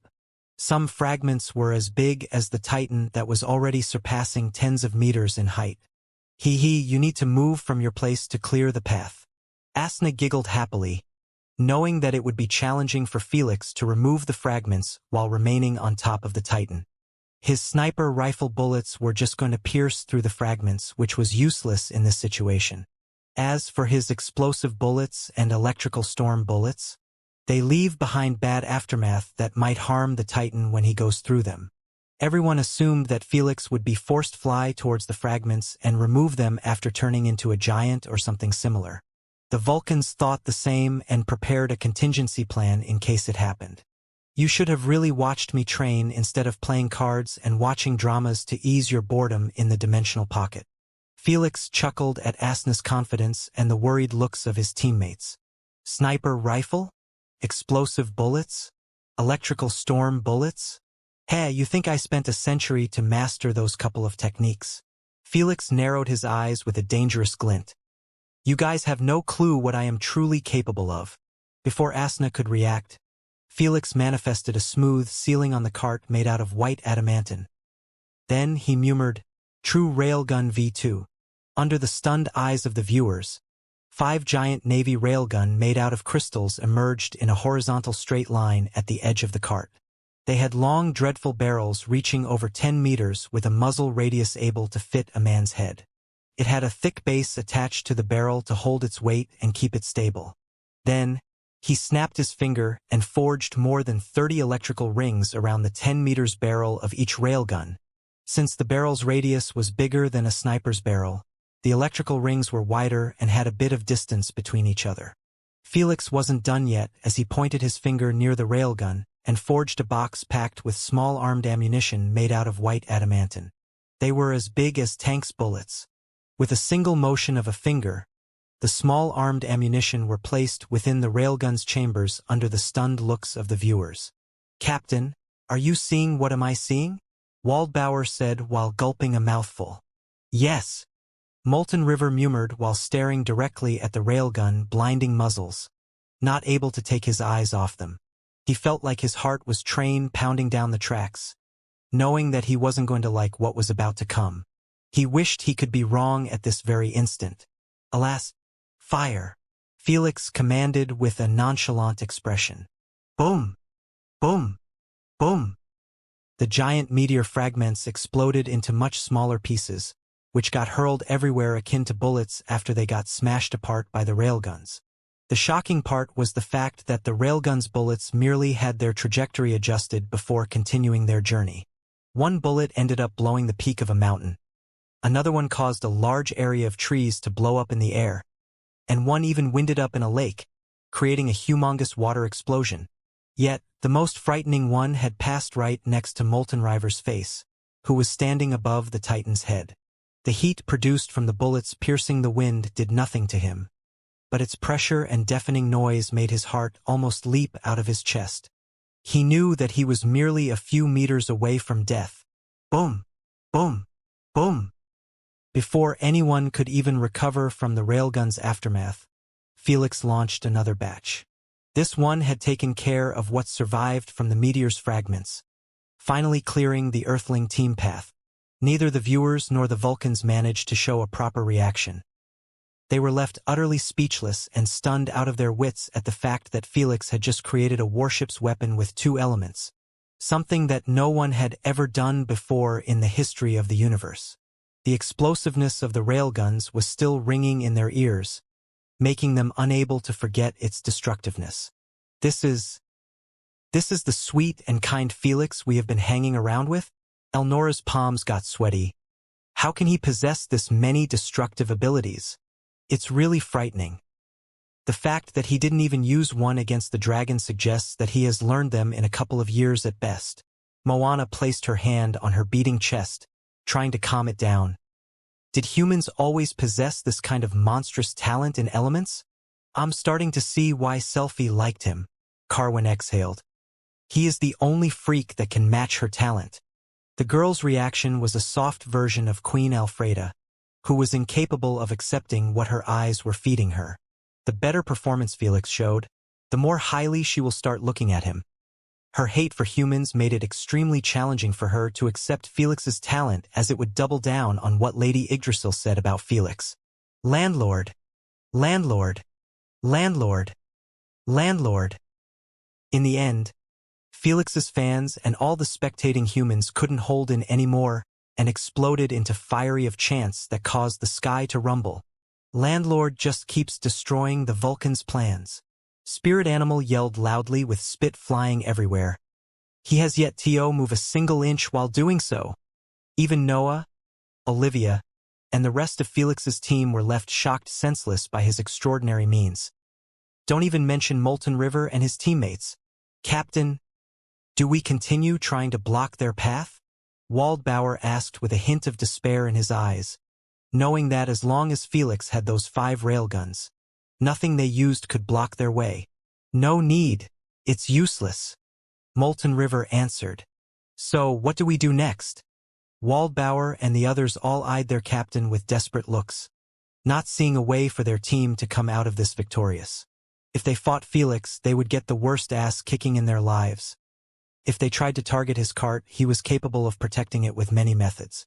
If they dared to strand a few kilometers away from their cart, they would get sniped. One player had an entire team at their wits' end while being tens of kilometers away from them. It was quite insane to think about, as not even dragons could do so. Even then, Molten River was still not entertaining the idea of giving up. "I don't know whether this will work or not, but we still have one last move to make," Molten River said with a stern tone. His teammates' eyes had a flicker of hope restored after hearing so. Molten River took a deep breath and disclosed his plan. "When their cart is merely 5 kilometers away from the portal, we will work together to create the biggest meteor ever and launch it at them. His weapons won't be capable of breaking through it as easily." "But Captain, aren't we going to get penalized when we hit their Titan?" Waldbauer exclaimed. "Yes, we will." Molten River narrowed his eyes. "But it won't matter much if we get imprisoned then. As long as their cart is slowed and ours enter the portal before theirs, we will win the game even while being imprisoned." Molten River knew that this plan had a small chance of succeeding, but it was their last move. He could do nothing but place his faith in it and pray that it would work against that monster. "The Earthling team is finally speeding ahead of Eugonia's team," Spirit Animal commentated excitedly. The Earthling team's cart had indeed broken the stalemate and was now leading the race. Still, Eugonia's team did nothing to stop their advancement, as they merely waited patiently for the right moment to make their move. 10 kilometers, 8 kilometers, 5 kilometers. "Let's begin," Molten River shouted as he aimed his palms above his head and started releasing a flood of magma. All of his teammates launched their own magma flood from within the cart as well. Just like they practiced this hundreds of times, all the magma ended up meeting at one point and started shaping up into a sphere. Because 5 of them had a hand in it, the magma sphere kept getting bigger at an abnormal speed. In less than 10 seconds, the sphere turned into a colossal magma-dripping black rock, resembling a planet in its early creation. It was so big, it cast a shadow that covered even the Earthlings' team while they were still kilometers away. "The Vulcans have gone nuts." Spirit Animal's eyes widened up in shock as he exclaimed, "This is definitely going to harm the Earthlings' Team Titan if it landed." The quick-witted ones instantly recognized that the Vulcans wouldn't lose anything if that happened at this stage of the game. "Come on, Felix. I know that you are dying to punch that meteor and blow it into pieces," Asna tempted with her angelic voice. "Just imagine it. You will look so cool. Do it. Do it. Do it. Do it." Felix's eyelids twitched at Asna's attempts to force him out of his position, so he would lose the bet. He played deaf to her temptations and looked again at the size of the meteor. "It's at least half a kilometer in radius," Felix thought while glancing at his railguns. "Even if I fired them simultaneously, they won't be able to break it apart completely." "Throw it." Not giving Felix too much time to think, the Eugonia's team used every fiber of their being to throw the meteor at the Earthlings' team cart. Because of its pressuring weight, they didn't manage to hurl it with much momentum, causing the meteor to fly slowly through the air. Still, Eugonia's team didn't care too much about it. They knew that the moment the meteor hit its peak height, gravity would take it from there, giving it a well-needed boost. "I might as well use that." Felix stopped bothering to think of a technique to be used in this situation and just decided to go with a simple one. It would guarantee that he wouldn't need to move from his spot. He pushed his front hair stalk to the side, exposing his root gemstone. Then, he aimed it at the flying meteor and murmured in his mind, "Crystallization beam, Nabemite version." Abruptly, a blue beam was projected from Felix's forehead and landed on the inflamed meteor. This caused it to start crystallizing from the source and spread out akin to wildfire throughout the entire body of the meteor. Molten River, his teammates, and the rest of the viewers could only stare at the mesmerizing process with their jaws on the floor. They had thought of many ways that Felix would use to stop the meteor, but never this one. Some of them even completely forgot that Felix was capable of crystallizing objects since he didn't use it that often. It won't work. It won't work. The meteor is too big to get completely crystallized in time. Molten River mumbled to himself as he watched half of the meteor get crystallized while it was merely a couple of kilometers above the Earthling team's cart. He thought that Felix wanted to stop the meteor by crystallizing it and gaining control over it when it entered his external manipulation range. This was what everyone assumed. Alas, why is it slowing down? Molten River was startled to see that the meteor's speed was being reduced noticeably. In less than a second, the meteor came into an abrupt halt after reaching 500 meters and remained hovering in the air without anything to support it. Felix canceled his crystallization beam causally after seeing that the meteor had been crystallized thoroughly. The meteor is defying gravity, Spirit Animal cried out loud. Most of the viewers had absolutely no clue that meteor had been turned into a Nabemite gemstone, which was capable of resisting gravity. This helped Felix negate the dangers of the meteor without bothering to lift a finger. Still, he wasn't done yet. He pushed his hand forward, indifferently causing the blue crystallized meteor to fly in direction of Eugonia's team at a low altitude. Even though the meteor had exited Felix's external manipulation range, it continued on its journey due to the momentum and its resistant to gravity. After passing over the portal, it started to slow down its speed until it stopped right between Eugonia's team cart and the portal. It's done. We have lost. We actually lost everything. Molten River mumbled with a deadpan expression after seeing that his path had been thoroughly blocked. He had no more thoughts or plans after Felix turned their own weapon against them. He finally tapped out against Felix and everyone could see it in the screen. This pissed off Asna more than the Vulcan's viewers. How can they be so useless? Asna punched her pillow in frustration after realizing that the game was over and Felix had kept his word. Crying and blaming others won't save you. Felix grinned wickedly. You better prepare yourself for tomorrow. Arg! You're so annoying. Asna could only return to punching the pillow to vent, not looking towards tomorrow one bit. While Felix was teasing Asna, the human viewers throughout the entire universe were holding their breaths in anticipation as they watched the Earthling team's cart approaching the portal. 2 kilometers. 1 kilometers. 500 meters. 100 meters. The closer it got, the faster everyone's heartbeats had gotten from excitement and agitation. The instant the cart went through the portal, disappearing out of existence, all the withheld agitation had burst out of their chests simultaneously in one harmonious but vociferous howl. Whew! In front of every screen, whether it was in homes, cafes, City Plaza Square, planes, spaceships, schools, and even workplaces, every single human with a shred of pride and love for their race joined in that single resounding howl that came from the depth of their souls. A howl that spoke volumes about the humans' low self-esteem before other superior races in this unfair universe. At this very moment, any human who bothered to watch the stream had finally felt like they were not any lesser than dragons, witches, dwarves, heavenly turtles, elves, and other races at the top. Felix had been through 3 galaxies now and visited 3 of those mentioned races. He had suffered from discrimination in all of them even though his reputation was universal. Now, imagine how other human workers in those galaxies were treated in daily basis. Still, this didn't make humans receive a victim treatment, since they didn't give any better treatment to those below them. But, because of the unfathomable number of humans, many good-hearted people to get punished due to the bad behavior of their own kind.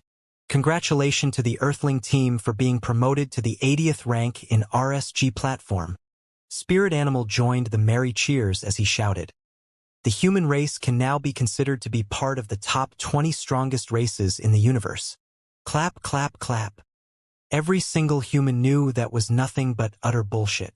They weren't fools to believe that anything had changed for them.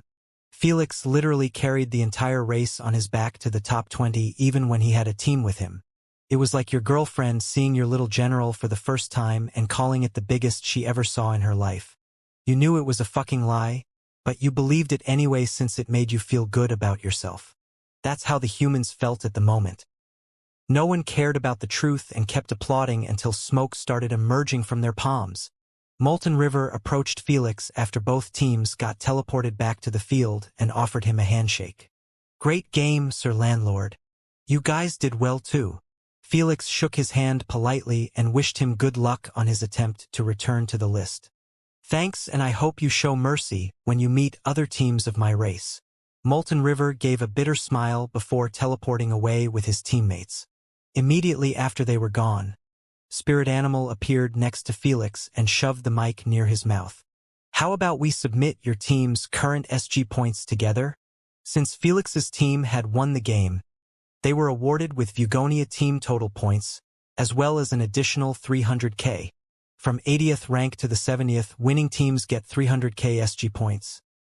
The points increase with each bracket they climbed past. Those points wouldn't be counted towards the human race rank unless Felix had submitted them. In other words, donated them to improve his race's rank. Seeing that everyone was pretty excited, Felix didn't want to be a dick and ruin the atmosphere. Sure, why not? He displayed the holographic profile of his Earthling team before everyone. It appeared the same as always besides one different thing.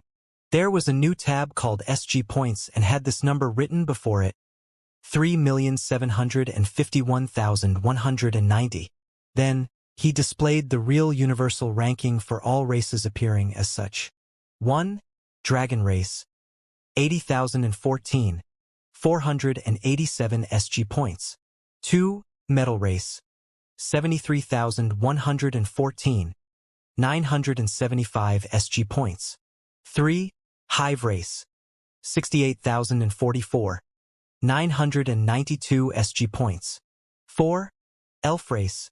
55,914. 432 SG points. 5. Witch Race. 51,135. 458 SG points. 6. Heavenly Turtle Race. 45,139. 422 SG points. 20. Vulcan Race. 25,999. 187 SG points. 28. Shadowborn Race. 14,333,147 SG points. 29. Human Race. 13,541. 498 SG points. 30. The Fairy Race. 9,015. 411 SG points. 100. Slime Race. 541,556 SG points. This list showed the ranking of all races within the Alliance. Naturally, not including the subraces since they were considered to be part of the collective races. For example, High Elves were ranked within the top 10. However, they were representing all other Elvish races and obtaining their SG points. The same with the human race and many others. As seen from the list, the Dragon race was ranked as number 1 even though the Metal race's contribution to the Alliance were simply incalculable. That's because the Dragon race had many teams within the racial platform. In addition, they were farming SG points from contributing to the Alliance with their natural treasures. One would say that shouldn't be enough to top the creators of the UVR AP bracelet nanotechnology and other amazing inventions that made the Alliance become successful. But this was only applied when the strength of a race wasn't as important as its other contributions. The RSG platform was merely a representative of each race's strength, since only the top 100 strongest teams in the universe could make it up there. That's why the SG points rewarded from those games were insane and could reach millions of points in a single high-leveled game. Meanwhile, other races like the Slimes could slave themselves for an entire decade, and they would barely gather 1,000,000 SG points before the next cycle begin. How much are you planning on submitting?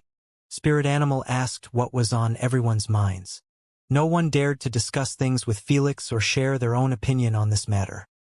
Not even if all the Milky Way leaders appeared before him.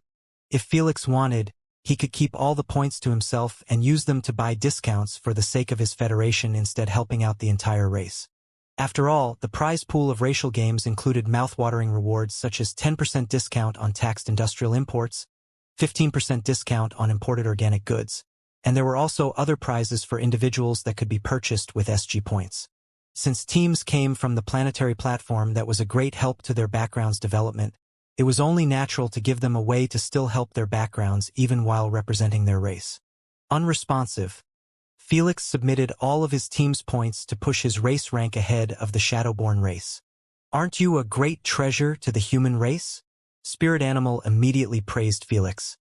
"To give up on all the points without a second thought, your selfless act truly makes one reconsider their impressions on humans." Felix's action did move the viewers, knowing that almost all teams submit 80% of their points and keep 20% for themselves. This while they were merely winning hundreds thousands to a couple of millions in each game. Felix had given up on almost 4 millions in his very first game, which wasn't an easy thing to do in their eyes. As expected of my friend, his kindness and generosity are his greatest virtues. Baron smiled with a pleased expression. "TSK, he is just fronting." Ignore clicked his tongue in disapproval, still not buying Felix's act. "You're just a hater," Elnora called him out. "At least, I am not a fool like you to get sucked up in his tentacles." Ignore sneered. "A human will remain a human. Lower your guard before him and he will stab you in the back. Mark my words." Ignore walked away, not bothering to watch the stream any further. "Mark my words." What an idiot. Moana imitated him as she cursed, not too happy about being called a fool. Sometime later, Felix could be seen chilling in a bathtub with his eyes closed shut and a hot towel covering his face. After he submitted the points, he saw that everyone wanted to ask him about his reasoning, but they kept their inquiries to themselves. In all honesty, there was nothing shocking about his decision. Felix's goal from the racial games wasn't to farm SG points for his own benefits, but to help his race climb the ranking ladder as fast as possible before the next cycle. He couldn't do so if he kept skimming 20% on each win. Especially when he knew that the higher he climbed, the more likely he would end up meeting with a team that had at least one Empyrean-ranked player. Not all races were like dragons that had tens of teams in the racial platform. Some had merely 2 or 3 teams, and they were investing everything in them to keep their race's rank intact. When the next cycle arrived, the human race would benefit as a whole from their new rank instead of temporarily discounts to waste their precious SG points. Especially when they cost 100,000 points for each purchase. Naturally, even though the human race is now above the Shadowborn, it didn't mean that they would be receiving the same benefits as them. Only if they retained such a rank after cycle end would it truly be considered as their own. "Are you planning to go for another game after the monthly reset?" Asna wondered. "Why are you asking?" Felix smiled faintly. "Interested in another bet? Fuck off." Felix laughed at her annoyed tone and answered, "Yes, I will keep playing racial games on monthly basis to farm some wishes. It's not like I have anything better to do with Selfie being absent." "What about the World Tree First Root?" Asna said. "It's not like Lady Yggdrasil will give it to you if you asked." "I honestly have no idea," Felix sighed. "Well, you still have a primogenitor's favor. It's best to exhaust all other options first." Felix shook his head. Such a favor must not be wasted like this. The stronger Felix had gotten, the more he would need this favor. Felix refused to waste it on things that could be obtained by hard work. "You better hope that Selfie will help you with this." "I doubt even she can do anything about this," Lady Sphinx replied. "Do you even know how important the first route to Lady Yggdrasil? Even I can't get some without owning a favor from her." Felix couldn't help but show a bitter smile at the sound of that. If even his master needed to go this far to get her hand on it, then it would be 100 times more challenging than he already assumed. Felix knew that thinking about it wouldn't help much since this wasn't the same scenario as getting the ancestral dragon scales. He couldn't buy his way in or make a mutual beneficial deal with Lady Yggdrasil since anything he offered would never have the same value as her first route. In other words, getting the first route could be the hardest or the easiest thing ever depending on Lady Yggdrasil. "I can only meet with Lady Yggdrasil first and hope that she at least give me a task or a way to obtain it. If she asks you to marry Selfie for it, what will you do?" Asna narrowed her eyes as she tested him. "I am a good man and an even better boyfriend," Felix replied with a stern tone. "Naturally, I will run it by you first to see if you want a sister." "You pervert bastard. You're really seeking a beating today." Felix chuckled at her angry tantrum, knowing exactly what buttons to push to make her get mad. In all honesty, if Lady Yggdrasil suggested such a thing, Felix wouldn't agree to it.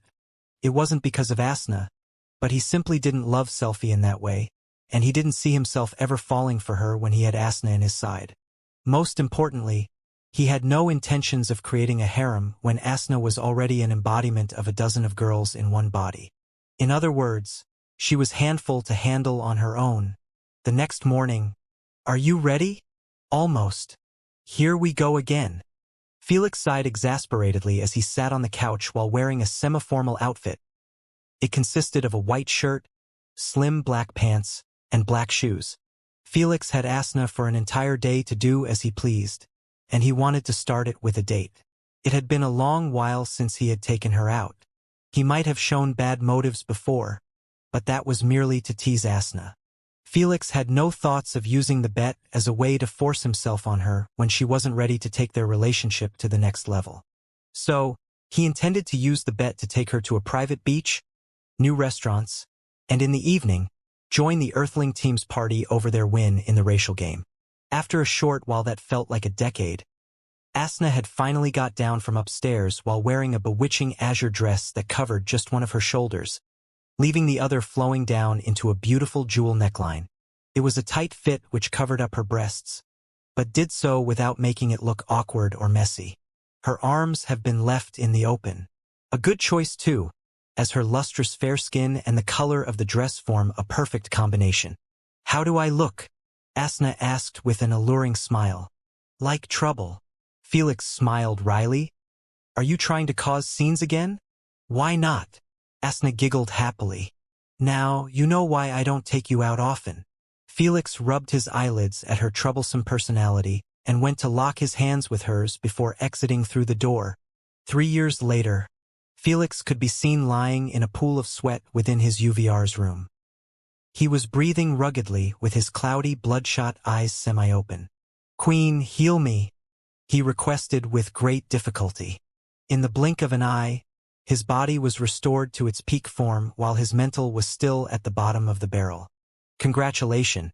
You have pushed past 20%. Thor encouraged. 5% more to go, and you will be ready to face your fate." 5%. I must be crazy to think of doing such thing. Why none of you stopped me? Felix's eyes turned a bit watery at his doomed future. He barely managed to survive the pain of 20% as he felt like skin was being ripped apart while millions of daggers stabbing him nonstop directly on his nerves. Felix started to believe that if he went for 25%, he would truly undergo an agonizing experience for both his body and soul. "You are close to the finish line. There is no quitting now," Jormungandr said with a stern tone. Felix could only sigh with a hopeless look, knowing that he was right. If he stopped now, all the pain and risk he took would be for naught. Felix wanted the ancestral heart terribly, especially when he was given a wake-up call in his latest racial game. In the past 2 years, Felix played a racial game on monthly basis. He had won 14 games and lost 1.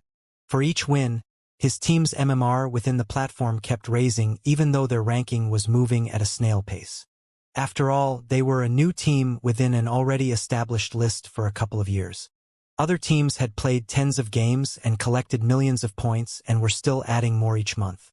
Although his team had started with a total of 4 million, they merely managed to reach 70 rank from 80 with 14 wins. On the other hand, their winning streak had made the Queen adjust their opponents from those close to their rank to those much higher than them to keep things fair. This resulted in Felix's team to end up against a Pandian team ranked in the top 50. The worst part? Their captain was an Empyrean ranked player. His Empyrean rank might be on the bottom of the 500 strongest players, but he still gave Felix the worst time of his life. His physical strength was equal to Felix and his battle experience surpassed him by miles, causing all of his Felix's plans and schemes to fall apart every time. What's worse was the fact that Pandians utilize neutral energy instead of elemental energy.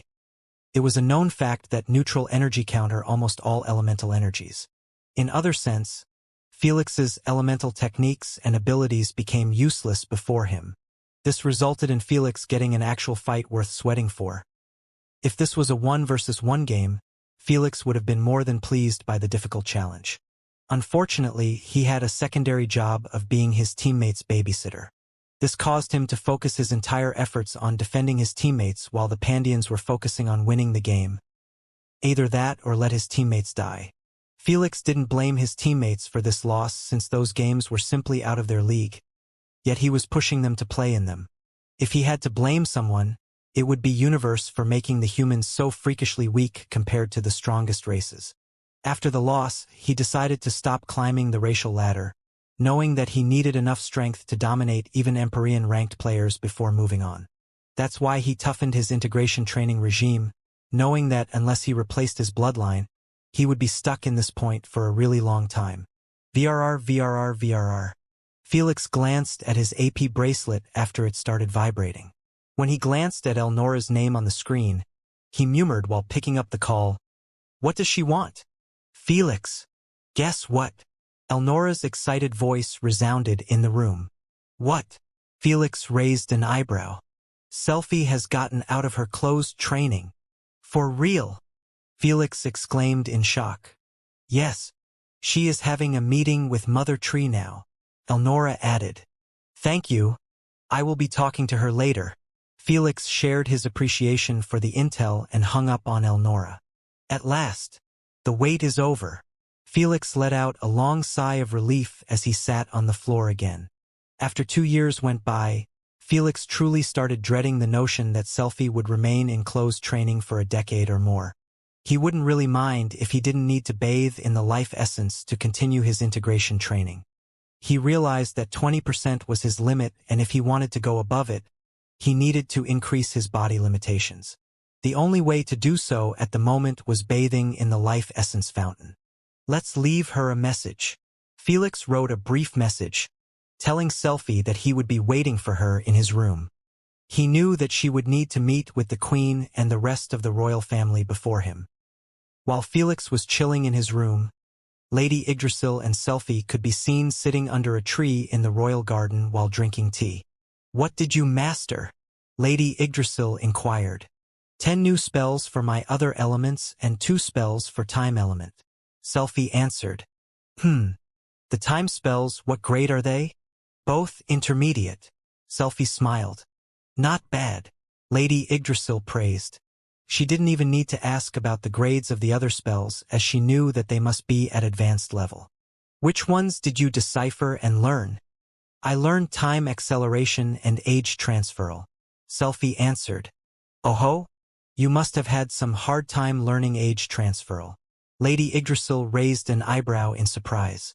She knew that her daughter's talent in runes understanding was phenomenal, but she doubted that she would be able to learn this spell in such a short period of time. It was a bit difficult, but it was worth it. Selfie smiled with a hint of obsession in her eyes. Lady Yggdrasil went silent for a few seconds before giving her a painful chop in the head. "Ouch! What was that for, Mom?" Selfie complained with a wrong tone. "You think I won't figure you out?" Lady Yggdrasil scolded her. "You learned this spell for the sake of that kid, didn't you?" "I have no idea what you are talking about," Selfie mumbled while fiddling with her fingers, not wanting to admit it. "Are you now?" Lady Yggdrasil exposed her. "Humans have a low lifespan and can live to 100,000 years at best. You want to use the spell to transfer the age of other creatures to him, so he won't die before you. Am I right? Speak." "Yes." "Sigh.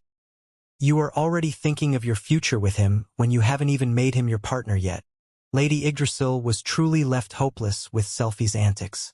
She even started prioritizing her spells for the sake of Felix. Her obsession was getting worse and worse.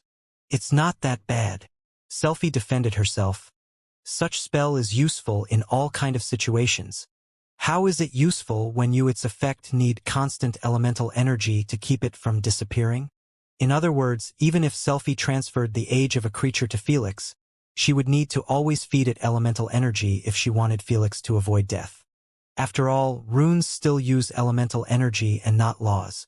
If they used laws, the elves would be the strongest race in the entire universe, dominating even primogenitors. Stop fooling around and start learning proper spells for your own sake. Lady Yggdrasil gave her another chop in the head. Fine, I will do that. Selphie showed her mother a puppy look before requesting, "Can I leave now?" Knowing that she was eager to meet with Felix made Lady Yggdrasil's eyelids twitch, starting to rethink that Felix's company might not be so good for Selphie after all. Still, she wasn't like Queen Alfreda. Whether it was good or not, she was too old to put her nose in such matters. Go already. Thanks, Mom. See you later. Selphie kissed Lady Yggdrasil in the forehead before dashing outside the royal garden.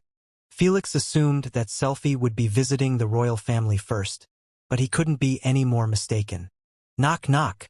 Who's there? It's me. Selphie?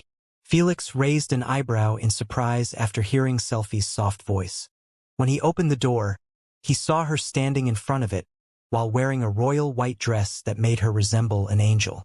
She had the prettiest and cutest smile as she stared directly in Felix's eyes. I thought you were in a meeting with Lady Yggdrasil, Felix said as he approached her and gave her a quick friendly hug. Just as he wanted to pull back, Selphie tightened her grasp and whispered near his ear with reddened cheeks, I missed you. Ah, I missed you too. Felix smiled wryly as he caressed her golden hair in a gentle manner. He thought that Selphie's feelings for him might get diluted a bit when they didn't meet for a long time. Alas, it turned out to be the opposite as Selphie's feelings just grew stronger, making her be bold enough to make such a move. Knowing that Asna must be staring daggers at him made Felix not prolong their hug more than necessary. So, how have you been? Were you productive in your clothes training? Felix asked while inviting her to sit in the bed. Naturally, he remained standing. This had upset Selphie a bit, but she kept it within herself and answered with a faint smile. It was all right. I learned plenty of new spells. Are they related to time element? Felix asked with a curious tone. Even with all of his quirks, Felix was still intrigued by the time element, knowing that it was one of the most mystical elements in the universe. Only two.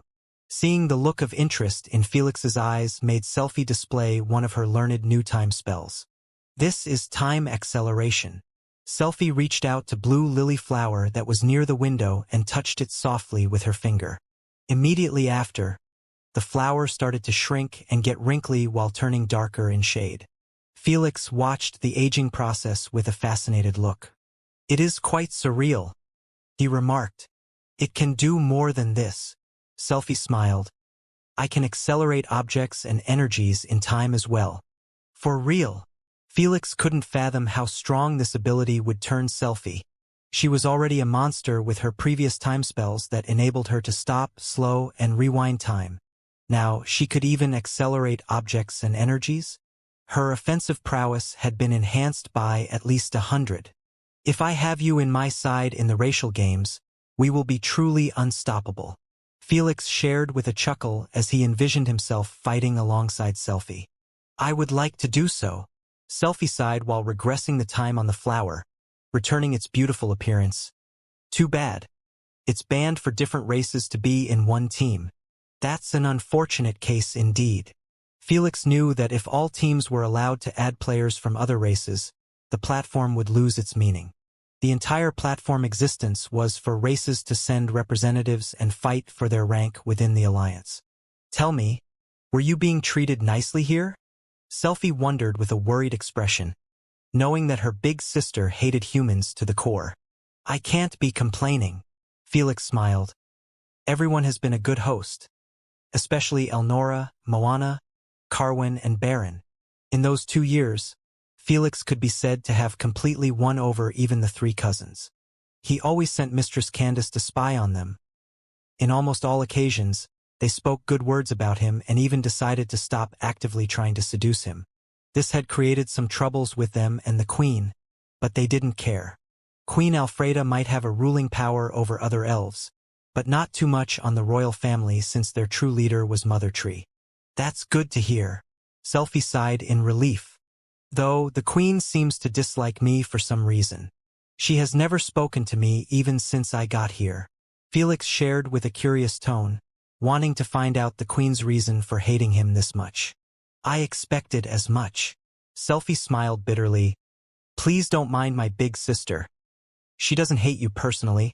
She just hates all humans alike. Is that so? Felix said. I don't know what humans did to her, but I do apologize for whoever harmed her. You don't have to apologize. Selfie shook her head. Your race isn't at fault here at all. In fact, your race shouldn't have even been dragged into my big sister's mess. What do you mean? Felix was confused. Well, it wasn't a human per se that caused my sister to hate all of you. Selfie explained with an embarrassed tone. It was a high elf that she was in love with but ended up cheating on her when she was a young girl. Now, Felix was really baffled by the whole situation. I understand your confusion. Selfie continued on with reddened ears. You know that us elves never ever betray our loved ones if we confessed our feelings to each other and got together. In the case of my big sister, her fiancé at that time had confessed his love to her and yet still betrayed her. When she looked deeper into the reasoning, she found out that he had a small percentage of human genes within him. I don't know much, but one of his great-grandparents was a human. Ever since the discovery, my sister started abhorring humans and anything related to them. In her eyes, if her fiancé was a pure-blooded high elf, he would have never betrayed her. Selfie sighed. In other words, she is under the assumption that her fiancé and relationship was ruined because of that small percentage of human genes. Felix could only stare at Selfie with a speechless look after hearing the truth about Queen Alfreda.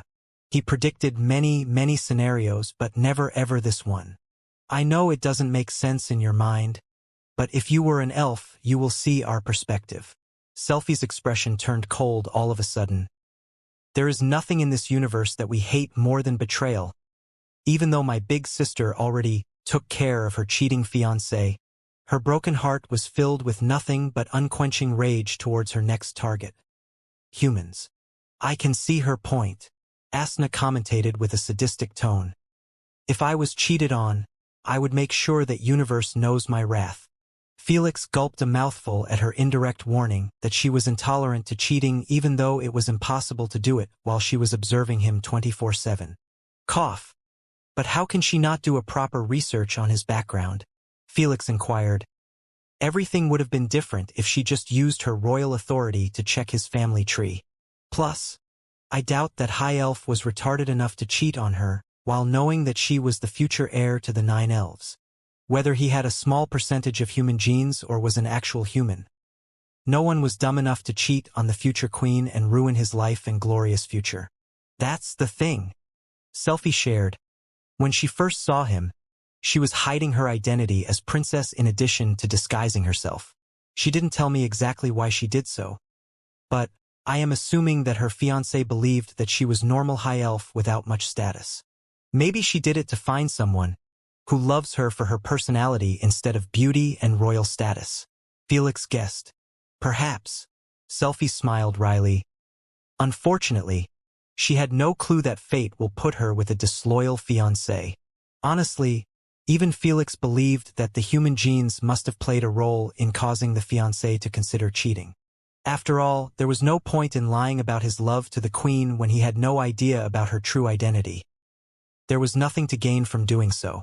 Since there were no cases of pure-blooded elves betraying their partners, it wasn't too crazy for Queen Alfreda to blame the human genes.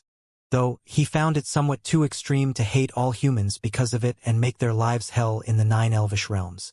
Well, I guess she will not like the idea of me bathing in the life essence fountain. Felix chuckled. You have no idea how pissed she will get. Selfie giggled. When do you think it will be possible to go for it? Felix wondered. It depends on my mom and sister, Selfie shared. There is already a small queue to bathe in the fountain. Let's go ask my mom together whether she will let you skip the queue or not. All right, but I don't really need to skip the queue. Felix smiled. I am more than grateful by the opportunity. Still, Mom might favor you. Although Selfie said so, she knew that her mother wasn't going to allow Felix to bathe in the fountain so soon. After all, Felix had finally stepped inside her house, and there was no way Selfie would let him leave before making progress in her relationship with him. She knew that her big sister wasn't going to allow her to leave the 9 realms again if she wanted to follow him. "Where is Selfie now?" Queen Alfreda asked while sitting in her throne chamber. "She is taking the human to the royal garden." Her guardian Alvin replied from within a hologram. "I see," Queen Alfreda ordered. "Don't tail them inside the royal garden." "Understood." Alvin wasn't planning on doing so even if she ordered him. He might be one of her guardians, but he wasn't foolish enough to spy on Lady Yggdrasil. Did Mother call for him, or is she taking him on her volition? Queen Alfreda frowned. Mother hasn't called him over even once for the past 2 years. It must be Selfie. Queen Alfreda knew that no matter how much Lady Yggdrasil spoiled Selfie, her sister would never disturb her mother with nonsense like introducing Felix. Don't tell me she is planning to request a life essence bottle for that barbarian. Queen Alfreda's expression turned worse at the notion of it being true. Alas, if only that was it. In front of the royal garden's gate.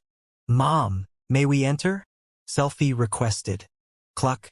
The gate was opened by slithering purplish vines before retracting on the walls and freezing again. "Follow me." Felix remained close to Selfie as she walked through the garden that was emitting all kinds of blissful fragrance. "This is a paradise." Felix kept feasting his eyes on the greatest collection of natural treasures. With his knowledge, he knew more than 70% of the plants here. All of them were ranked much higher than even S-graded natural treasures. Unfortunately, the trip was cut short as they reached the biggest tree in the garden. It had golden square leaves that kept making rattling noise with the wind like hundreds of tiny bells. Lady Yggdrasil was sitting under it while reading a thick book. The moment Felix saw Lady Yggdrasil, her image overlapped with Lady Sphinx. This eased his nervousness and stressed expression. Junior Felix pays his respect to Mother Tree. Felix introduced himself politely while bowing his head. Lady Yggdrasil glanced at him for a few seconds before smiling kindly. "Lady Sphinx has truly gotten lucky with a hard-working student like you." "Mom," Selfie complained, "you make me look bad. I also work hard. You spent 5 years fooling around, and when you entered closed training, you barely stayed in it for 3 years. Lady Yggdrasil eyed her in displeasure. Meanwhile, he stayed in closed training for an entire century. How can you compare yourself with him? Selfie kept her mouth shut after being presented with the facts in her face. Felix could only sympathize with her in silence, not daring to side with her against Lady Yggdrasil. "So, how's your masters doing?" Lady Yggdrasil asked. "All of them are doing great." Felix smiled. "They are telling me to deliver their regards to you. They must be really having a party inside." Lady Yggdrasil chuckled after realizing that all of them were gathered in Felix's mind. Besides Lady Sphinx, all they do is play cards and smoke weed on daily basis. Felix exposed them instantly, making Lady Yggdrasil laugh even louder. "That little shit, giving us a bad image." Thor scolded while having a joint in his mouth and playing poker with Carbuncle and the rest. "It's been a while since I have seen them." Lady Yggdrasil requested, "Do you mind if I paid them a visit?" "Not at all," Felix permitted without hesitation. "Good lad." Lady Yggdrasil praised before asking, "So, are you here for the life essence fountain?" "Yes," Felix replied with a weird expression at her sudden change of the subject. Before he could think too much about it, Asna informed him, "She has already entered your consciousness space and currently speaking with Carbuncle." Felix's pupil widened a little in surprise. He neither saw nor felt anything when it happened. She hopped inside his consciousness space as silent as an assassin. "Felix!"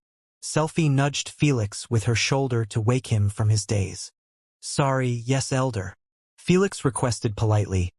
"It will be a great honor to experience the renowned life essence fountain for even a few seconds. I hope Elder can grant me this request." There was no harm in requesting the owner again since Lady Yggdrasil could still reject having him touch the fountain if he acted too brazenly. "Since my daughter has lost the bet, it is only natural that you get what you were promised." Lady Yggdrasil smiled. "However, you have to wait your turn in the queue. I have no problem with that." "Thank you, Elder." Felix bowed his head to show his appreciation. Mom! His turn will be in less than 6 months. Meanwhile, Selfie got agitated after seeing that her mother wasn't planning on delaying Felix's bath for a decade or so, as she said. You don't have to worry, Lady Yggdrasil comforted her. It looks like he has another purpose for his visit to the 9 realms. He will stay here for a long while, even after bathing in the fountain. Another purpose? Selfie raised an eyebrow. What's that? You don't need to know. Lady Yggdrasil shooed her away. Leave us alone. I have something to discuss with him. Mom! Leave. Fine. Felix, I am going to visit my big sister. I will be back soon. Selfie left the garden with an annoyed look. Okay. Felix was baffled by her sudden departure, but he knew that it must be Lady Yggdrasil telling her to leave. Come join us in your consciousness space. Lady Yggdrasil smiled. Your masters have told me about your real reason for coming here. Of course they did. The moment Felix opened his eyes within his consciousness space, he saw Lady Yggdrasil and the rest of the tenants all sitting in a round table with tea and alcohol being served by Candace. So, you want a portion of my first root to make a divine weapon. What an interesting request, Lady Yggdrasil stated as she eyed Felix. Felix remained quiet, knowing that she didn't need an answer out of him. As much as I am interested in seeing my first root get used to forge a divine weapon, I cannot help you with that. You should ask Cyclope to replace the material. Lady Yggdrasil shook her head in rejection. Is there anything I can do to change that? Felix asked with a serious tone. I will do anything in my power for it. Just ask. Felix knew that he was way out of his place to make such a bold statement, but he really didn't want to use his favor on this. No offense, my child, but what can you do to help out my problems? Lady Yggdrasil smiled kindly. You are still too young to even comprehend half of them. I see. Felix smiled bitterly. He would rather not push further after receiving a second rejection. Lady Yggdrasil might be kind and gentle, but she wouldn't tolerate his non-stop pestering. How about you give it another go at developing runic familiarity on other races? Lady Sphinx suddenly suggested. What do you mean? Lady Yggdrasil knitted her eyebrows in focus. You have exhausted all of your ideas and ended up marking the experiment as impossible. But now there is another hope. Everyone turned to look at Felix like they were staring at a guinea pig. What? Felix's shoulders tensed at the sudden switch of attention to him. Him? Lady Yggdrasil titled her head slightly. I know that you have done remarkable things with him, but that's on a genetic level. Runes are a different story. He already has 3 types of the Universal Codex written on him, Lady Sphinx assured. Adding another layer of runic codex shouldn't be an issue if we found a way to make him compatible with them. It's still 2 different things. Universal Codex can be passed on to anyone, but the runic codex is written on just 3 races in the entire universe and can only be inherited by pure-blooded elves, talismans, and sages. Lady Yggdrasil disclosed. I know, that's why I said we need to find a way to make him compatible first. Lady Sphinx replied. How exactly can we do that? I will figure it out on my own. Lady Sphinx proclaimed calmly. If I pulled it off, will you give him a portion of your first root? If you pulled it off, I will do more than that. Lady Yggdrasil eyed Felix with bright look. I will teach him runes personally. Deal. Deal. Throughout their entire conversation, Felix had absolutely no clue what they were talking about. Universal Codex? Runic Codex?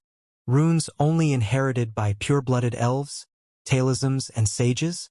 So many questions were coursing in his mind, and no one seemed like they planned to clarify his doubts. After the deal was made, Lady Yggdrasil spent a couple of hours with the primogenitors before exiting Felix's consciousness. Is it all right that she knows about Asna and that I own 3 perfect manipulations? Felix asked with a worried tone. No need to worry, Thor assured. Lady Yggdrasil is a neutral entity within the primogenitor cycle, just like Cyclope. She has never fought anyone even during the primogenitor's era. Indeed, She is a pacifist whose main focus in life is to wholly decipher the runic codex.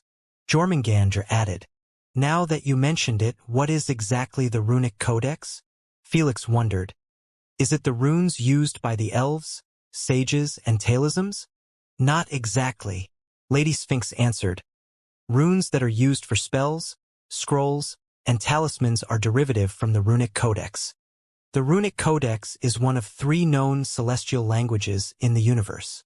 Lady Sphinx pointed at Felix's skin and added, "The language written on all over your body is the universal codex. It is also part of the celestial languages. Don't tell me the third one is the divine codex that is used by Cyclope and the dwarves to forge divine items and artifacts?" Felix's eyes widened a little at the revelation. "That's right," Lady Sphinx nodded. "It is believed that those 3 celestial languages had a major part over shaping up the universe. Hence, the reason runes, ciphers, and codes are capable of manipulating the environment." Thor added, "Oh, codes are referred to the universal codex, while ciphers referred to the divine codex." Upon thinking about it carefully, Felix realized that their theory made a lot of sense. Elves, sages, and talisms were capable of affecting the environment in their own special way. But still, the main source was runes. Elves used wands made from Lady Yggdrasil's sacred wood to write the runes in air, which would translate later on into a spell. This spell depended on which type of runes and structure was used. Sages do the same but write those spells on scrolls, which could be used by anyone as long as they had a bit of affinity correspondent to the spell. Talisms were in the same boat as they needed to write spells on talismans. Though only them could use those talismans, and they also needed to have the same affinities as the spell. As for divine language, it wasn't as far spread as runes since only Cyclope and the dwarves were capable of using it to bestow effects on their forged items. In fact, dwarves weren't even touching the surface of the divine language due to Cyclope, who gave up on passing on his legacy to them when he was dissatisfied with their performance. After all, dwarves could only write it on futharks to use its effect, while Cyclope could write it on anything. When I first heard about Cyclope and his ability to create divine equipments, I always assumed that he is utilizing another version of runes. Felix remarked, "I have never thought that he was using an entirely different language." "Your assumption can be excused since they do look alike in terms of wording," Fenrir said. "The dwarves have named it after their ancient language, so no one will lump them together with elves, sages, and talisms." Lady Sphinx smiled in amusement. Since no one knew about Cyclope or the origin of the divine language, who wouldn't believe the dwarves? It was the same scenario with witches. Everyone believed them to be the founders of potion-making while they were merely taught by Lady Sphinx. Even the witches believed it since Lady Sphinx had no interest in putting herself in the open to claim credit. How much difference is there, though? Felix wondered. Well, runes are more rigid since you need a specific wording structure to create a spell. On the other hand, divine language allows you to add even the details of a spell. Lady Sphinx clarified, for example, you can write that I want a spell to explode 3 times and each time the power gets increased. For runes, you can't do that. But at the same time, you aren't required to engrave them on objects to use such spells. Don't forget that the divine language can't bring out the potential of its spells if the materials it was engraved on it was trash. Thor added, also, the user need to fuel those spells with the appropriate elemental energy to be used. So, that's why the futharks needs to be recharged. In the case of artifacts, the engraved futharks had to be refilled with elemental energy after they got exhausted. The only ones capable of doing were dwarves, which was quite troublesome, especially for humans who were banned by the dwarves. But, in the case of divine equipments, there was no need for such trouble as the user was capable of fueling them directly on his own. So, there are advantages and disadvantages for both sides. Felix nodded in understanding. In summary, spells from runes could be utilized only once, but they were flexible in their ability to be written on even air. On the other hand, spells from ciphers could be utilized repeatedly as long as they were engraved on great materials and received constant fuel of energy. Plus, the codes allowed flexibility in the details. What about the universal codex? Felix asked as he displayed his tattooed body. Naturally, the Universal Codex is one step better than both languages. Lady Sphinx explained, "We were bestowed with perfect manipulation to a single element, not requiring us to write anything to shape our environment. As long as we have trained our manipulation, we can do as we pleased with our element." Carbuncle joined the conversation. "I understand as much, but what about your descendants?" Felix inquired. "Do you think they have the same Universal Codex written on them to utilize internal and external stages of manipulation?" Felix figured out that the Universal Codex on his body was enabling him to manipulate his elements, and without it, he would return to using merely bloodline abilities. But what about other races that were capable of manipulating elements as well?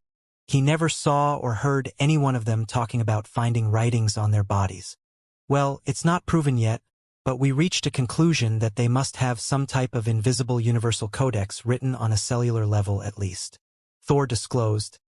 "It wouldn't make sense otherwise that they can manipulate elements because of bloodline purity." "It seems like it." Felix nodded in agreement. In his mind, if bloodline purity truly defined whether primogenitor's descendants could control elements or not, then there shouldn't be many elementalists in this current era. After all, their bloodline was thinning with time. Yet, elementalists were popping on a balanced level across the universe. "In reality, we think it's all about luck," Jormungandr said. "Some gets born with Universal Codex on their DNA and some doesn't. As long as they had a tiny bit of primogenitor's bloodline within them, and they possessed intellect, they would have a chance of obtaining limited manipulation. If they were out of luck, they receive merely some abilities. What made us more assured about our theory is when Lady Yggdrasil has found that some elves were born with runic writings on their skin." Lady Sphinx dropped a bombshell. "Come again?" Felix's eyes widened a bit in disbelief. He never heard of such a thing. In this open universe, it should be impossible for elves to keep this a secret. "Relax. Only the first ever-born ancient elves had those runic writing on them," Lady Sphinx clarified. "The rest didn't have them. Though we believe that they were born with writings on cellular level too." "Don't tell me the dwarves are also like this?" "Yes." "What about their hearts of fire?" Felix asked with a bewildered expression. "They do have it, but it merely helps them with forging equipment, not engraving the divine language on the Futharks as they claimed," Lady Sphinx disclosed. "Ah, lies, lies, so many lies." Felix massaged his temples to ease his headache that resulted from having his entire knowledge about the universe get rewired yet again. Every time he felt like he already knew at least the general knowledge about the universe, another mind-boggling truth appear and make him rethink his life. "Well, we knew that it would be hard for you to understand all at once, but if you are going to really learn about runes, you had to know the big picture of the universe first," Thor imparted. "Well, I am still confused about many matters." Felix smiled wryly. "Like, why don't other primogenitors learn divine and runic language? And how can only a few races are allowed to use them?" "It's simple, really," Jormungandr explained. "Only Cyclope and Lady Yggdrasil were born with divine codex and runic codex on their bodies, in addition to the Universal Codex. They had invested their lifetime in deciphering them. However, because they could use just one element and couldn't unlock other ones like most races, it didn't change much." "I see." Felix figured out why it wasn't seen as a big deal by other primogenitors. Universal Codex allowed them complete control over their element either way. So, it was actually limiting to use runes or ciphers instead of just controlling their elements with their minds. Though, they are still different from other races. Lady Sphinx added, "Unlike them, they can write any kind of spell on either weapons or scrolls, even if it didn't match their element. If they hand it to someone else with the appropriate element, they can utilize them. No wonder Cyclope could create many versatile divine equipment." Felix always wondered how was Cyclope capable of forging divine objects with many elements, such as Mjolnir. He knew that dwarves weren't capable of engraving any spell that was unrelated to their affinities. Now it finally made sense. No wonder Universal Codex is greater than those two other languages. Felix commentated. It gives you the ability to fully manipulate the elements without even needing to decipher a single word. Felix couldn't imagine what kind of strength primogenitors would have if they managed to decipher the universal codex. Just one sentence from it allowed them to convert neutral energy into elemental energy. Well, we are hoping that the creation primogenitor wouldn't get too cheap with us when he deciphered it. Thor wished. Felix hoped so too. So, do you have any idea how to make Felix compatible with runes? Asna asked. I am working on it, Lady Sphinx answered.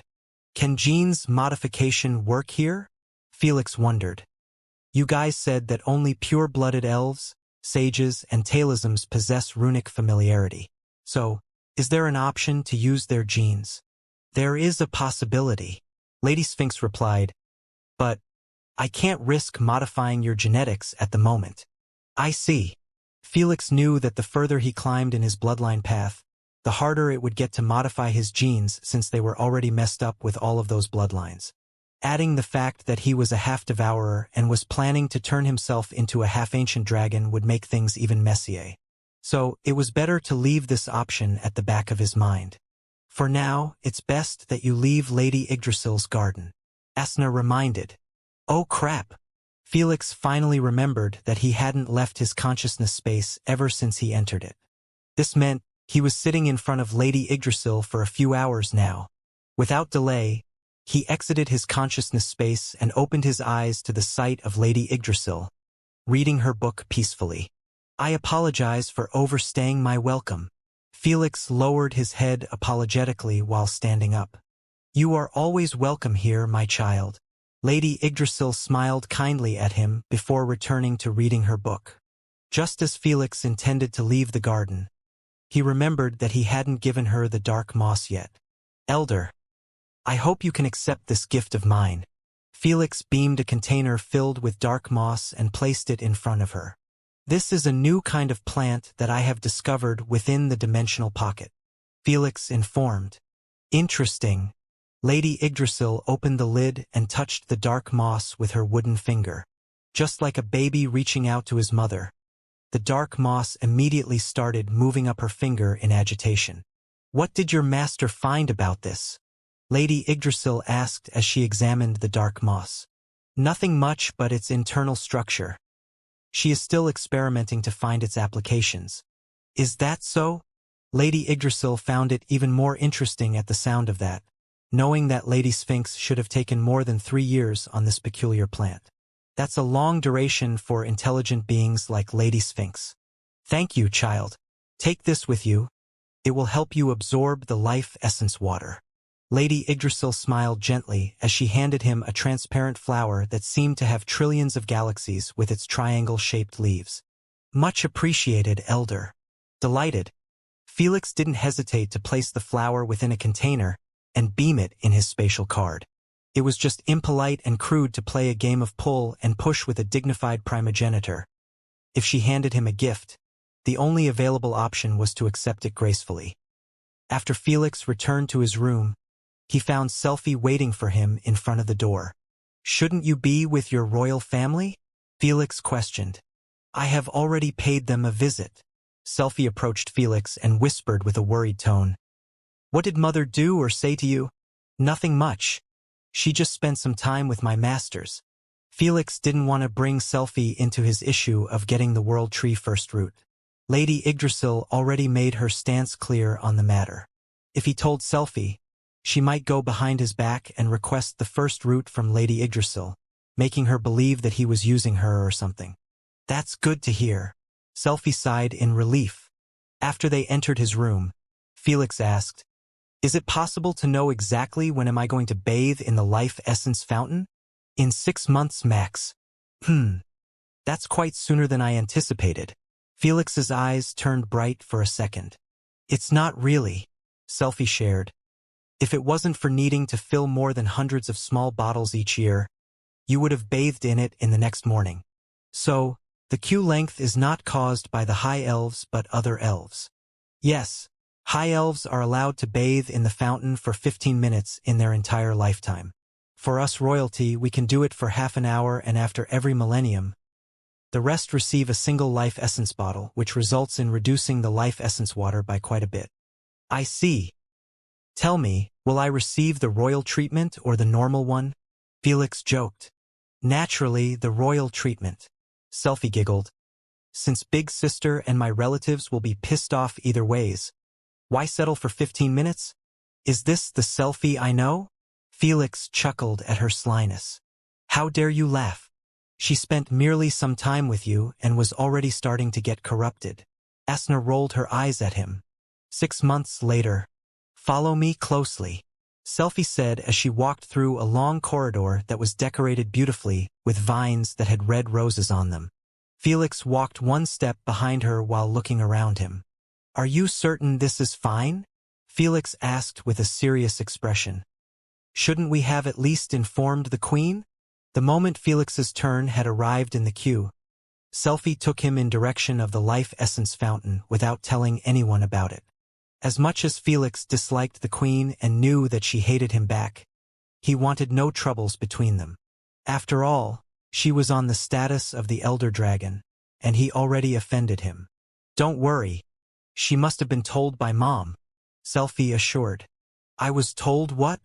Suddenly, Queen Alfreda's holographic image appeared on the wall, forcing Selfie and Felix to halt.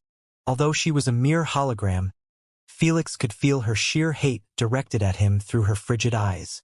I guess Mom forgot to mention it, Selfie proclaimed with a confident tone. Felix was given permission to receive a royal treatment in the life essence fountain. She did what? Queen Alfreda's expression got twisted immediately, like she just heard the worst possible news in her life. If you don't believe me, go ask her. Selfie held Felix's hand and pulled him away. Let's go, Felix. Stop it right there, Selfie, Queen Alfreda ordered with a suppressed tone. You guys are going nowhere until I check with Mother Tree. We will be waiting near the fountain, Selfie replied without bothering to stop. When she saw that Selfie refused to listen to her, Queen Alfreda got even more pissed off at Felix. In her mind, her little sister always behaved properly and never talked back at her. Now, she was even bold enough to defy her orders? I knew that bastard is a bad influence, Queen Alfreda cursed as she directed her anger at Felix. What did I do now? Felix looked back at her with a wronged, innocent expression as he was getting dragged by Selfie. Damn it! Alvin, keep an eye on them, Queen Alfreda ordered. As you command. Queen Alfreda was sensible enough to not order Alvin to stop them in the corridor by force. She knew that he could do nothing against either of them, even though he was pretty strong as a guardian. Especially against Selfie, as she could simply stop him in time and continue in her path. Well, that went better than I anticipated. Felix chuckled sarcastically. Don't bother with her. Selfie snorted in annoyance. As long as we have my mom's permission, she can't do anything to stop us. I hope so. In a brief moment, Selfie and Felix reached the end of the corridor. It was gate forged out of white vines stacked on each other, resembling a piece of fabric. There were 2 old elves with long white hair and beards sitting next to the gate. They were drinking tea while playing a board game that resembled chess but with the different-looking pieces. Morning, elders. Selfie gave a formal royal greeting and Felix copied it immediately. Is that him? One of the elders asked without bothering to lift his eyes from the board. Yes, Selfie nodded. You may come in, the other elder permitted calmly while moving a piece on the board. The moment the piece landed on the board, the white vines started to withdraw away until the gate was wide open. Those 2 were the life essence fountain's guardians, and they listened to no one but Lady Yggdrasil. That's why Queen Alfreda didn't bother to talk to them but went straight to Lady Yggdrasil, knowing that if Selfie told the truth, she wouldn't be able to stop them. If they lied, the elders wouldn't let them step a foot near the fountain. Much appreciated, elders.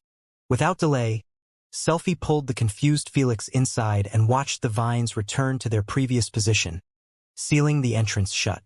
Before Felix could ask about the elder's identity, his breath was stolen away by the divine and dazzling appearance of the hall. It shouldn't really be called a hall, but a small taste of what paradise should look like. The walls, ceiling, and ground were completely covered in sea of bewitching colorful flowers. All of them seemed to be kneeling to the center of the hall, defying the laws of the universe. Without needing to guess, The life essence fountain was in the center of the hall, appearing neither majestic nor dignified. It was a mere puddle of crystal clear water that was reflecting the sun rays on Felix's face. The light was coming out of an opening in the ceiling and was focused only on the puddle of water, bestowing it with a veil of grace and serenity. "So, this is the life essence fountain," Felix murmured as he approached it. "I thought it will be an actual fountain." Well, it was a fountain in the ancient times with water spewing for at least tens of meters. Selphie smiled with a saddened look. Unfortunately, it was exhausted with continuous consumption, and this is what left of it. "This is everything?" Felix was startled. "I doubt this can last you guys for even another decade." "You don't have to worry. The water does rejuvenate with time," Selphie divulged. "I thought it was a finite resource?" Felix questioned. "That's what we tell everyone, so they won't come back asking for another bottle. But in reality, the life essence fountain is being filled at a slow pace." Selphie sighed. "With our current adjustment, every pure-blooded elf will have a taste of the life essence water in their life without completely exhausting the puddle." In other words, the royal family had balanced the given amount with the restored amount.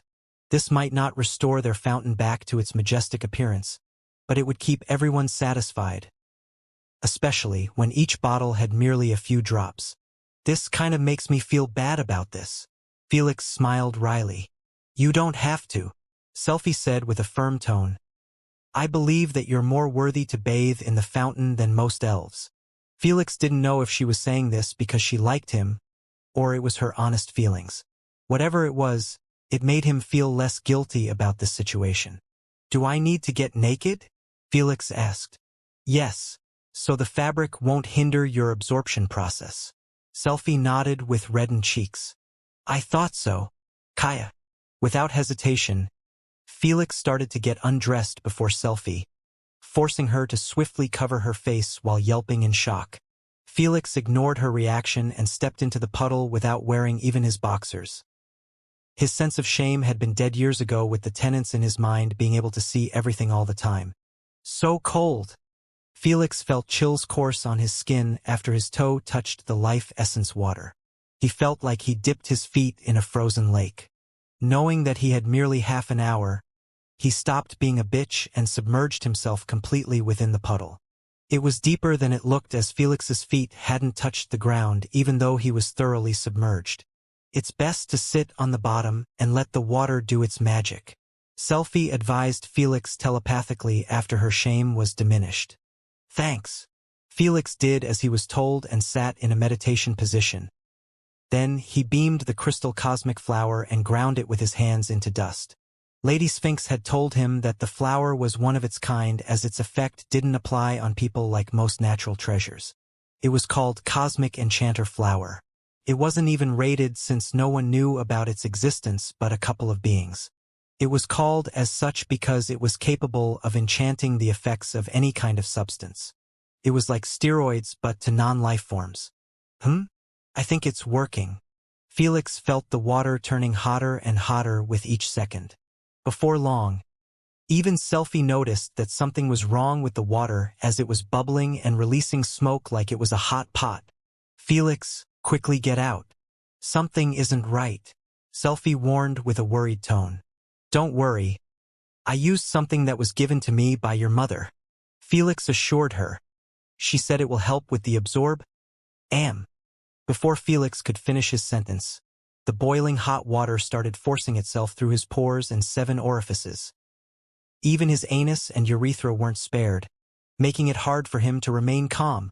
The only good news was that the water turned into steam the instant it entered his body before being absorbed by his muscles, bones, organs, and even his brain received some love. The process wasn't painful since Felix's fire resistance was at its peak. However, it was extremely uncomfortable, making Felix unable to sit still. "Oh God! Oh God! Oh God! What do I do?" Selphie had gotten even more scared and worried when she saw him rolling on the bottom of the puddle like he was possessed by a ghost. Her experience in the fountain and her relatives was nothing like this, as it was a non-painful and quite soothing. Yet, There was nothing soothing about Felix's current appearance. I am fine st. Away. Fearing that Selfie might ruin the process due to her worry, Felix sent another message with great difficulty. Surely, this eased Selfie's worries, but not completely, though she removed any thought about getting Felix out of the fountain.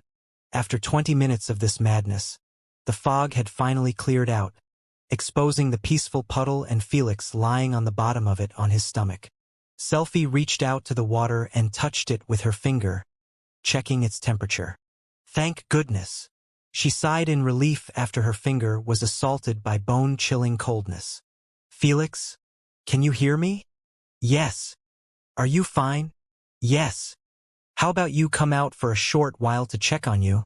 No. Although the enchantment had expired, Felix refused to exit the water. In fact, he wished he could stay in it for years. Who could blame him? He felt like every cell in his being had been empowered, a feeling that was actually much better than bloodline replacement enhancement. He might not know exactly how much his physical strength got improved, but he could feel his elemental tank and mental capacity going through one of the best enhancements he ever had. He even started feeling like he could finally block an Empyrean-ranked hive race attack. On another point, he didn't know why, but he felt like he had grown younger. It's normal. The enhancement you receive here is based on your current body limitation, as well as how much life essence you absorb. Lady Sphinx shared, your body limitation far surpassed other high elves, making you benefit even more from the life essence water. In addition, you abused the cosmic enchanter flower, which helped you absorb at least 5 times the usual amount of water. It's not far-fetched to believe that this is the best all-round enhancement you have received in your life. Another bonus is your lifespan being increased by an additional 100,000 years. Before Felix could break a satisfied smile at the news, Selfie exclaimed in his mind with a fearful tone, Felix, we are so screwed. The life essence water level has gone down by 30%. Come again. When Felix turned his head forcefully and glanced at the water level, he felt his soul escape his body. I am so fucking dead. Whoosh! Felix jumped out of the water like his tail was caught in fire. He didn't dare spend another second within the fountain when he had already absorbed thousands worth of life essence bottles. What do we do? My big sister is going to kill you. Selfie was so agitated and scared for Felix's well-being she thoroughly ignored his nudity. I swear to God, I had no idea that I will absorb that much, Felix promised while covering himself with his nano-clothes. Don't bother. Big sister won't lend you even a second to hear you when she finds out. Felix knew that she was right. He was already despised by the queen without even doing anything. Now that he had emptied a third of their precious life essence fountain, he would be hung upside down at the highest point of the palace. What's worse, his hard-earned friendship with Baron, Moana, Elnora, and Carwin would break apart instantly when they hear the news. They would see him as nothing but a greedy human, who finally decided to show his true colors. We still have 8 minutes before the gate opens up, Felix suggested. Call your mother and inform her about our situation. She must have known that this would happen when she gave me the cosmic enchanter flower. Is that the thing that caused the water to boil? Yes. Phew, if it's like that, then my mother can cover for you. Selfie sighed in relief after realizing that her mother was somewhat responsible for this. Without further ado, she video called her mother. The moment the call was picked, Selfie skipped the greeting and shared with a worried tone, Mom, we are in a bit of trouble. What now? Selfie narrated what happened, not daring to hide anything. While she was doing so, she had no idea that Queen Alfreda had heard everything as she was in a meeting with Lady Yggdrasil. 30%. 30%? Selfie, please tell me that you are joking. Suddenly, Queen Alfreda's face emerged in front of the video call, scaring the shit out of Felix and Selfie. Felix disappeared into the background, knowing that his face would just make things even more difficult. As for Selfie, she kept opening and closing her mouth, but no words came out of it. However, Her panicky expression was enough for Queen Alfreda to recognize that she wasn't fooling around. Just as Queen Alfreda's expression was starting to twist and her heart turning inflamed in rage, Lady Yggdrasil commented kindly, "Oh, that's a little shorter than what I had anticipated. Child, go back in the fountain, you still have some time." Felix, Selfie, and even Queen Alfreda were thrown off guard with her statement. Felix peeked from the background at Lady Yggdrasil's expression, wanting to see if she was being for real. When he saw her usual gentle, warm smile, he gulped a mouthful as he asked, "Elder, are you sure? I have already consumed more than I hoped for. Go ahead and don't mind those little ones." Lady Yggdrasil permitted, not caring at all that Queen Alfreda's veins were popping out of her neck. "All right, I am tremendously grateful for the opportunity." Felix bowed his head in appreciation before disappearing into the background again. There was nothing to be fearful of anymore when Lady Yggdrasil gave him permission right next to Queen Alfreda. If she didn't like it, she could take it with her. Splash! "I am going to kill him." Queen Alfreda almost coughed out blood from anger after hearing the water getting disturbed. Just the thought of Felix submerging his naked body within their sacred water was enough to give her a heart attack. Now, he had absorbed 30% and was still going for more? This wasn't funny anymore. "Thank you, Mom. You're the best." Selfie gave an air kiss with a cheerful expression. "Don't be shy and go join him in the fountain," Lady Yggdrasil advised her. "You should use any opportunity you have." "Mom!" Selfie swiftly turned off the video call, fearing that Felix would hear more of her shameful suggestion. "Join him? Isn't that borderline sexual assault?" Mom is really too traditional in her thinking. Selfie murmured in her mind as she watched Felix, sitting in a meditation position while trying his best to absorb the water before his duration ends. Meanwhile, in the royal garden, Queen Alfreda was trying her very best to hold herself from lashing out at Lady Yggdrasil. She knew her place very well, and if she ever dared to step above it, Lady Yggdrasil wouldn't hesitate to strip her from every single authority she had. Still, she couldn't stomach what had just transpired in front of her own eyes. "Mother, I am not questioning you, but why would you go this far for that bast human?" Queen Alfreda asked with a suppressed tone. "Why not?" Lady Yggdrasil took a sip from teacup and gave her the warmest smile ever. "I took your entire race under my wing, give you homes, food, clothes, and taught you about runes. Shouldn't you ask me first, why did I go that far for your race?" I. Queen Alfreda felt like her tongue was tied up as she was unable to muster a single response to her question. She realized that she was doing the unthinkable, believing that Lady Yggdrasil was their own race property. In reality, she was merely their benefactor, who took pity in their race and helped them develop to what they became today. For such a generous and warm being to go that far for an entire race, why wouldn't she help her peer student? Especially when the life essence fountain was hers in the first place. Not everyone knew about this, but the life essence fountain was simply the excessive sap of the world tree. In other words, it was Lady Yggdrasil's own blood that keep her branches and leaves alive for eternity. Who dares to question her about how to use it and whom to give it to? "My apologies, Mother. I have grossly stepped out of line." Without an ounce of hesitation, Queen Alfreda kneeled on one knee in front of Lady Yggdrasil and kissed her hand with an ashamed expression. "Child, I know that you are disgruntled and have a broken heart filled with hatred towards humans." Lady Yggdrasil patted her in the head. "But I still advise you to put it aside. Otherwise, your heart will never heal, and you will remain without love for the rest of your life." The first thing that surfaced in Queen Alfreda's mind after hearing so was her fiancé's face. Usually, she would throw an inner fit at his image before erasing it from her mind. But now, she simply cursed him a couple of times in her mind. One would say a great improvement and step towards the right path. "I will try, but I can't make any promises." Queen Alfreda exhaled deeply before standing up. Her rage was finally calmed a bit. Just a bit. Felix's face still ticked her off, especially now that he had consumed decades worth of life essence bottles in 20 minutes. Knock knock. Felix, it's time.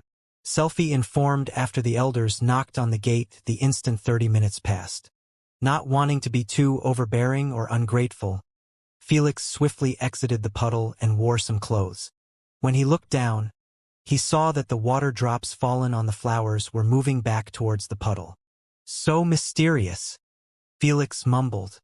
My mom has turned them like this so not a single life essence drop get wasted. Selfie smiled. This means that you have truly absorbed more than 30% of the water instead of it getting wasted after it evaporated. Asna mentioned. Well, with this kind of insane enhancement, I thought the same. Felix replied while walking outside the gate with Selfie. They bowed slightly at the elders then walked away, not mentioning a single thing about life essence reduced level. The elders didn't bother to even glance at the fountain, as they kept their eyes glued on the board while closing the gate.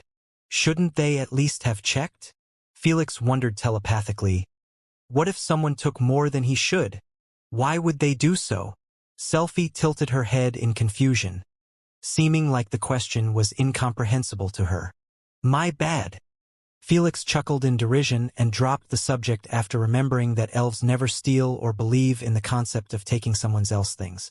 In other words, if a high elf was allowed 15 minutes within the fountain, he would spend that period and leave without taking a single drop with him. Elves and humans might look alike, but they were truly too different in the way they think and behave. After Felix returned to his room, he sent Mistress Candace to spy on the royal family, wanting to know if Queen Alfreda would rat on him. He honestly had a strong belief that she would do so.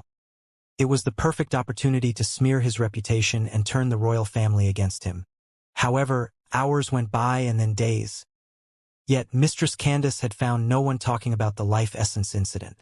Did she have a turn of heart, or is she planning for a bigger punch to completely destroy my reputation? Felix had no clue what to think about the situation. He even sent Mistress Candace to spy on Queen Alfreda in the throne chamber and found nothing. Whatever, as long as Lady Yggdrasil has my back, she can't harm me. Felix shrugged his shoulders and stopped wasting his concentration on this matter. If his reputation within the royal family was ruined, then fuck it. He only needed Selfie and Lady Yggdrasil in his side. For now, it was time to push at 25% in his integration training. Felix was certain that he would be able to pull it off in less than a year of training due to his enhanced strength. For starters, his physical strength was boosted by another 20 kbf, pushing his overall to 176 kbf. This was an insane enhancement when considering that he was already past 100k. Felix believed that he would surpass 200k when he received his replacement enhancement. If he succeeded in mutating his internal system, he would be boosted yet again when the heart gets merged with him. As for his mental defenses, he had done a quick test in the past days and found out that he could resist a low-ranked Empyrean Hive player. This was huge as he could finally restart his climb in the individual platform and fight for a promotion to the Empyrean rank. Still, Felix decided to leave the climb until he replaced his bloodline. For now, Felix kept concentrating on just his integration training, pushing past 21%, 22%, 23%, and finally hitting 24% in mere 10 months. Because he had to repeat the same percentage twice until he was certain of going past it, his mental health was burned off immensely. This made him decide taking a 2-month break before attempting 25%. Only this time he was going to do it for real. Are you sure about this, Felix? Asna asked worriedly. There is no need to rush, you can practice a few times. Like hell I will. Felix shook his head vehemently. I am not going to go through another needless agony for the sake training. I have finally reached the desired percentage and I am going to do it in one go. Felix wasn't being irrational or rash by making such a decision. Since he would die either way if he failed within the UVR, why bother training? So, he spent the next 2 months hanging out with Selfie and her cousins, going on picnics and exploration adventures within their capital planet to restore his mental health. Fortunately, the gorgeous and peaceful environment in Ferland was perfect for mental recovery. When Felix finally restored his confidence to go through that hellish agony, he didn't hesitate to start the integration process. Right now, He could be seen sitting on the ground within a cozy, well-lighted cave that was tens of kilometers away from the city. Felix had picked this place since his room floor was made out of unprocessed dry wood that was capable of absorbing his blood and sweat. He preferred leaving the room in the same state that it was given to him. "All right, here we go." Felix took a deep breath while holding a large metallic needle that was filled to the brim with dark red gooey liquid. This was the great Kraken bloodline. It was delivered to him by Candace a long while ago. Speaking about her, she was currently watching the process from within the Void Realm. As for Nimmo, he was playing tag with the Void Army, oblivious to the notion that he might not see Felix after this. Without a single ounce of hesitation, Felix pierced his heart directly with the needle and injected the content while gritting his teeth. Just this step alone was difficult because of the content being quite substantial. After emptying the needle, Felix placed a tough leather belt on his mouth and bit on it. Then, he gathered the tips of his fingers in one point and used them akin to spears against the ground. This helped him pierce it until his arms were elbow deep. Then, he grabbed into hard rocks to affix himself from moving too much during the process. "Good luck, Felix," Asna wished while biting her nails nervously. The rest of the tenants all dropped whatever they were doing and focused on Felix with serious looks, knowing that this was going to be one of his biggest pivots in life. A minute later of absolute silence. Felix's heart thumped loudly once before an incomprehensible wave of agony washed through his entire body from head to toe. Tears flooded down Felix's eyes uncontrollably as he let out a toe-curling scream that was capable of chilling anyone's heart if they ever heard it. Fortunately, the leather belt had mitigated most of it.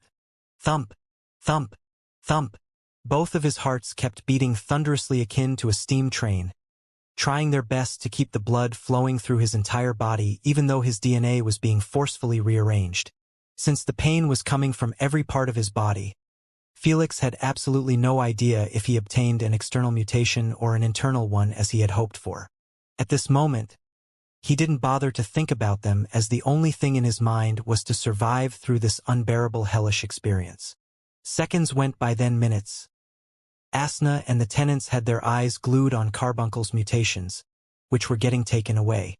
The sapphire horns retracted inside Felix's forehead, leaving behind 2 bloody holes.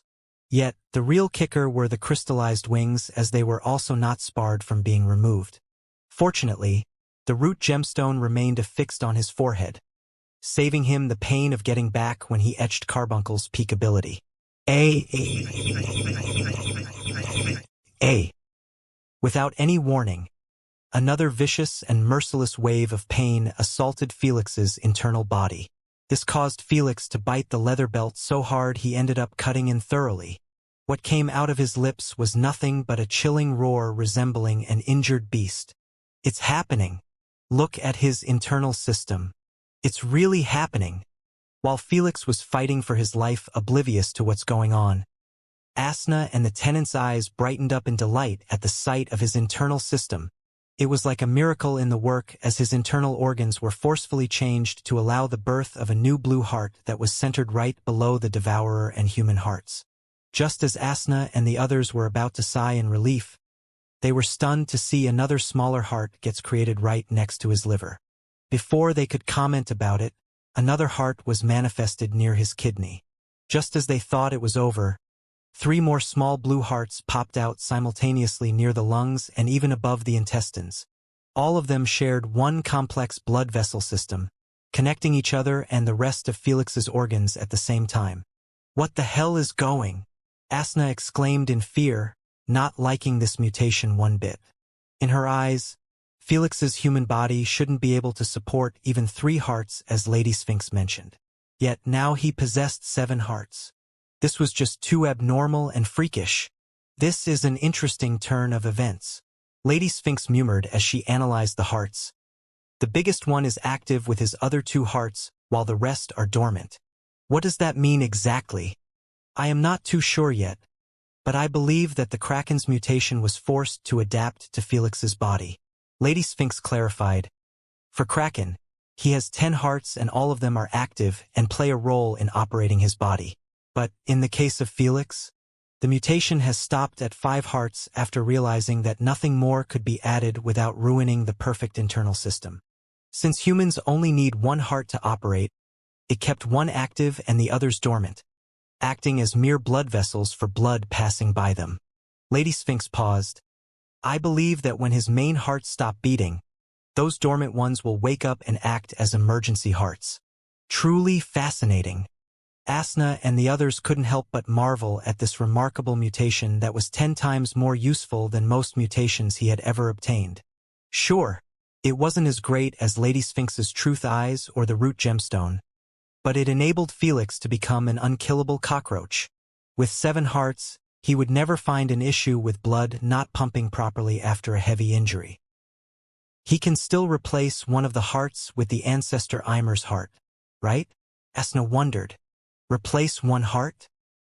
He can replace all of them if he ever desired. Lady Sphinx answered while showing an abnormal crazed look that sent shivers through the spine of all the tenants. They knew that her experimenting side had taken over. Ah, look. He is also receiving external mutations. Asna pointed at Felix's hair and the sides of his waist after hearing his ear-piercing screech. Because Felix was dyed completely in blood, it was hard to spot his hair mutation. However, they recognized the mutation on his waist immediately. As expected, he has received gills as well. Lady Sphinx commentated. Lady Sphinx had expected as much after noticing that Felix's lungs and throat had gone through a small modification to support breathing underwater. Is it me or his hair is moving? Is it me or his hair is moving? Candace remarked with a surprised expression. It is. Asna and the others supported her findings after spotting that Felix's bloody long hair was twitching once in a while. When they focused on it for a short while, they couldn't help but raise their eyebrows in intrigue. Is that what I think it is? I believe so. Felix won't be happy about this one bit. Asna giggled. Speaking about Felix, he finally finished the replacement process after a long and excruciating 15 minutes of hell. Thud. The instant the pain washed away, he fell face first on the ground and remained like that without moving an inch. He passed out immediately with foam covering his mouth. 1 minute later, and he would have been a mere soul heading towards the spirit realm. Take care of him, Candace. On it.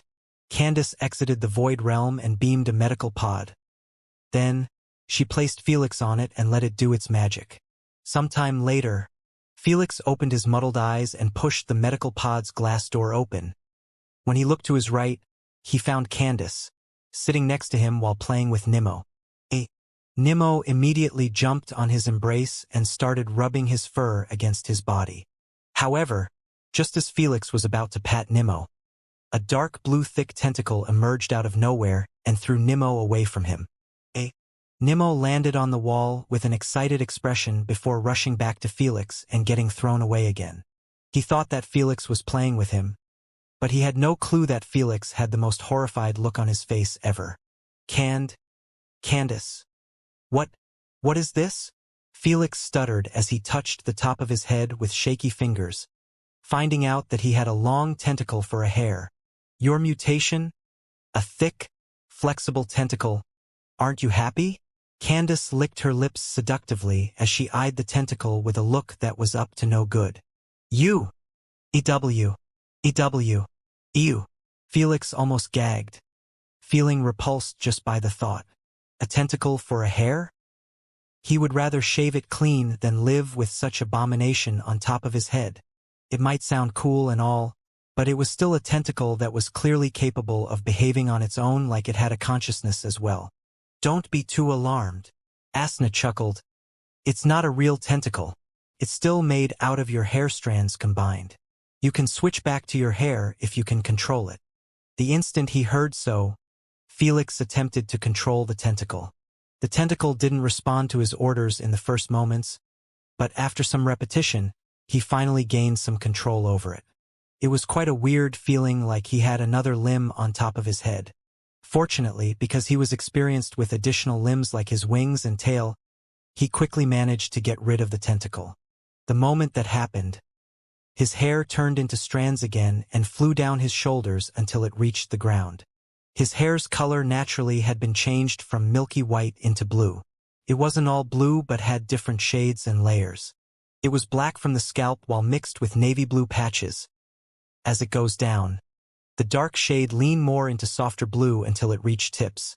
At least, the new color isn't so bad. Felix smiled in satisfaction as the blue color was one of his favorites. Wait a second. Don't tell me I need to leave my hair long like this time? Suddenly, his satisfied smile was stiffened after realizing that he couldn't cut his hair unless he wanted to give up on the tentacle. After knowing that he could switch his hair into both forms, he wasn't as grossed out as before. In fact, he already started seeing ways to utilize his tentacle in his fights even though he had yet to test out its full capabilities. I doubt it will matter if you cut it, Lady Sphinx informed. Since your hair is now an active mutation, you can believe that it will grow back in a few seconds if you cut it short. Upon hearing so, Felix rubbed his eyelids in frustration. He understood he would be stuck with a long hair unless he dropped the mutation. He knew that wasn't happening anytime soon. Wait, how can I forget the most important thing? Felix promptly snapped his eyes wide open in agitation and placed his hand on his chest. The instant he heard a symphony of 3 heartbeats, his face lighted up akin to a kid seeing presents under a Christmas tree. I got it. I actually got I. Felix tightened his fists in pure excitement at the notion that he could finally merge with the ancestral dragon heart. You got more than that, Asna shared. You have obtained 5 new hearts in total and even gills. Huh? Are you joking? Felix widened his eyes in bafflement. He already noticed the gills on his waist, but he had no clue about the other hearts. After all, he couldn't hear them beat. You can look for yourself. Without delay, Felix laid back on the medicine pod and used the MRI scan feature. It took merely a few seconds for the results to come out as a hologram. The fuck is this? Felix's eyes almost popped off his sockets after looking at his new internal system. It was too alien and peculiar. He doubted that anyone would guess it belonged to a human if he showed them. You should feel happy. This was a much better result. Lady Sphinx smiled. This will make it much easier for me to modify your genetics, since those hearts will act as checkpoints. What do you mean? I can now add the ancestral dragon heart, and even consider adding a high elf heart to give you a runic familiarity. How is that even possible? Felix frowned. He could imagine himself with 3 hearts but 4 hearts and more. He had no idea how would his body function properly if they were all beating at once. Leave that to me, Selfie said. I have already started experimenting on your copy, and the results are somewhat promising. Felix dropped this matter after hearing so.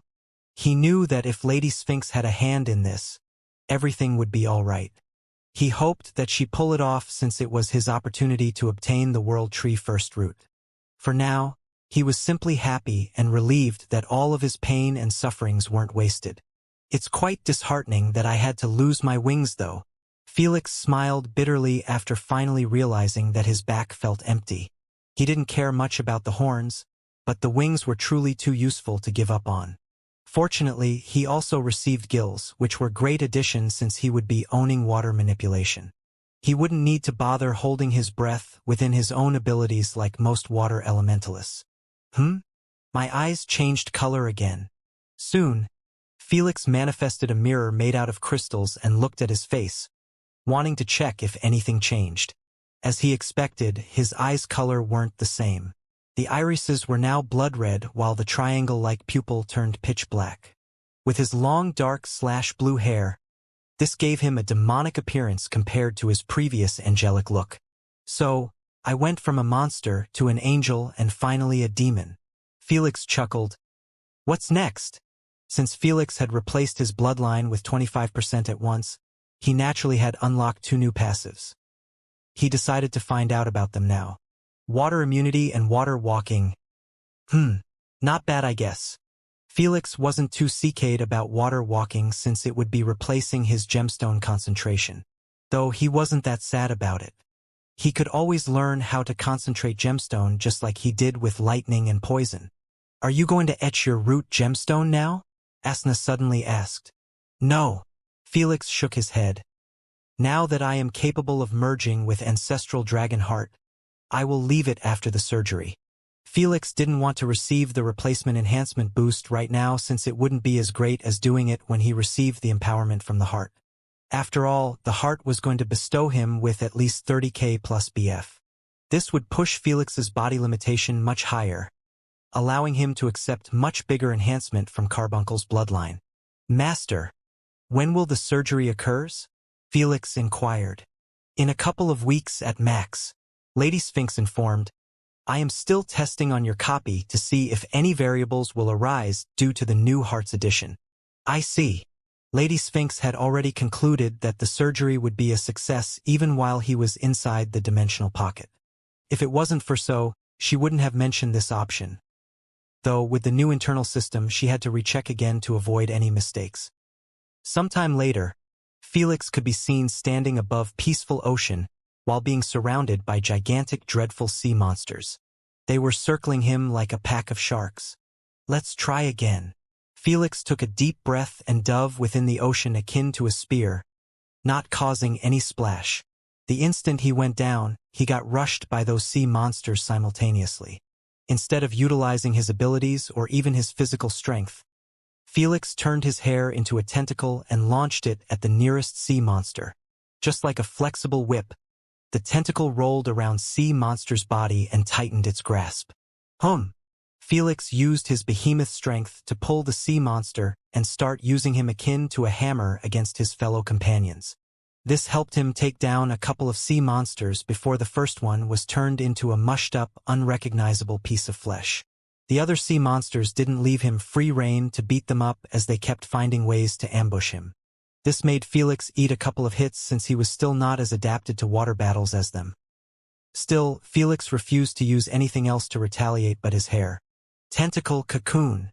When Felix saw that he was about to get assaulted again, he split his tentacle into countless smaller ones before using them to create a cocoon. Boom! The sea monster smashed the tentacle cocoon and sent Felix flying outside the ocean. Felix landed on top of the water, creating a giant splash. TSK, another failure. Felix transformed his hair back to normal before pausing the training. For the past hour, Felix had been learning the ins and outs of his mutations. First, he found out that his Kraken's heart wasn't just for show. The moment he dove in water, it took control over his entire internal system. He didn't know how exactly, but it helped make him extremely flexible within waters just like a fish.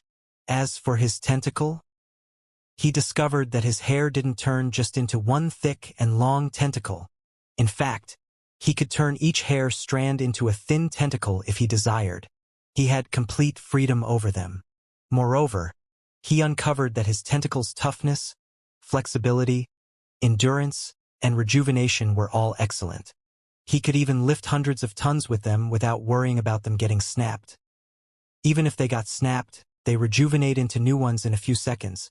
Still, the craziest part was their ability to keep moving for hours even when separated from Felix, allowing him to control them with his mind. Felix was still discovering more stuff with each minute passing by. 2 hours later, Felix finally decided to call it a quit after defeating those sea monsters without getting kicked out of the water or using anything else but his tentacles. It wasn't easy in the slightest since those sea monsters were as strong as young royal dragons. In addition, they were in their ideal environment. Felix knew that the oceans around the universe hid monsters that were 10 times much stronger than them. Though, because they were not intelligent, they weren't ranked in the same caliber as other races. The same applied to all the hidden monsters and cosmic creatures with godly strength but no intelligence to support it. In a few moments, Felix arrived at his room within the palace. Before he could even sit on his bed, he heard knocking on his door. When he saw that it was Selfie behind the door, he grinned faintly. Let's give her a scare. Come in. Good more. Kaira. Selfie greeting was cut off short with a horrified scream after meeting with Felix's tentacles moving around akin to snakes in front of her face. A split second later, the tentacles and Felix's grin were stiffened immediately after Selfie cast a time spell reflexively. Everything in the room was frozen in time but Selfie. Cut it out, Selfie, it's me. Felix immediately dropped his prank after realizing that his life was on the line. Without his void domain ability, he was at Selfie's mercy every time she used her time spells. Unless Candace or Nimmo helped him out. Felix? Don't tell me you replaced your bloodline again. Selfie raised an eyebrow in surprise after walking around the frozen tentacles and spotting Felix's stiffened face. I kinda did. Can you free me now? No. You deserve to have at least a 10 minutes timeout. Selfie sulked with her arms crossed in annoyance. I have already told you to call me when you want to replace your bloodline. I could have helped, you know? I didn't make any promises. Felix retorted. I would rather not have you see me during it. It's not a pleasant sight. I told you that I don't care about that. Selfie still wasn't letting go. With my time's abilities, I can easily help you take a break when you find it too hard to handle. Time element was so overpowered. Selfie could indeed pause the integration process whenever she wanted. This would halt Felix's pain and give him a well-needed break. If we did that, I might not be here with you. Felix smiled wryly in his mind. You have to understand that only reason I am not dead yet is due to my mental fortitude during the process. Tell me, will my mentality not be affected negatively if I knew that I always have the option to take a break? In Felix's eyes, the integration process was like a rocket. The moment it was launched, the only way it could survive was to keep pushing through the atmosphere and reach space. If rockets paused midair, their entire momentum would be destroyed. The same applied in Felix's situation. So, Selfie's presence near him during the integration was merely going to affect him negatively. This was the real reason. I see. I am sorry. I haven't thought about it like that. Selfie apologized with a dejected look while freeing Felix from her time imprisonment. Phew. I hope I never get used to this feeling. Felix cracked his neck with shivers down his spine at the notion that Selfie was capable of keeping him frozen for as long as she wanted if he had no one by his side. Good thing Selfie was kind, warm, and crazy in love about him.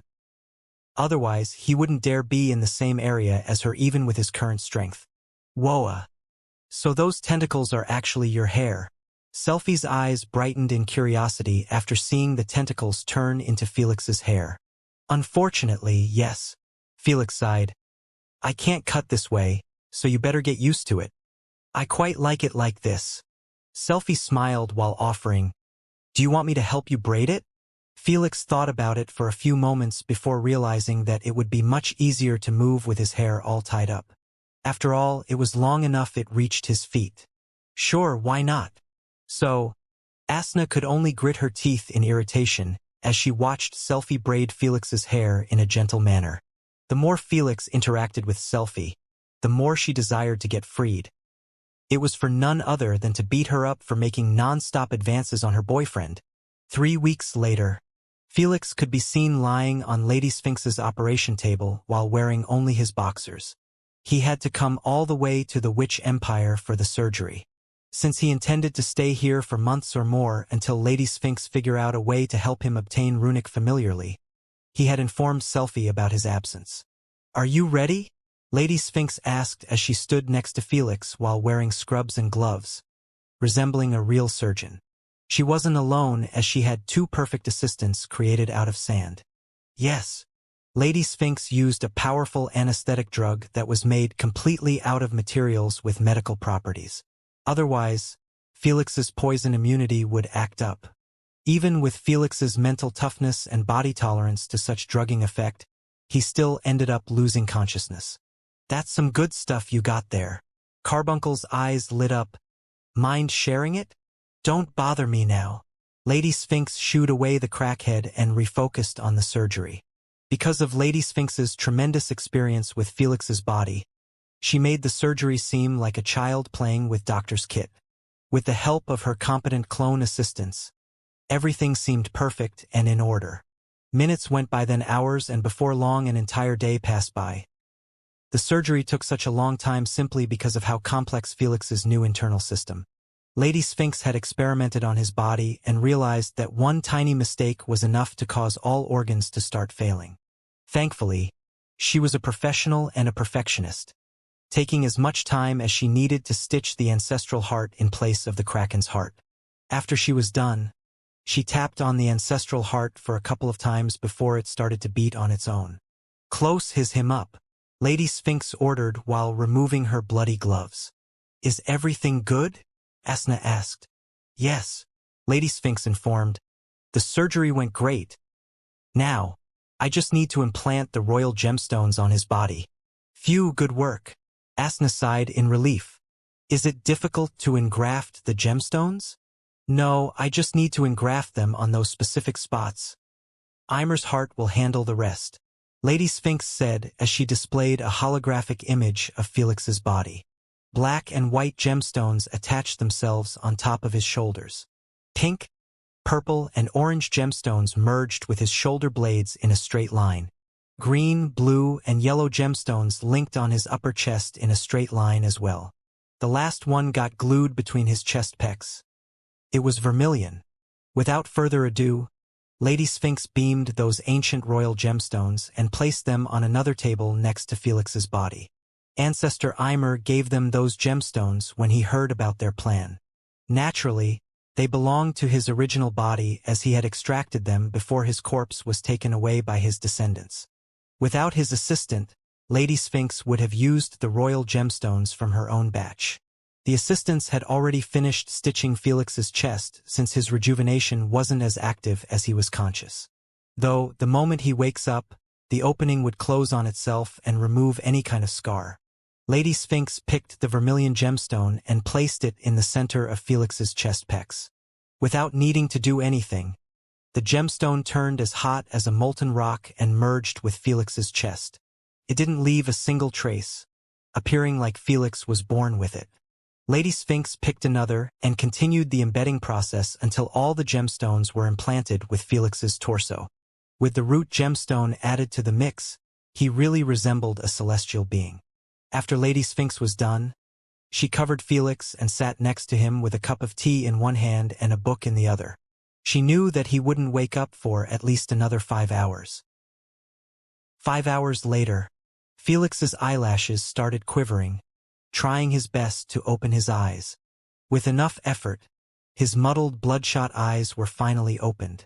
Just like last time, Felix felt confused, chilly, nauseated, alarmed, and lastly, some pain in his chest after waking up from being drugged out for an entire day. "How did it go?" Felix asked with a weak voice as he glanced at Lady Sphinx from the corner of his eyes. Lady Sphinx comforted him.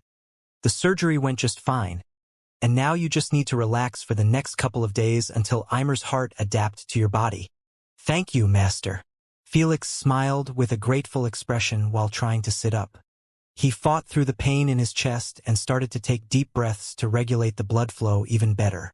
After a few minutes, the pain was gone, and he started to feel his energy being restored. You already embedded the gemstones in me?" Felix raised an eyebrow in surprise after spotting the gemstones on his chest. "It was better to do them while you were unconscious." "I see." Felix nodded as he kept touching the gemstones with a fascinated look. He thought that the gemstones would irritate him immensely, but he felt absolutely nothing while trying to move them or pull them away. "Can I test them out in the UVR? My body will rest better in the pod," Felix requested. "No, we still have a few other tests." Lady Sphinx beamed a couple of colorful gemstones and other types of minerals. She placed them in front of Felix and said, "Start eating." Speechless, Felix glanced at the mountains of rocks before him and then at Lady Sphinx, not knowing how to react. "How else are we supposed to test out whether you have obtained the dragon's cultivation system or not?" Lady Sphinx gave him a soft tap in the head before ordering again. "Now eat. I don't think my teeth are that strong yet. Can't we melt them or something?" Felix gulped a mouthful as he picked an azure cubical gemstone. Seeing that Lady Sphinx lifted her hand again, Felix swiftly brought the gemstone to his mouth and bite on it as hard as he could with his eyes closed shut. Crack. Immediately after hearing the cracking noise, he snapped his eyes open. They were filled with nothing but marvel and surprise instead of pain. Turned out, the gemstone was the thing that broke not his teeth. The shocking part was the fact that the gemstone actually tasted quite delicious. How is it so sweet? Felix started using more force to bite the gemstone and chew on it like he was eating a hard candy. The moment he finished it, he reached out to another gemstone from the pile without needing Lady Sphinx to force him. Your taste buds, teeth, and also your organs were modified by Ymer's heart to support his cultivation system. Lady Sphinx shared, unlike the Devourer's heart, you possess the greatest dragon heart in the history of the universe. Thank goodness. Felix said with a mouth full of fragmented minerals before gulping them all at once. Felix always dreaded the notion that he needed to eat minerals to enhance his strength. He was already suffering from devouring natural treasures, and he really didn't want to worsen it with rocks. How do you feel? Some heat rising from my stomach, Felix answered as he touched his belly. The sensation was similar to when he ate natural treasures. Looks like it's a success. Lady Sphinx smiled. Your body is digesting the elemental energy from the futharks. Futharks? Felix raised an eyebrow in surprise. No wonder they were so rich with elemental energy. Felix already knew plenty of things about the dragon cultivation system. The first one was its ability to absorb elemental energy from minerals. Sure, he was capable of eating common gemstones like rubies, sapphires, emeralds, etc. But they weren't going to provide him with anything. It was the same as eating grass and expecting to extract elemental energy from it. Naturally, the rarer the mineral, the more elemental energy it would have. Second important detail was the fact that the dragon cultivation system had no limitation. In other words, as long as the dragons were capable of consuming minerals and extract elemental energy from them, they could grow infinitely. If it wasn't for this, ancestral Ymer wouldn't have reached the strength of primogenitors, and the ancient dragons wouldn't have been considered as the strongest race right after the primogenitors. Naturally, the stronger they got, the bigger their appetite had gotten to support their strength increase. So, even though they could potentially grow infinitely, it really depended on whether they had enough resources to pull it off. Unfortunately, elemental minerals were even rarer than their counterpart natural treasures, especially in this day and age. Let me check how much you have absorbed from those gems, Lady Sphinx said as she placed her hand on Felix's chest. She closed her eyes for a few seconds before announcing, it's not 100% like Ymer's, but at least you can absorb 80% of the mineral's properties. That's good enough for me. Felix was more than content with the percentage. After all, he was barely a third of a dragon. When he had first gotten his Devourer's heart, he was absorbing merely 50% of the natural treasure's beneficial properties. It was bumped to 70% when his Devourer's heart became his main after he died in the Shurima ruins. So 80% from the get-go was quite remarkable. The dragon's cultivation system has really no system to it. Asna wondered, are you going to keep it as it is? The ancient dragons were too lazy to bother put checkpoints or milestones in their system since they could grow infinitely stronger. In their eyes, why bother put checkpoints to something with no end in the first place? No. Felix shook his head. I will make it the same as Devourer's system to keep track of my progress. So, instead of Devourer's marks, you will call them Dragon's marks? Yes, though each mark will have 20 kbf ceiling. Felix shared. Only when I hit it purely from my dragon system will I move on to the next mark. I see. Though, if I want to hit the first 2 dragon marks, I must travel to the Dwarven Galaxy. Felix smiled wryly, knowing that wasn't going to be so simple when humans were completely banned from entering their galaxy. Don't even mention mining or buying the elemental minerals.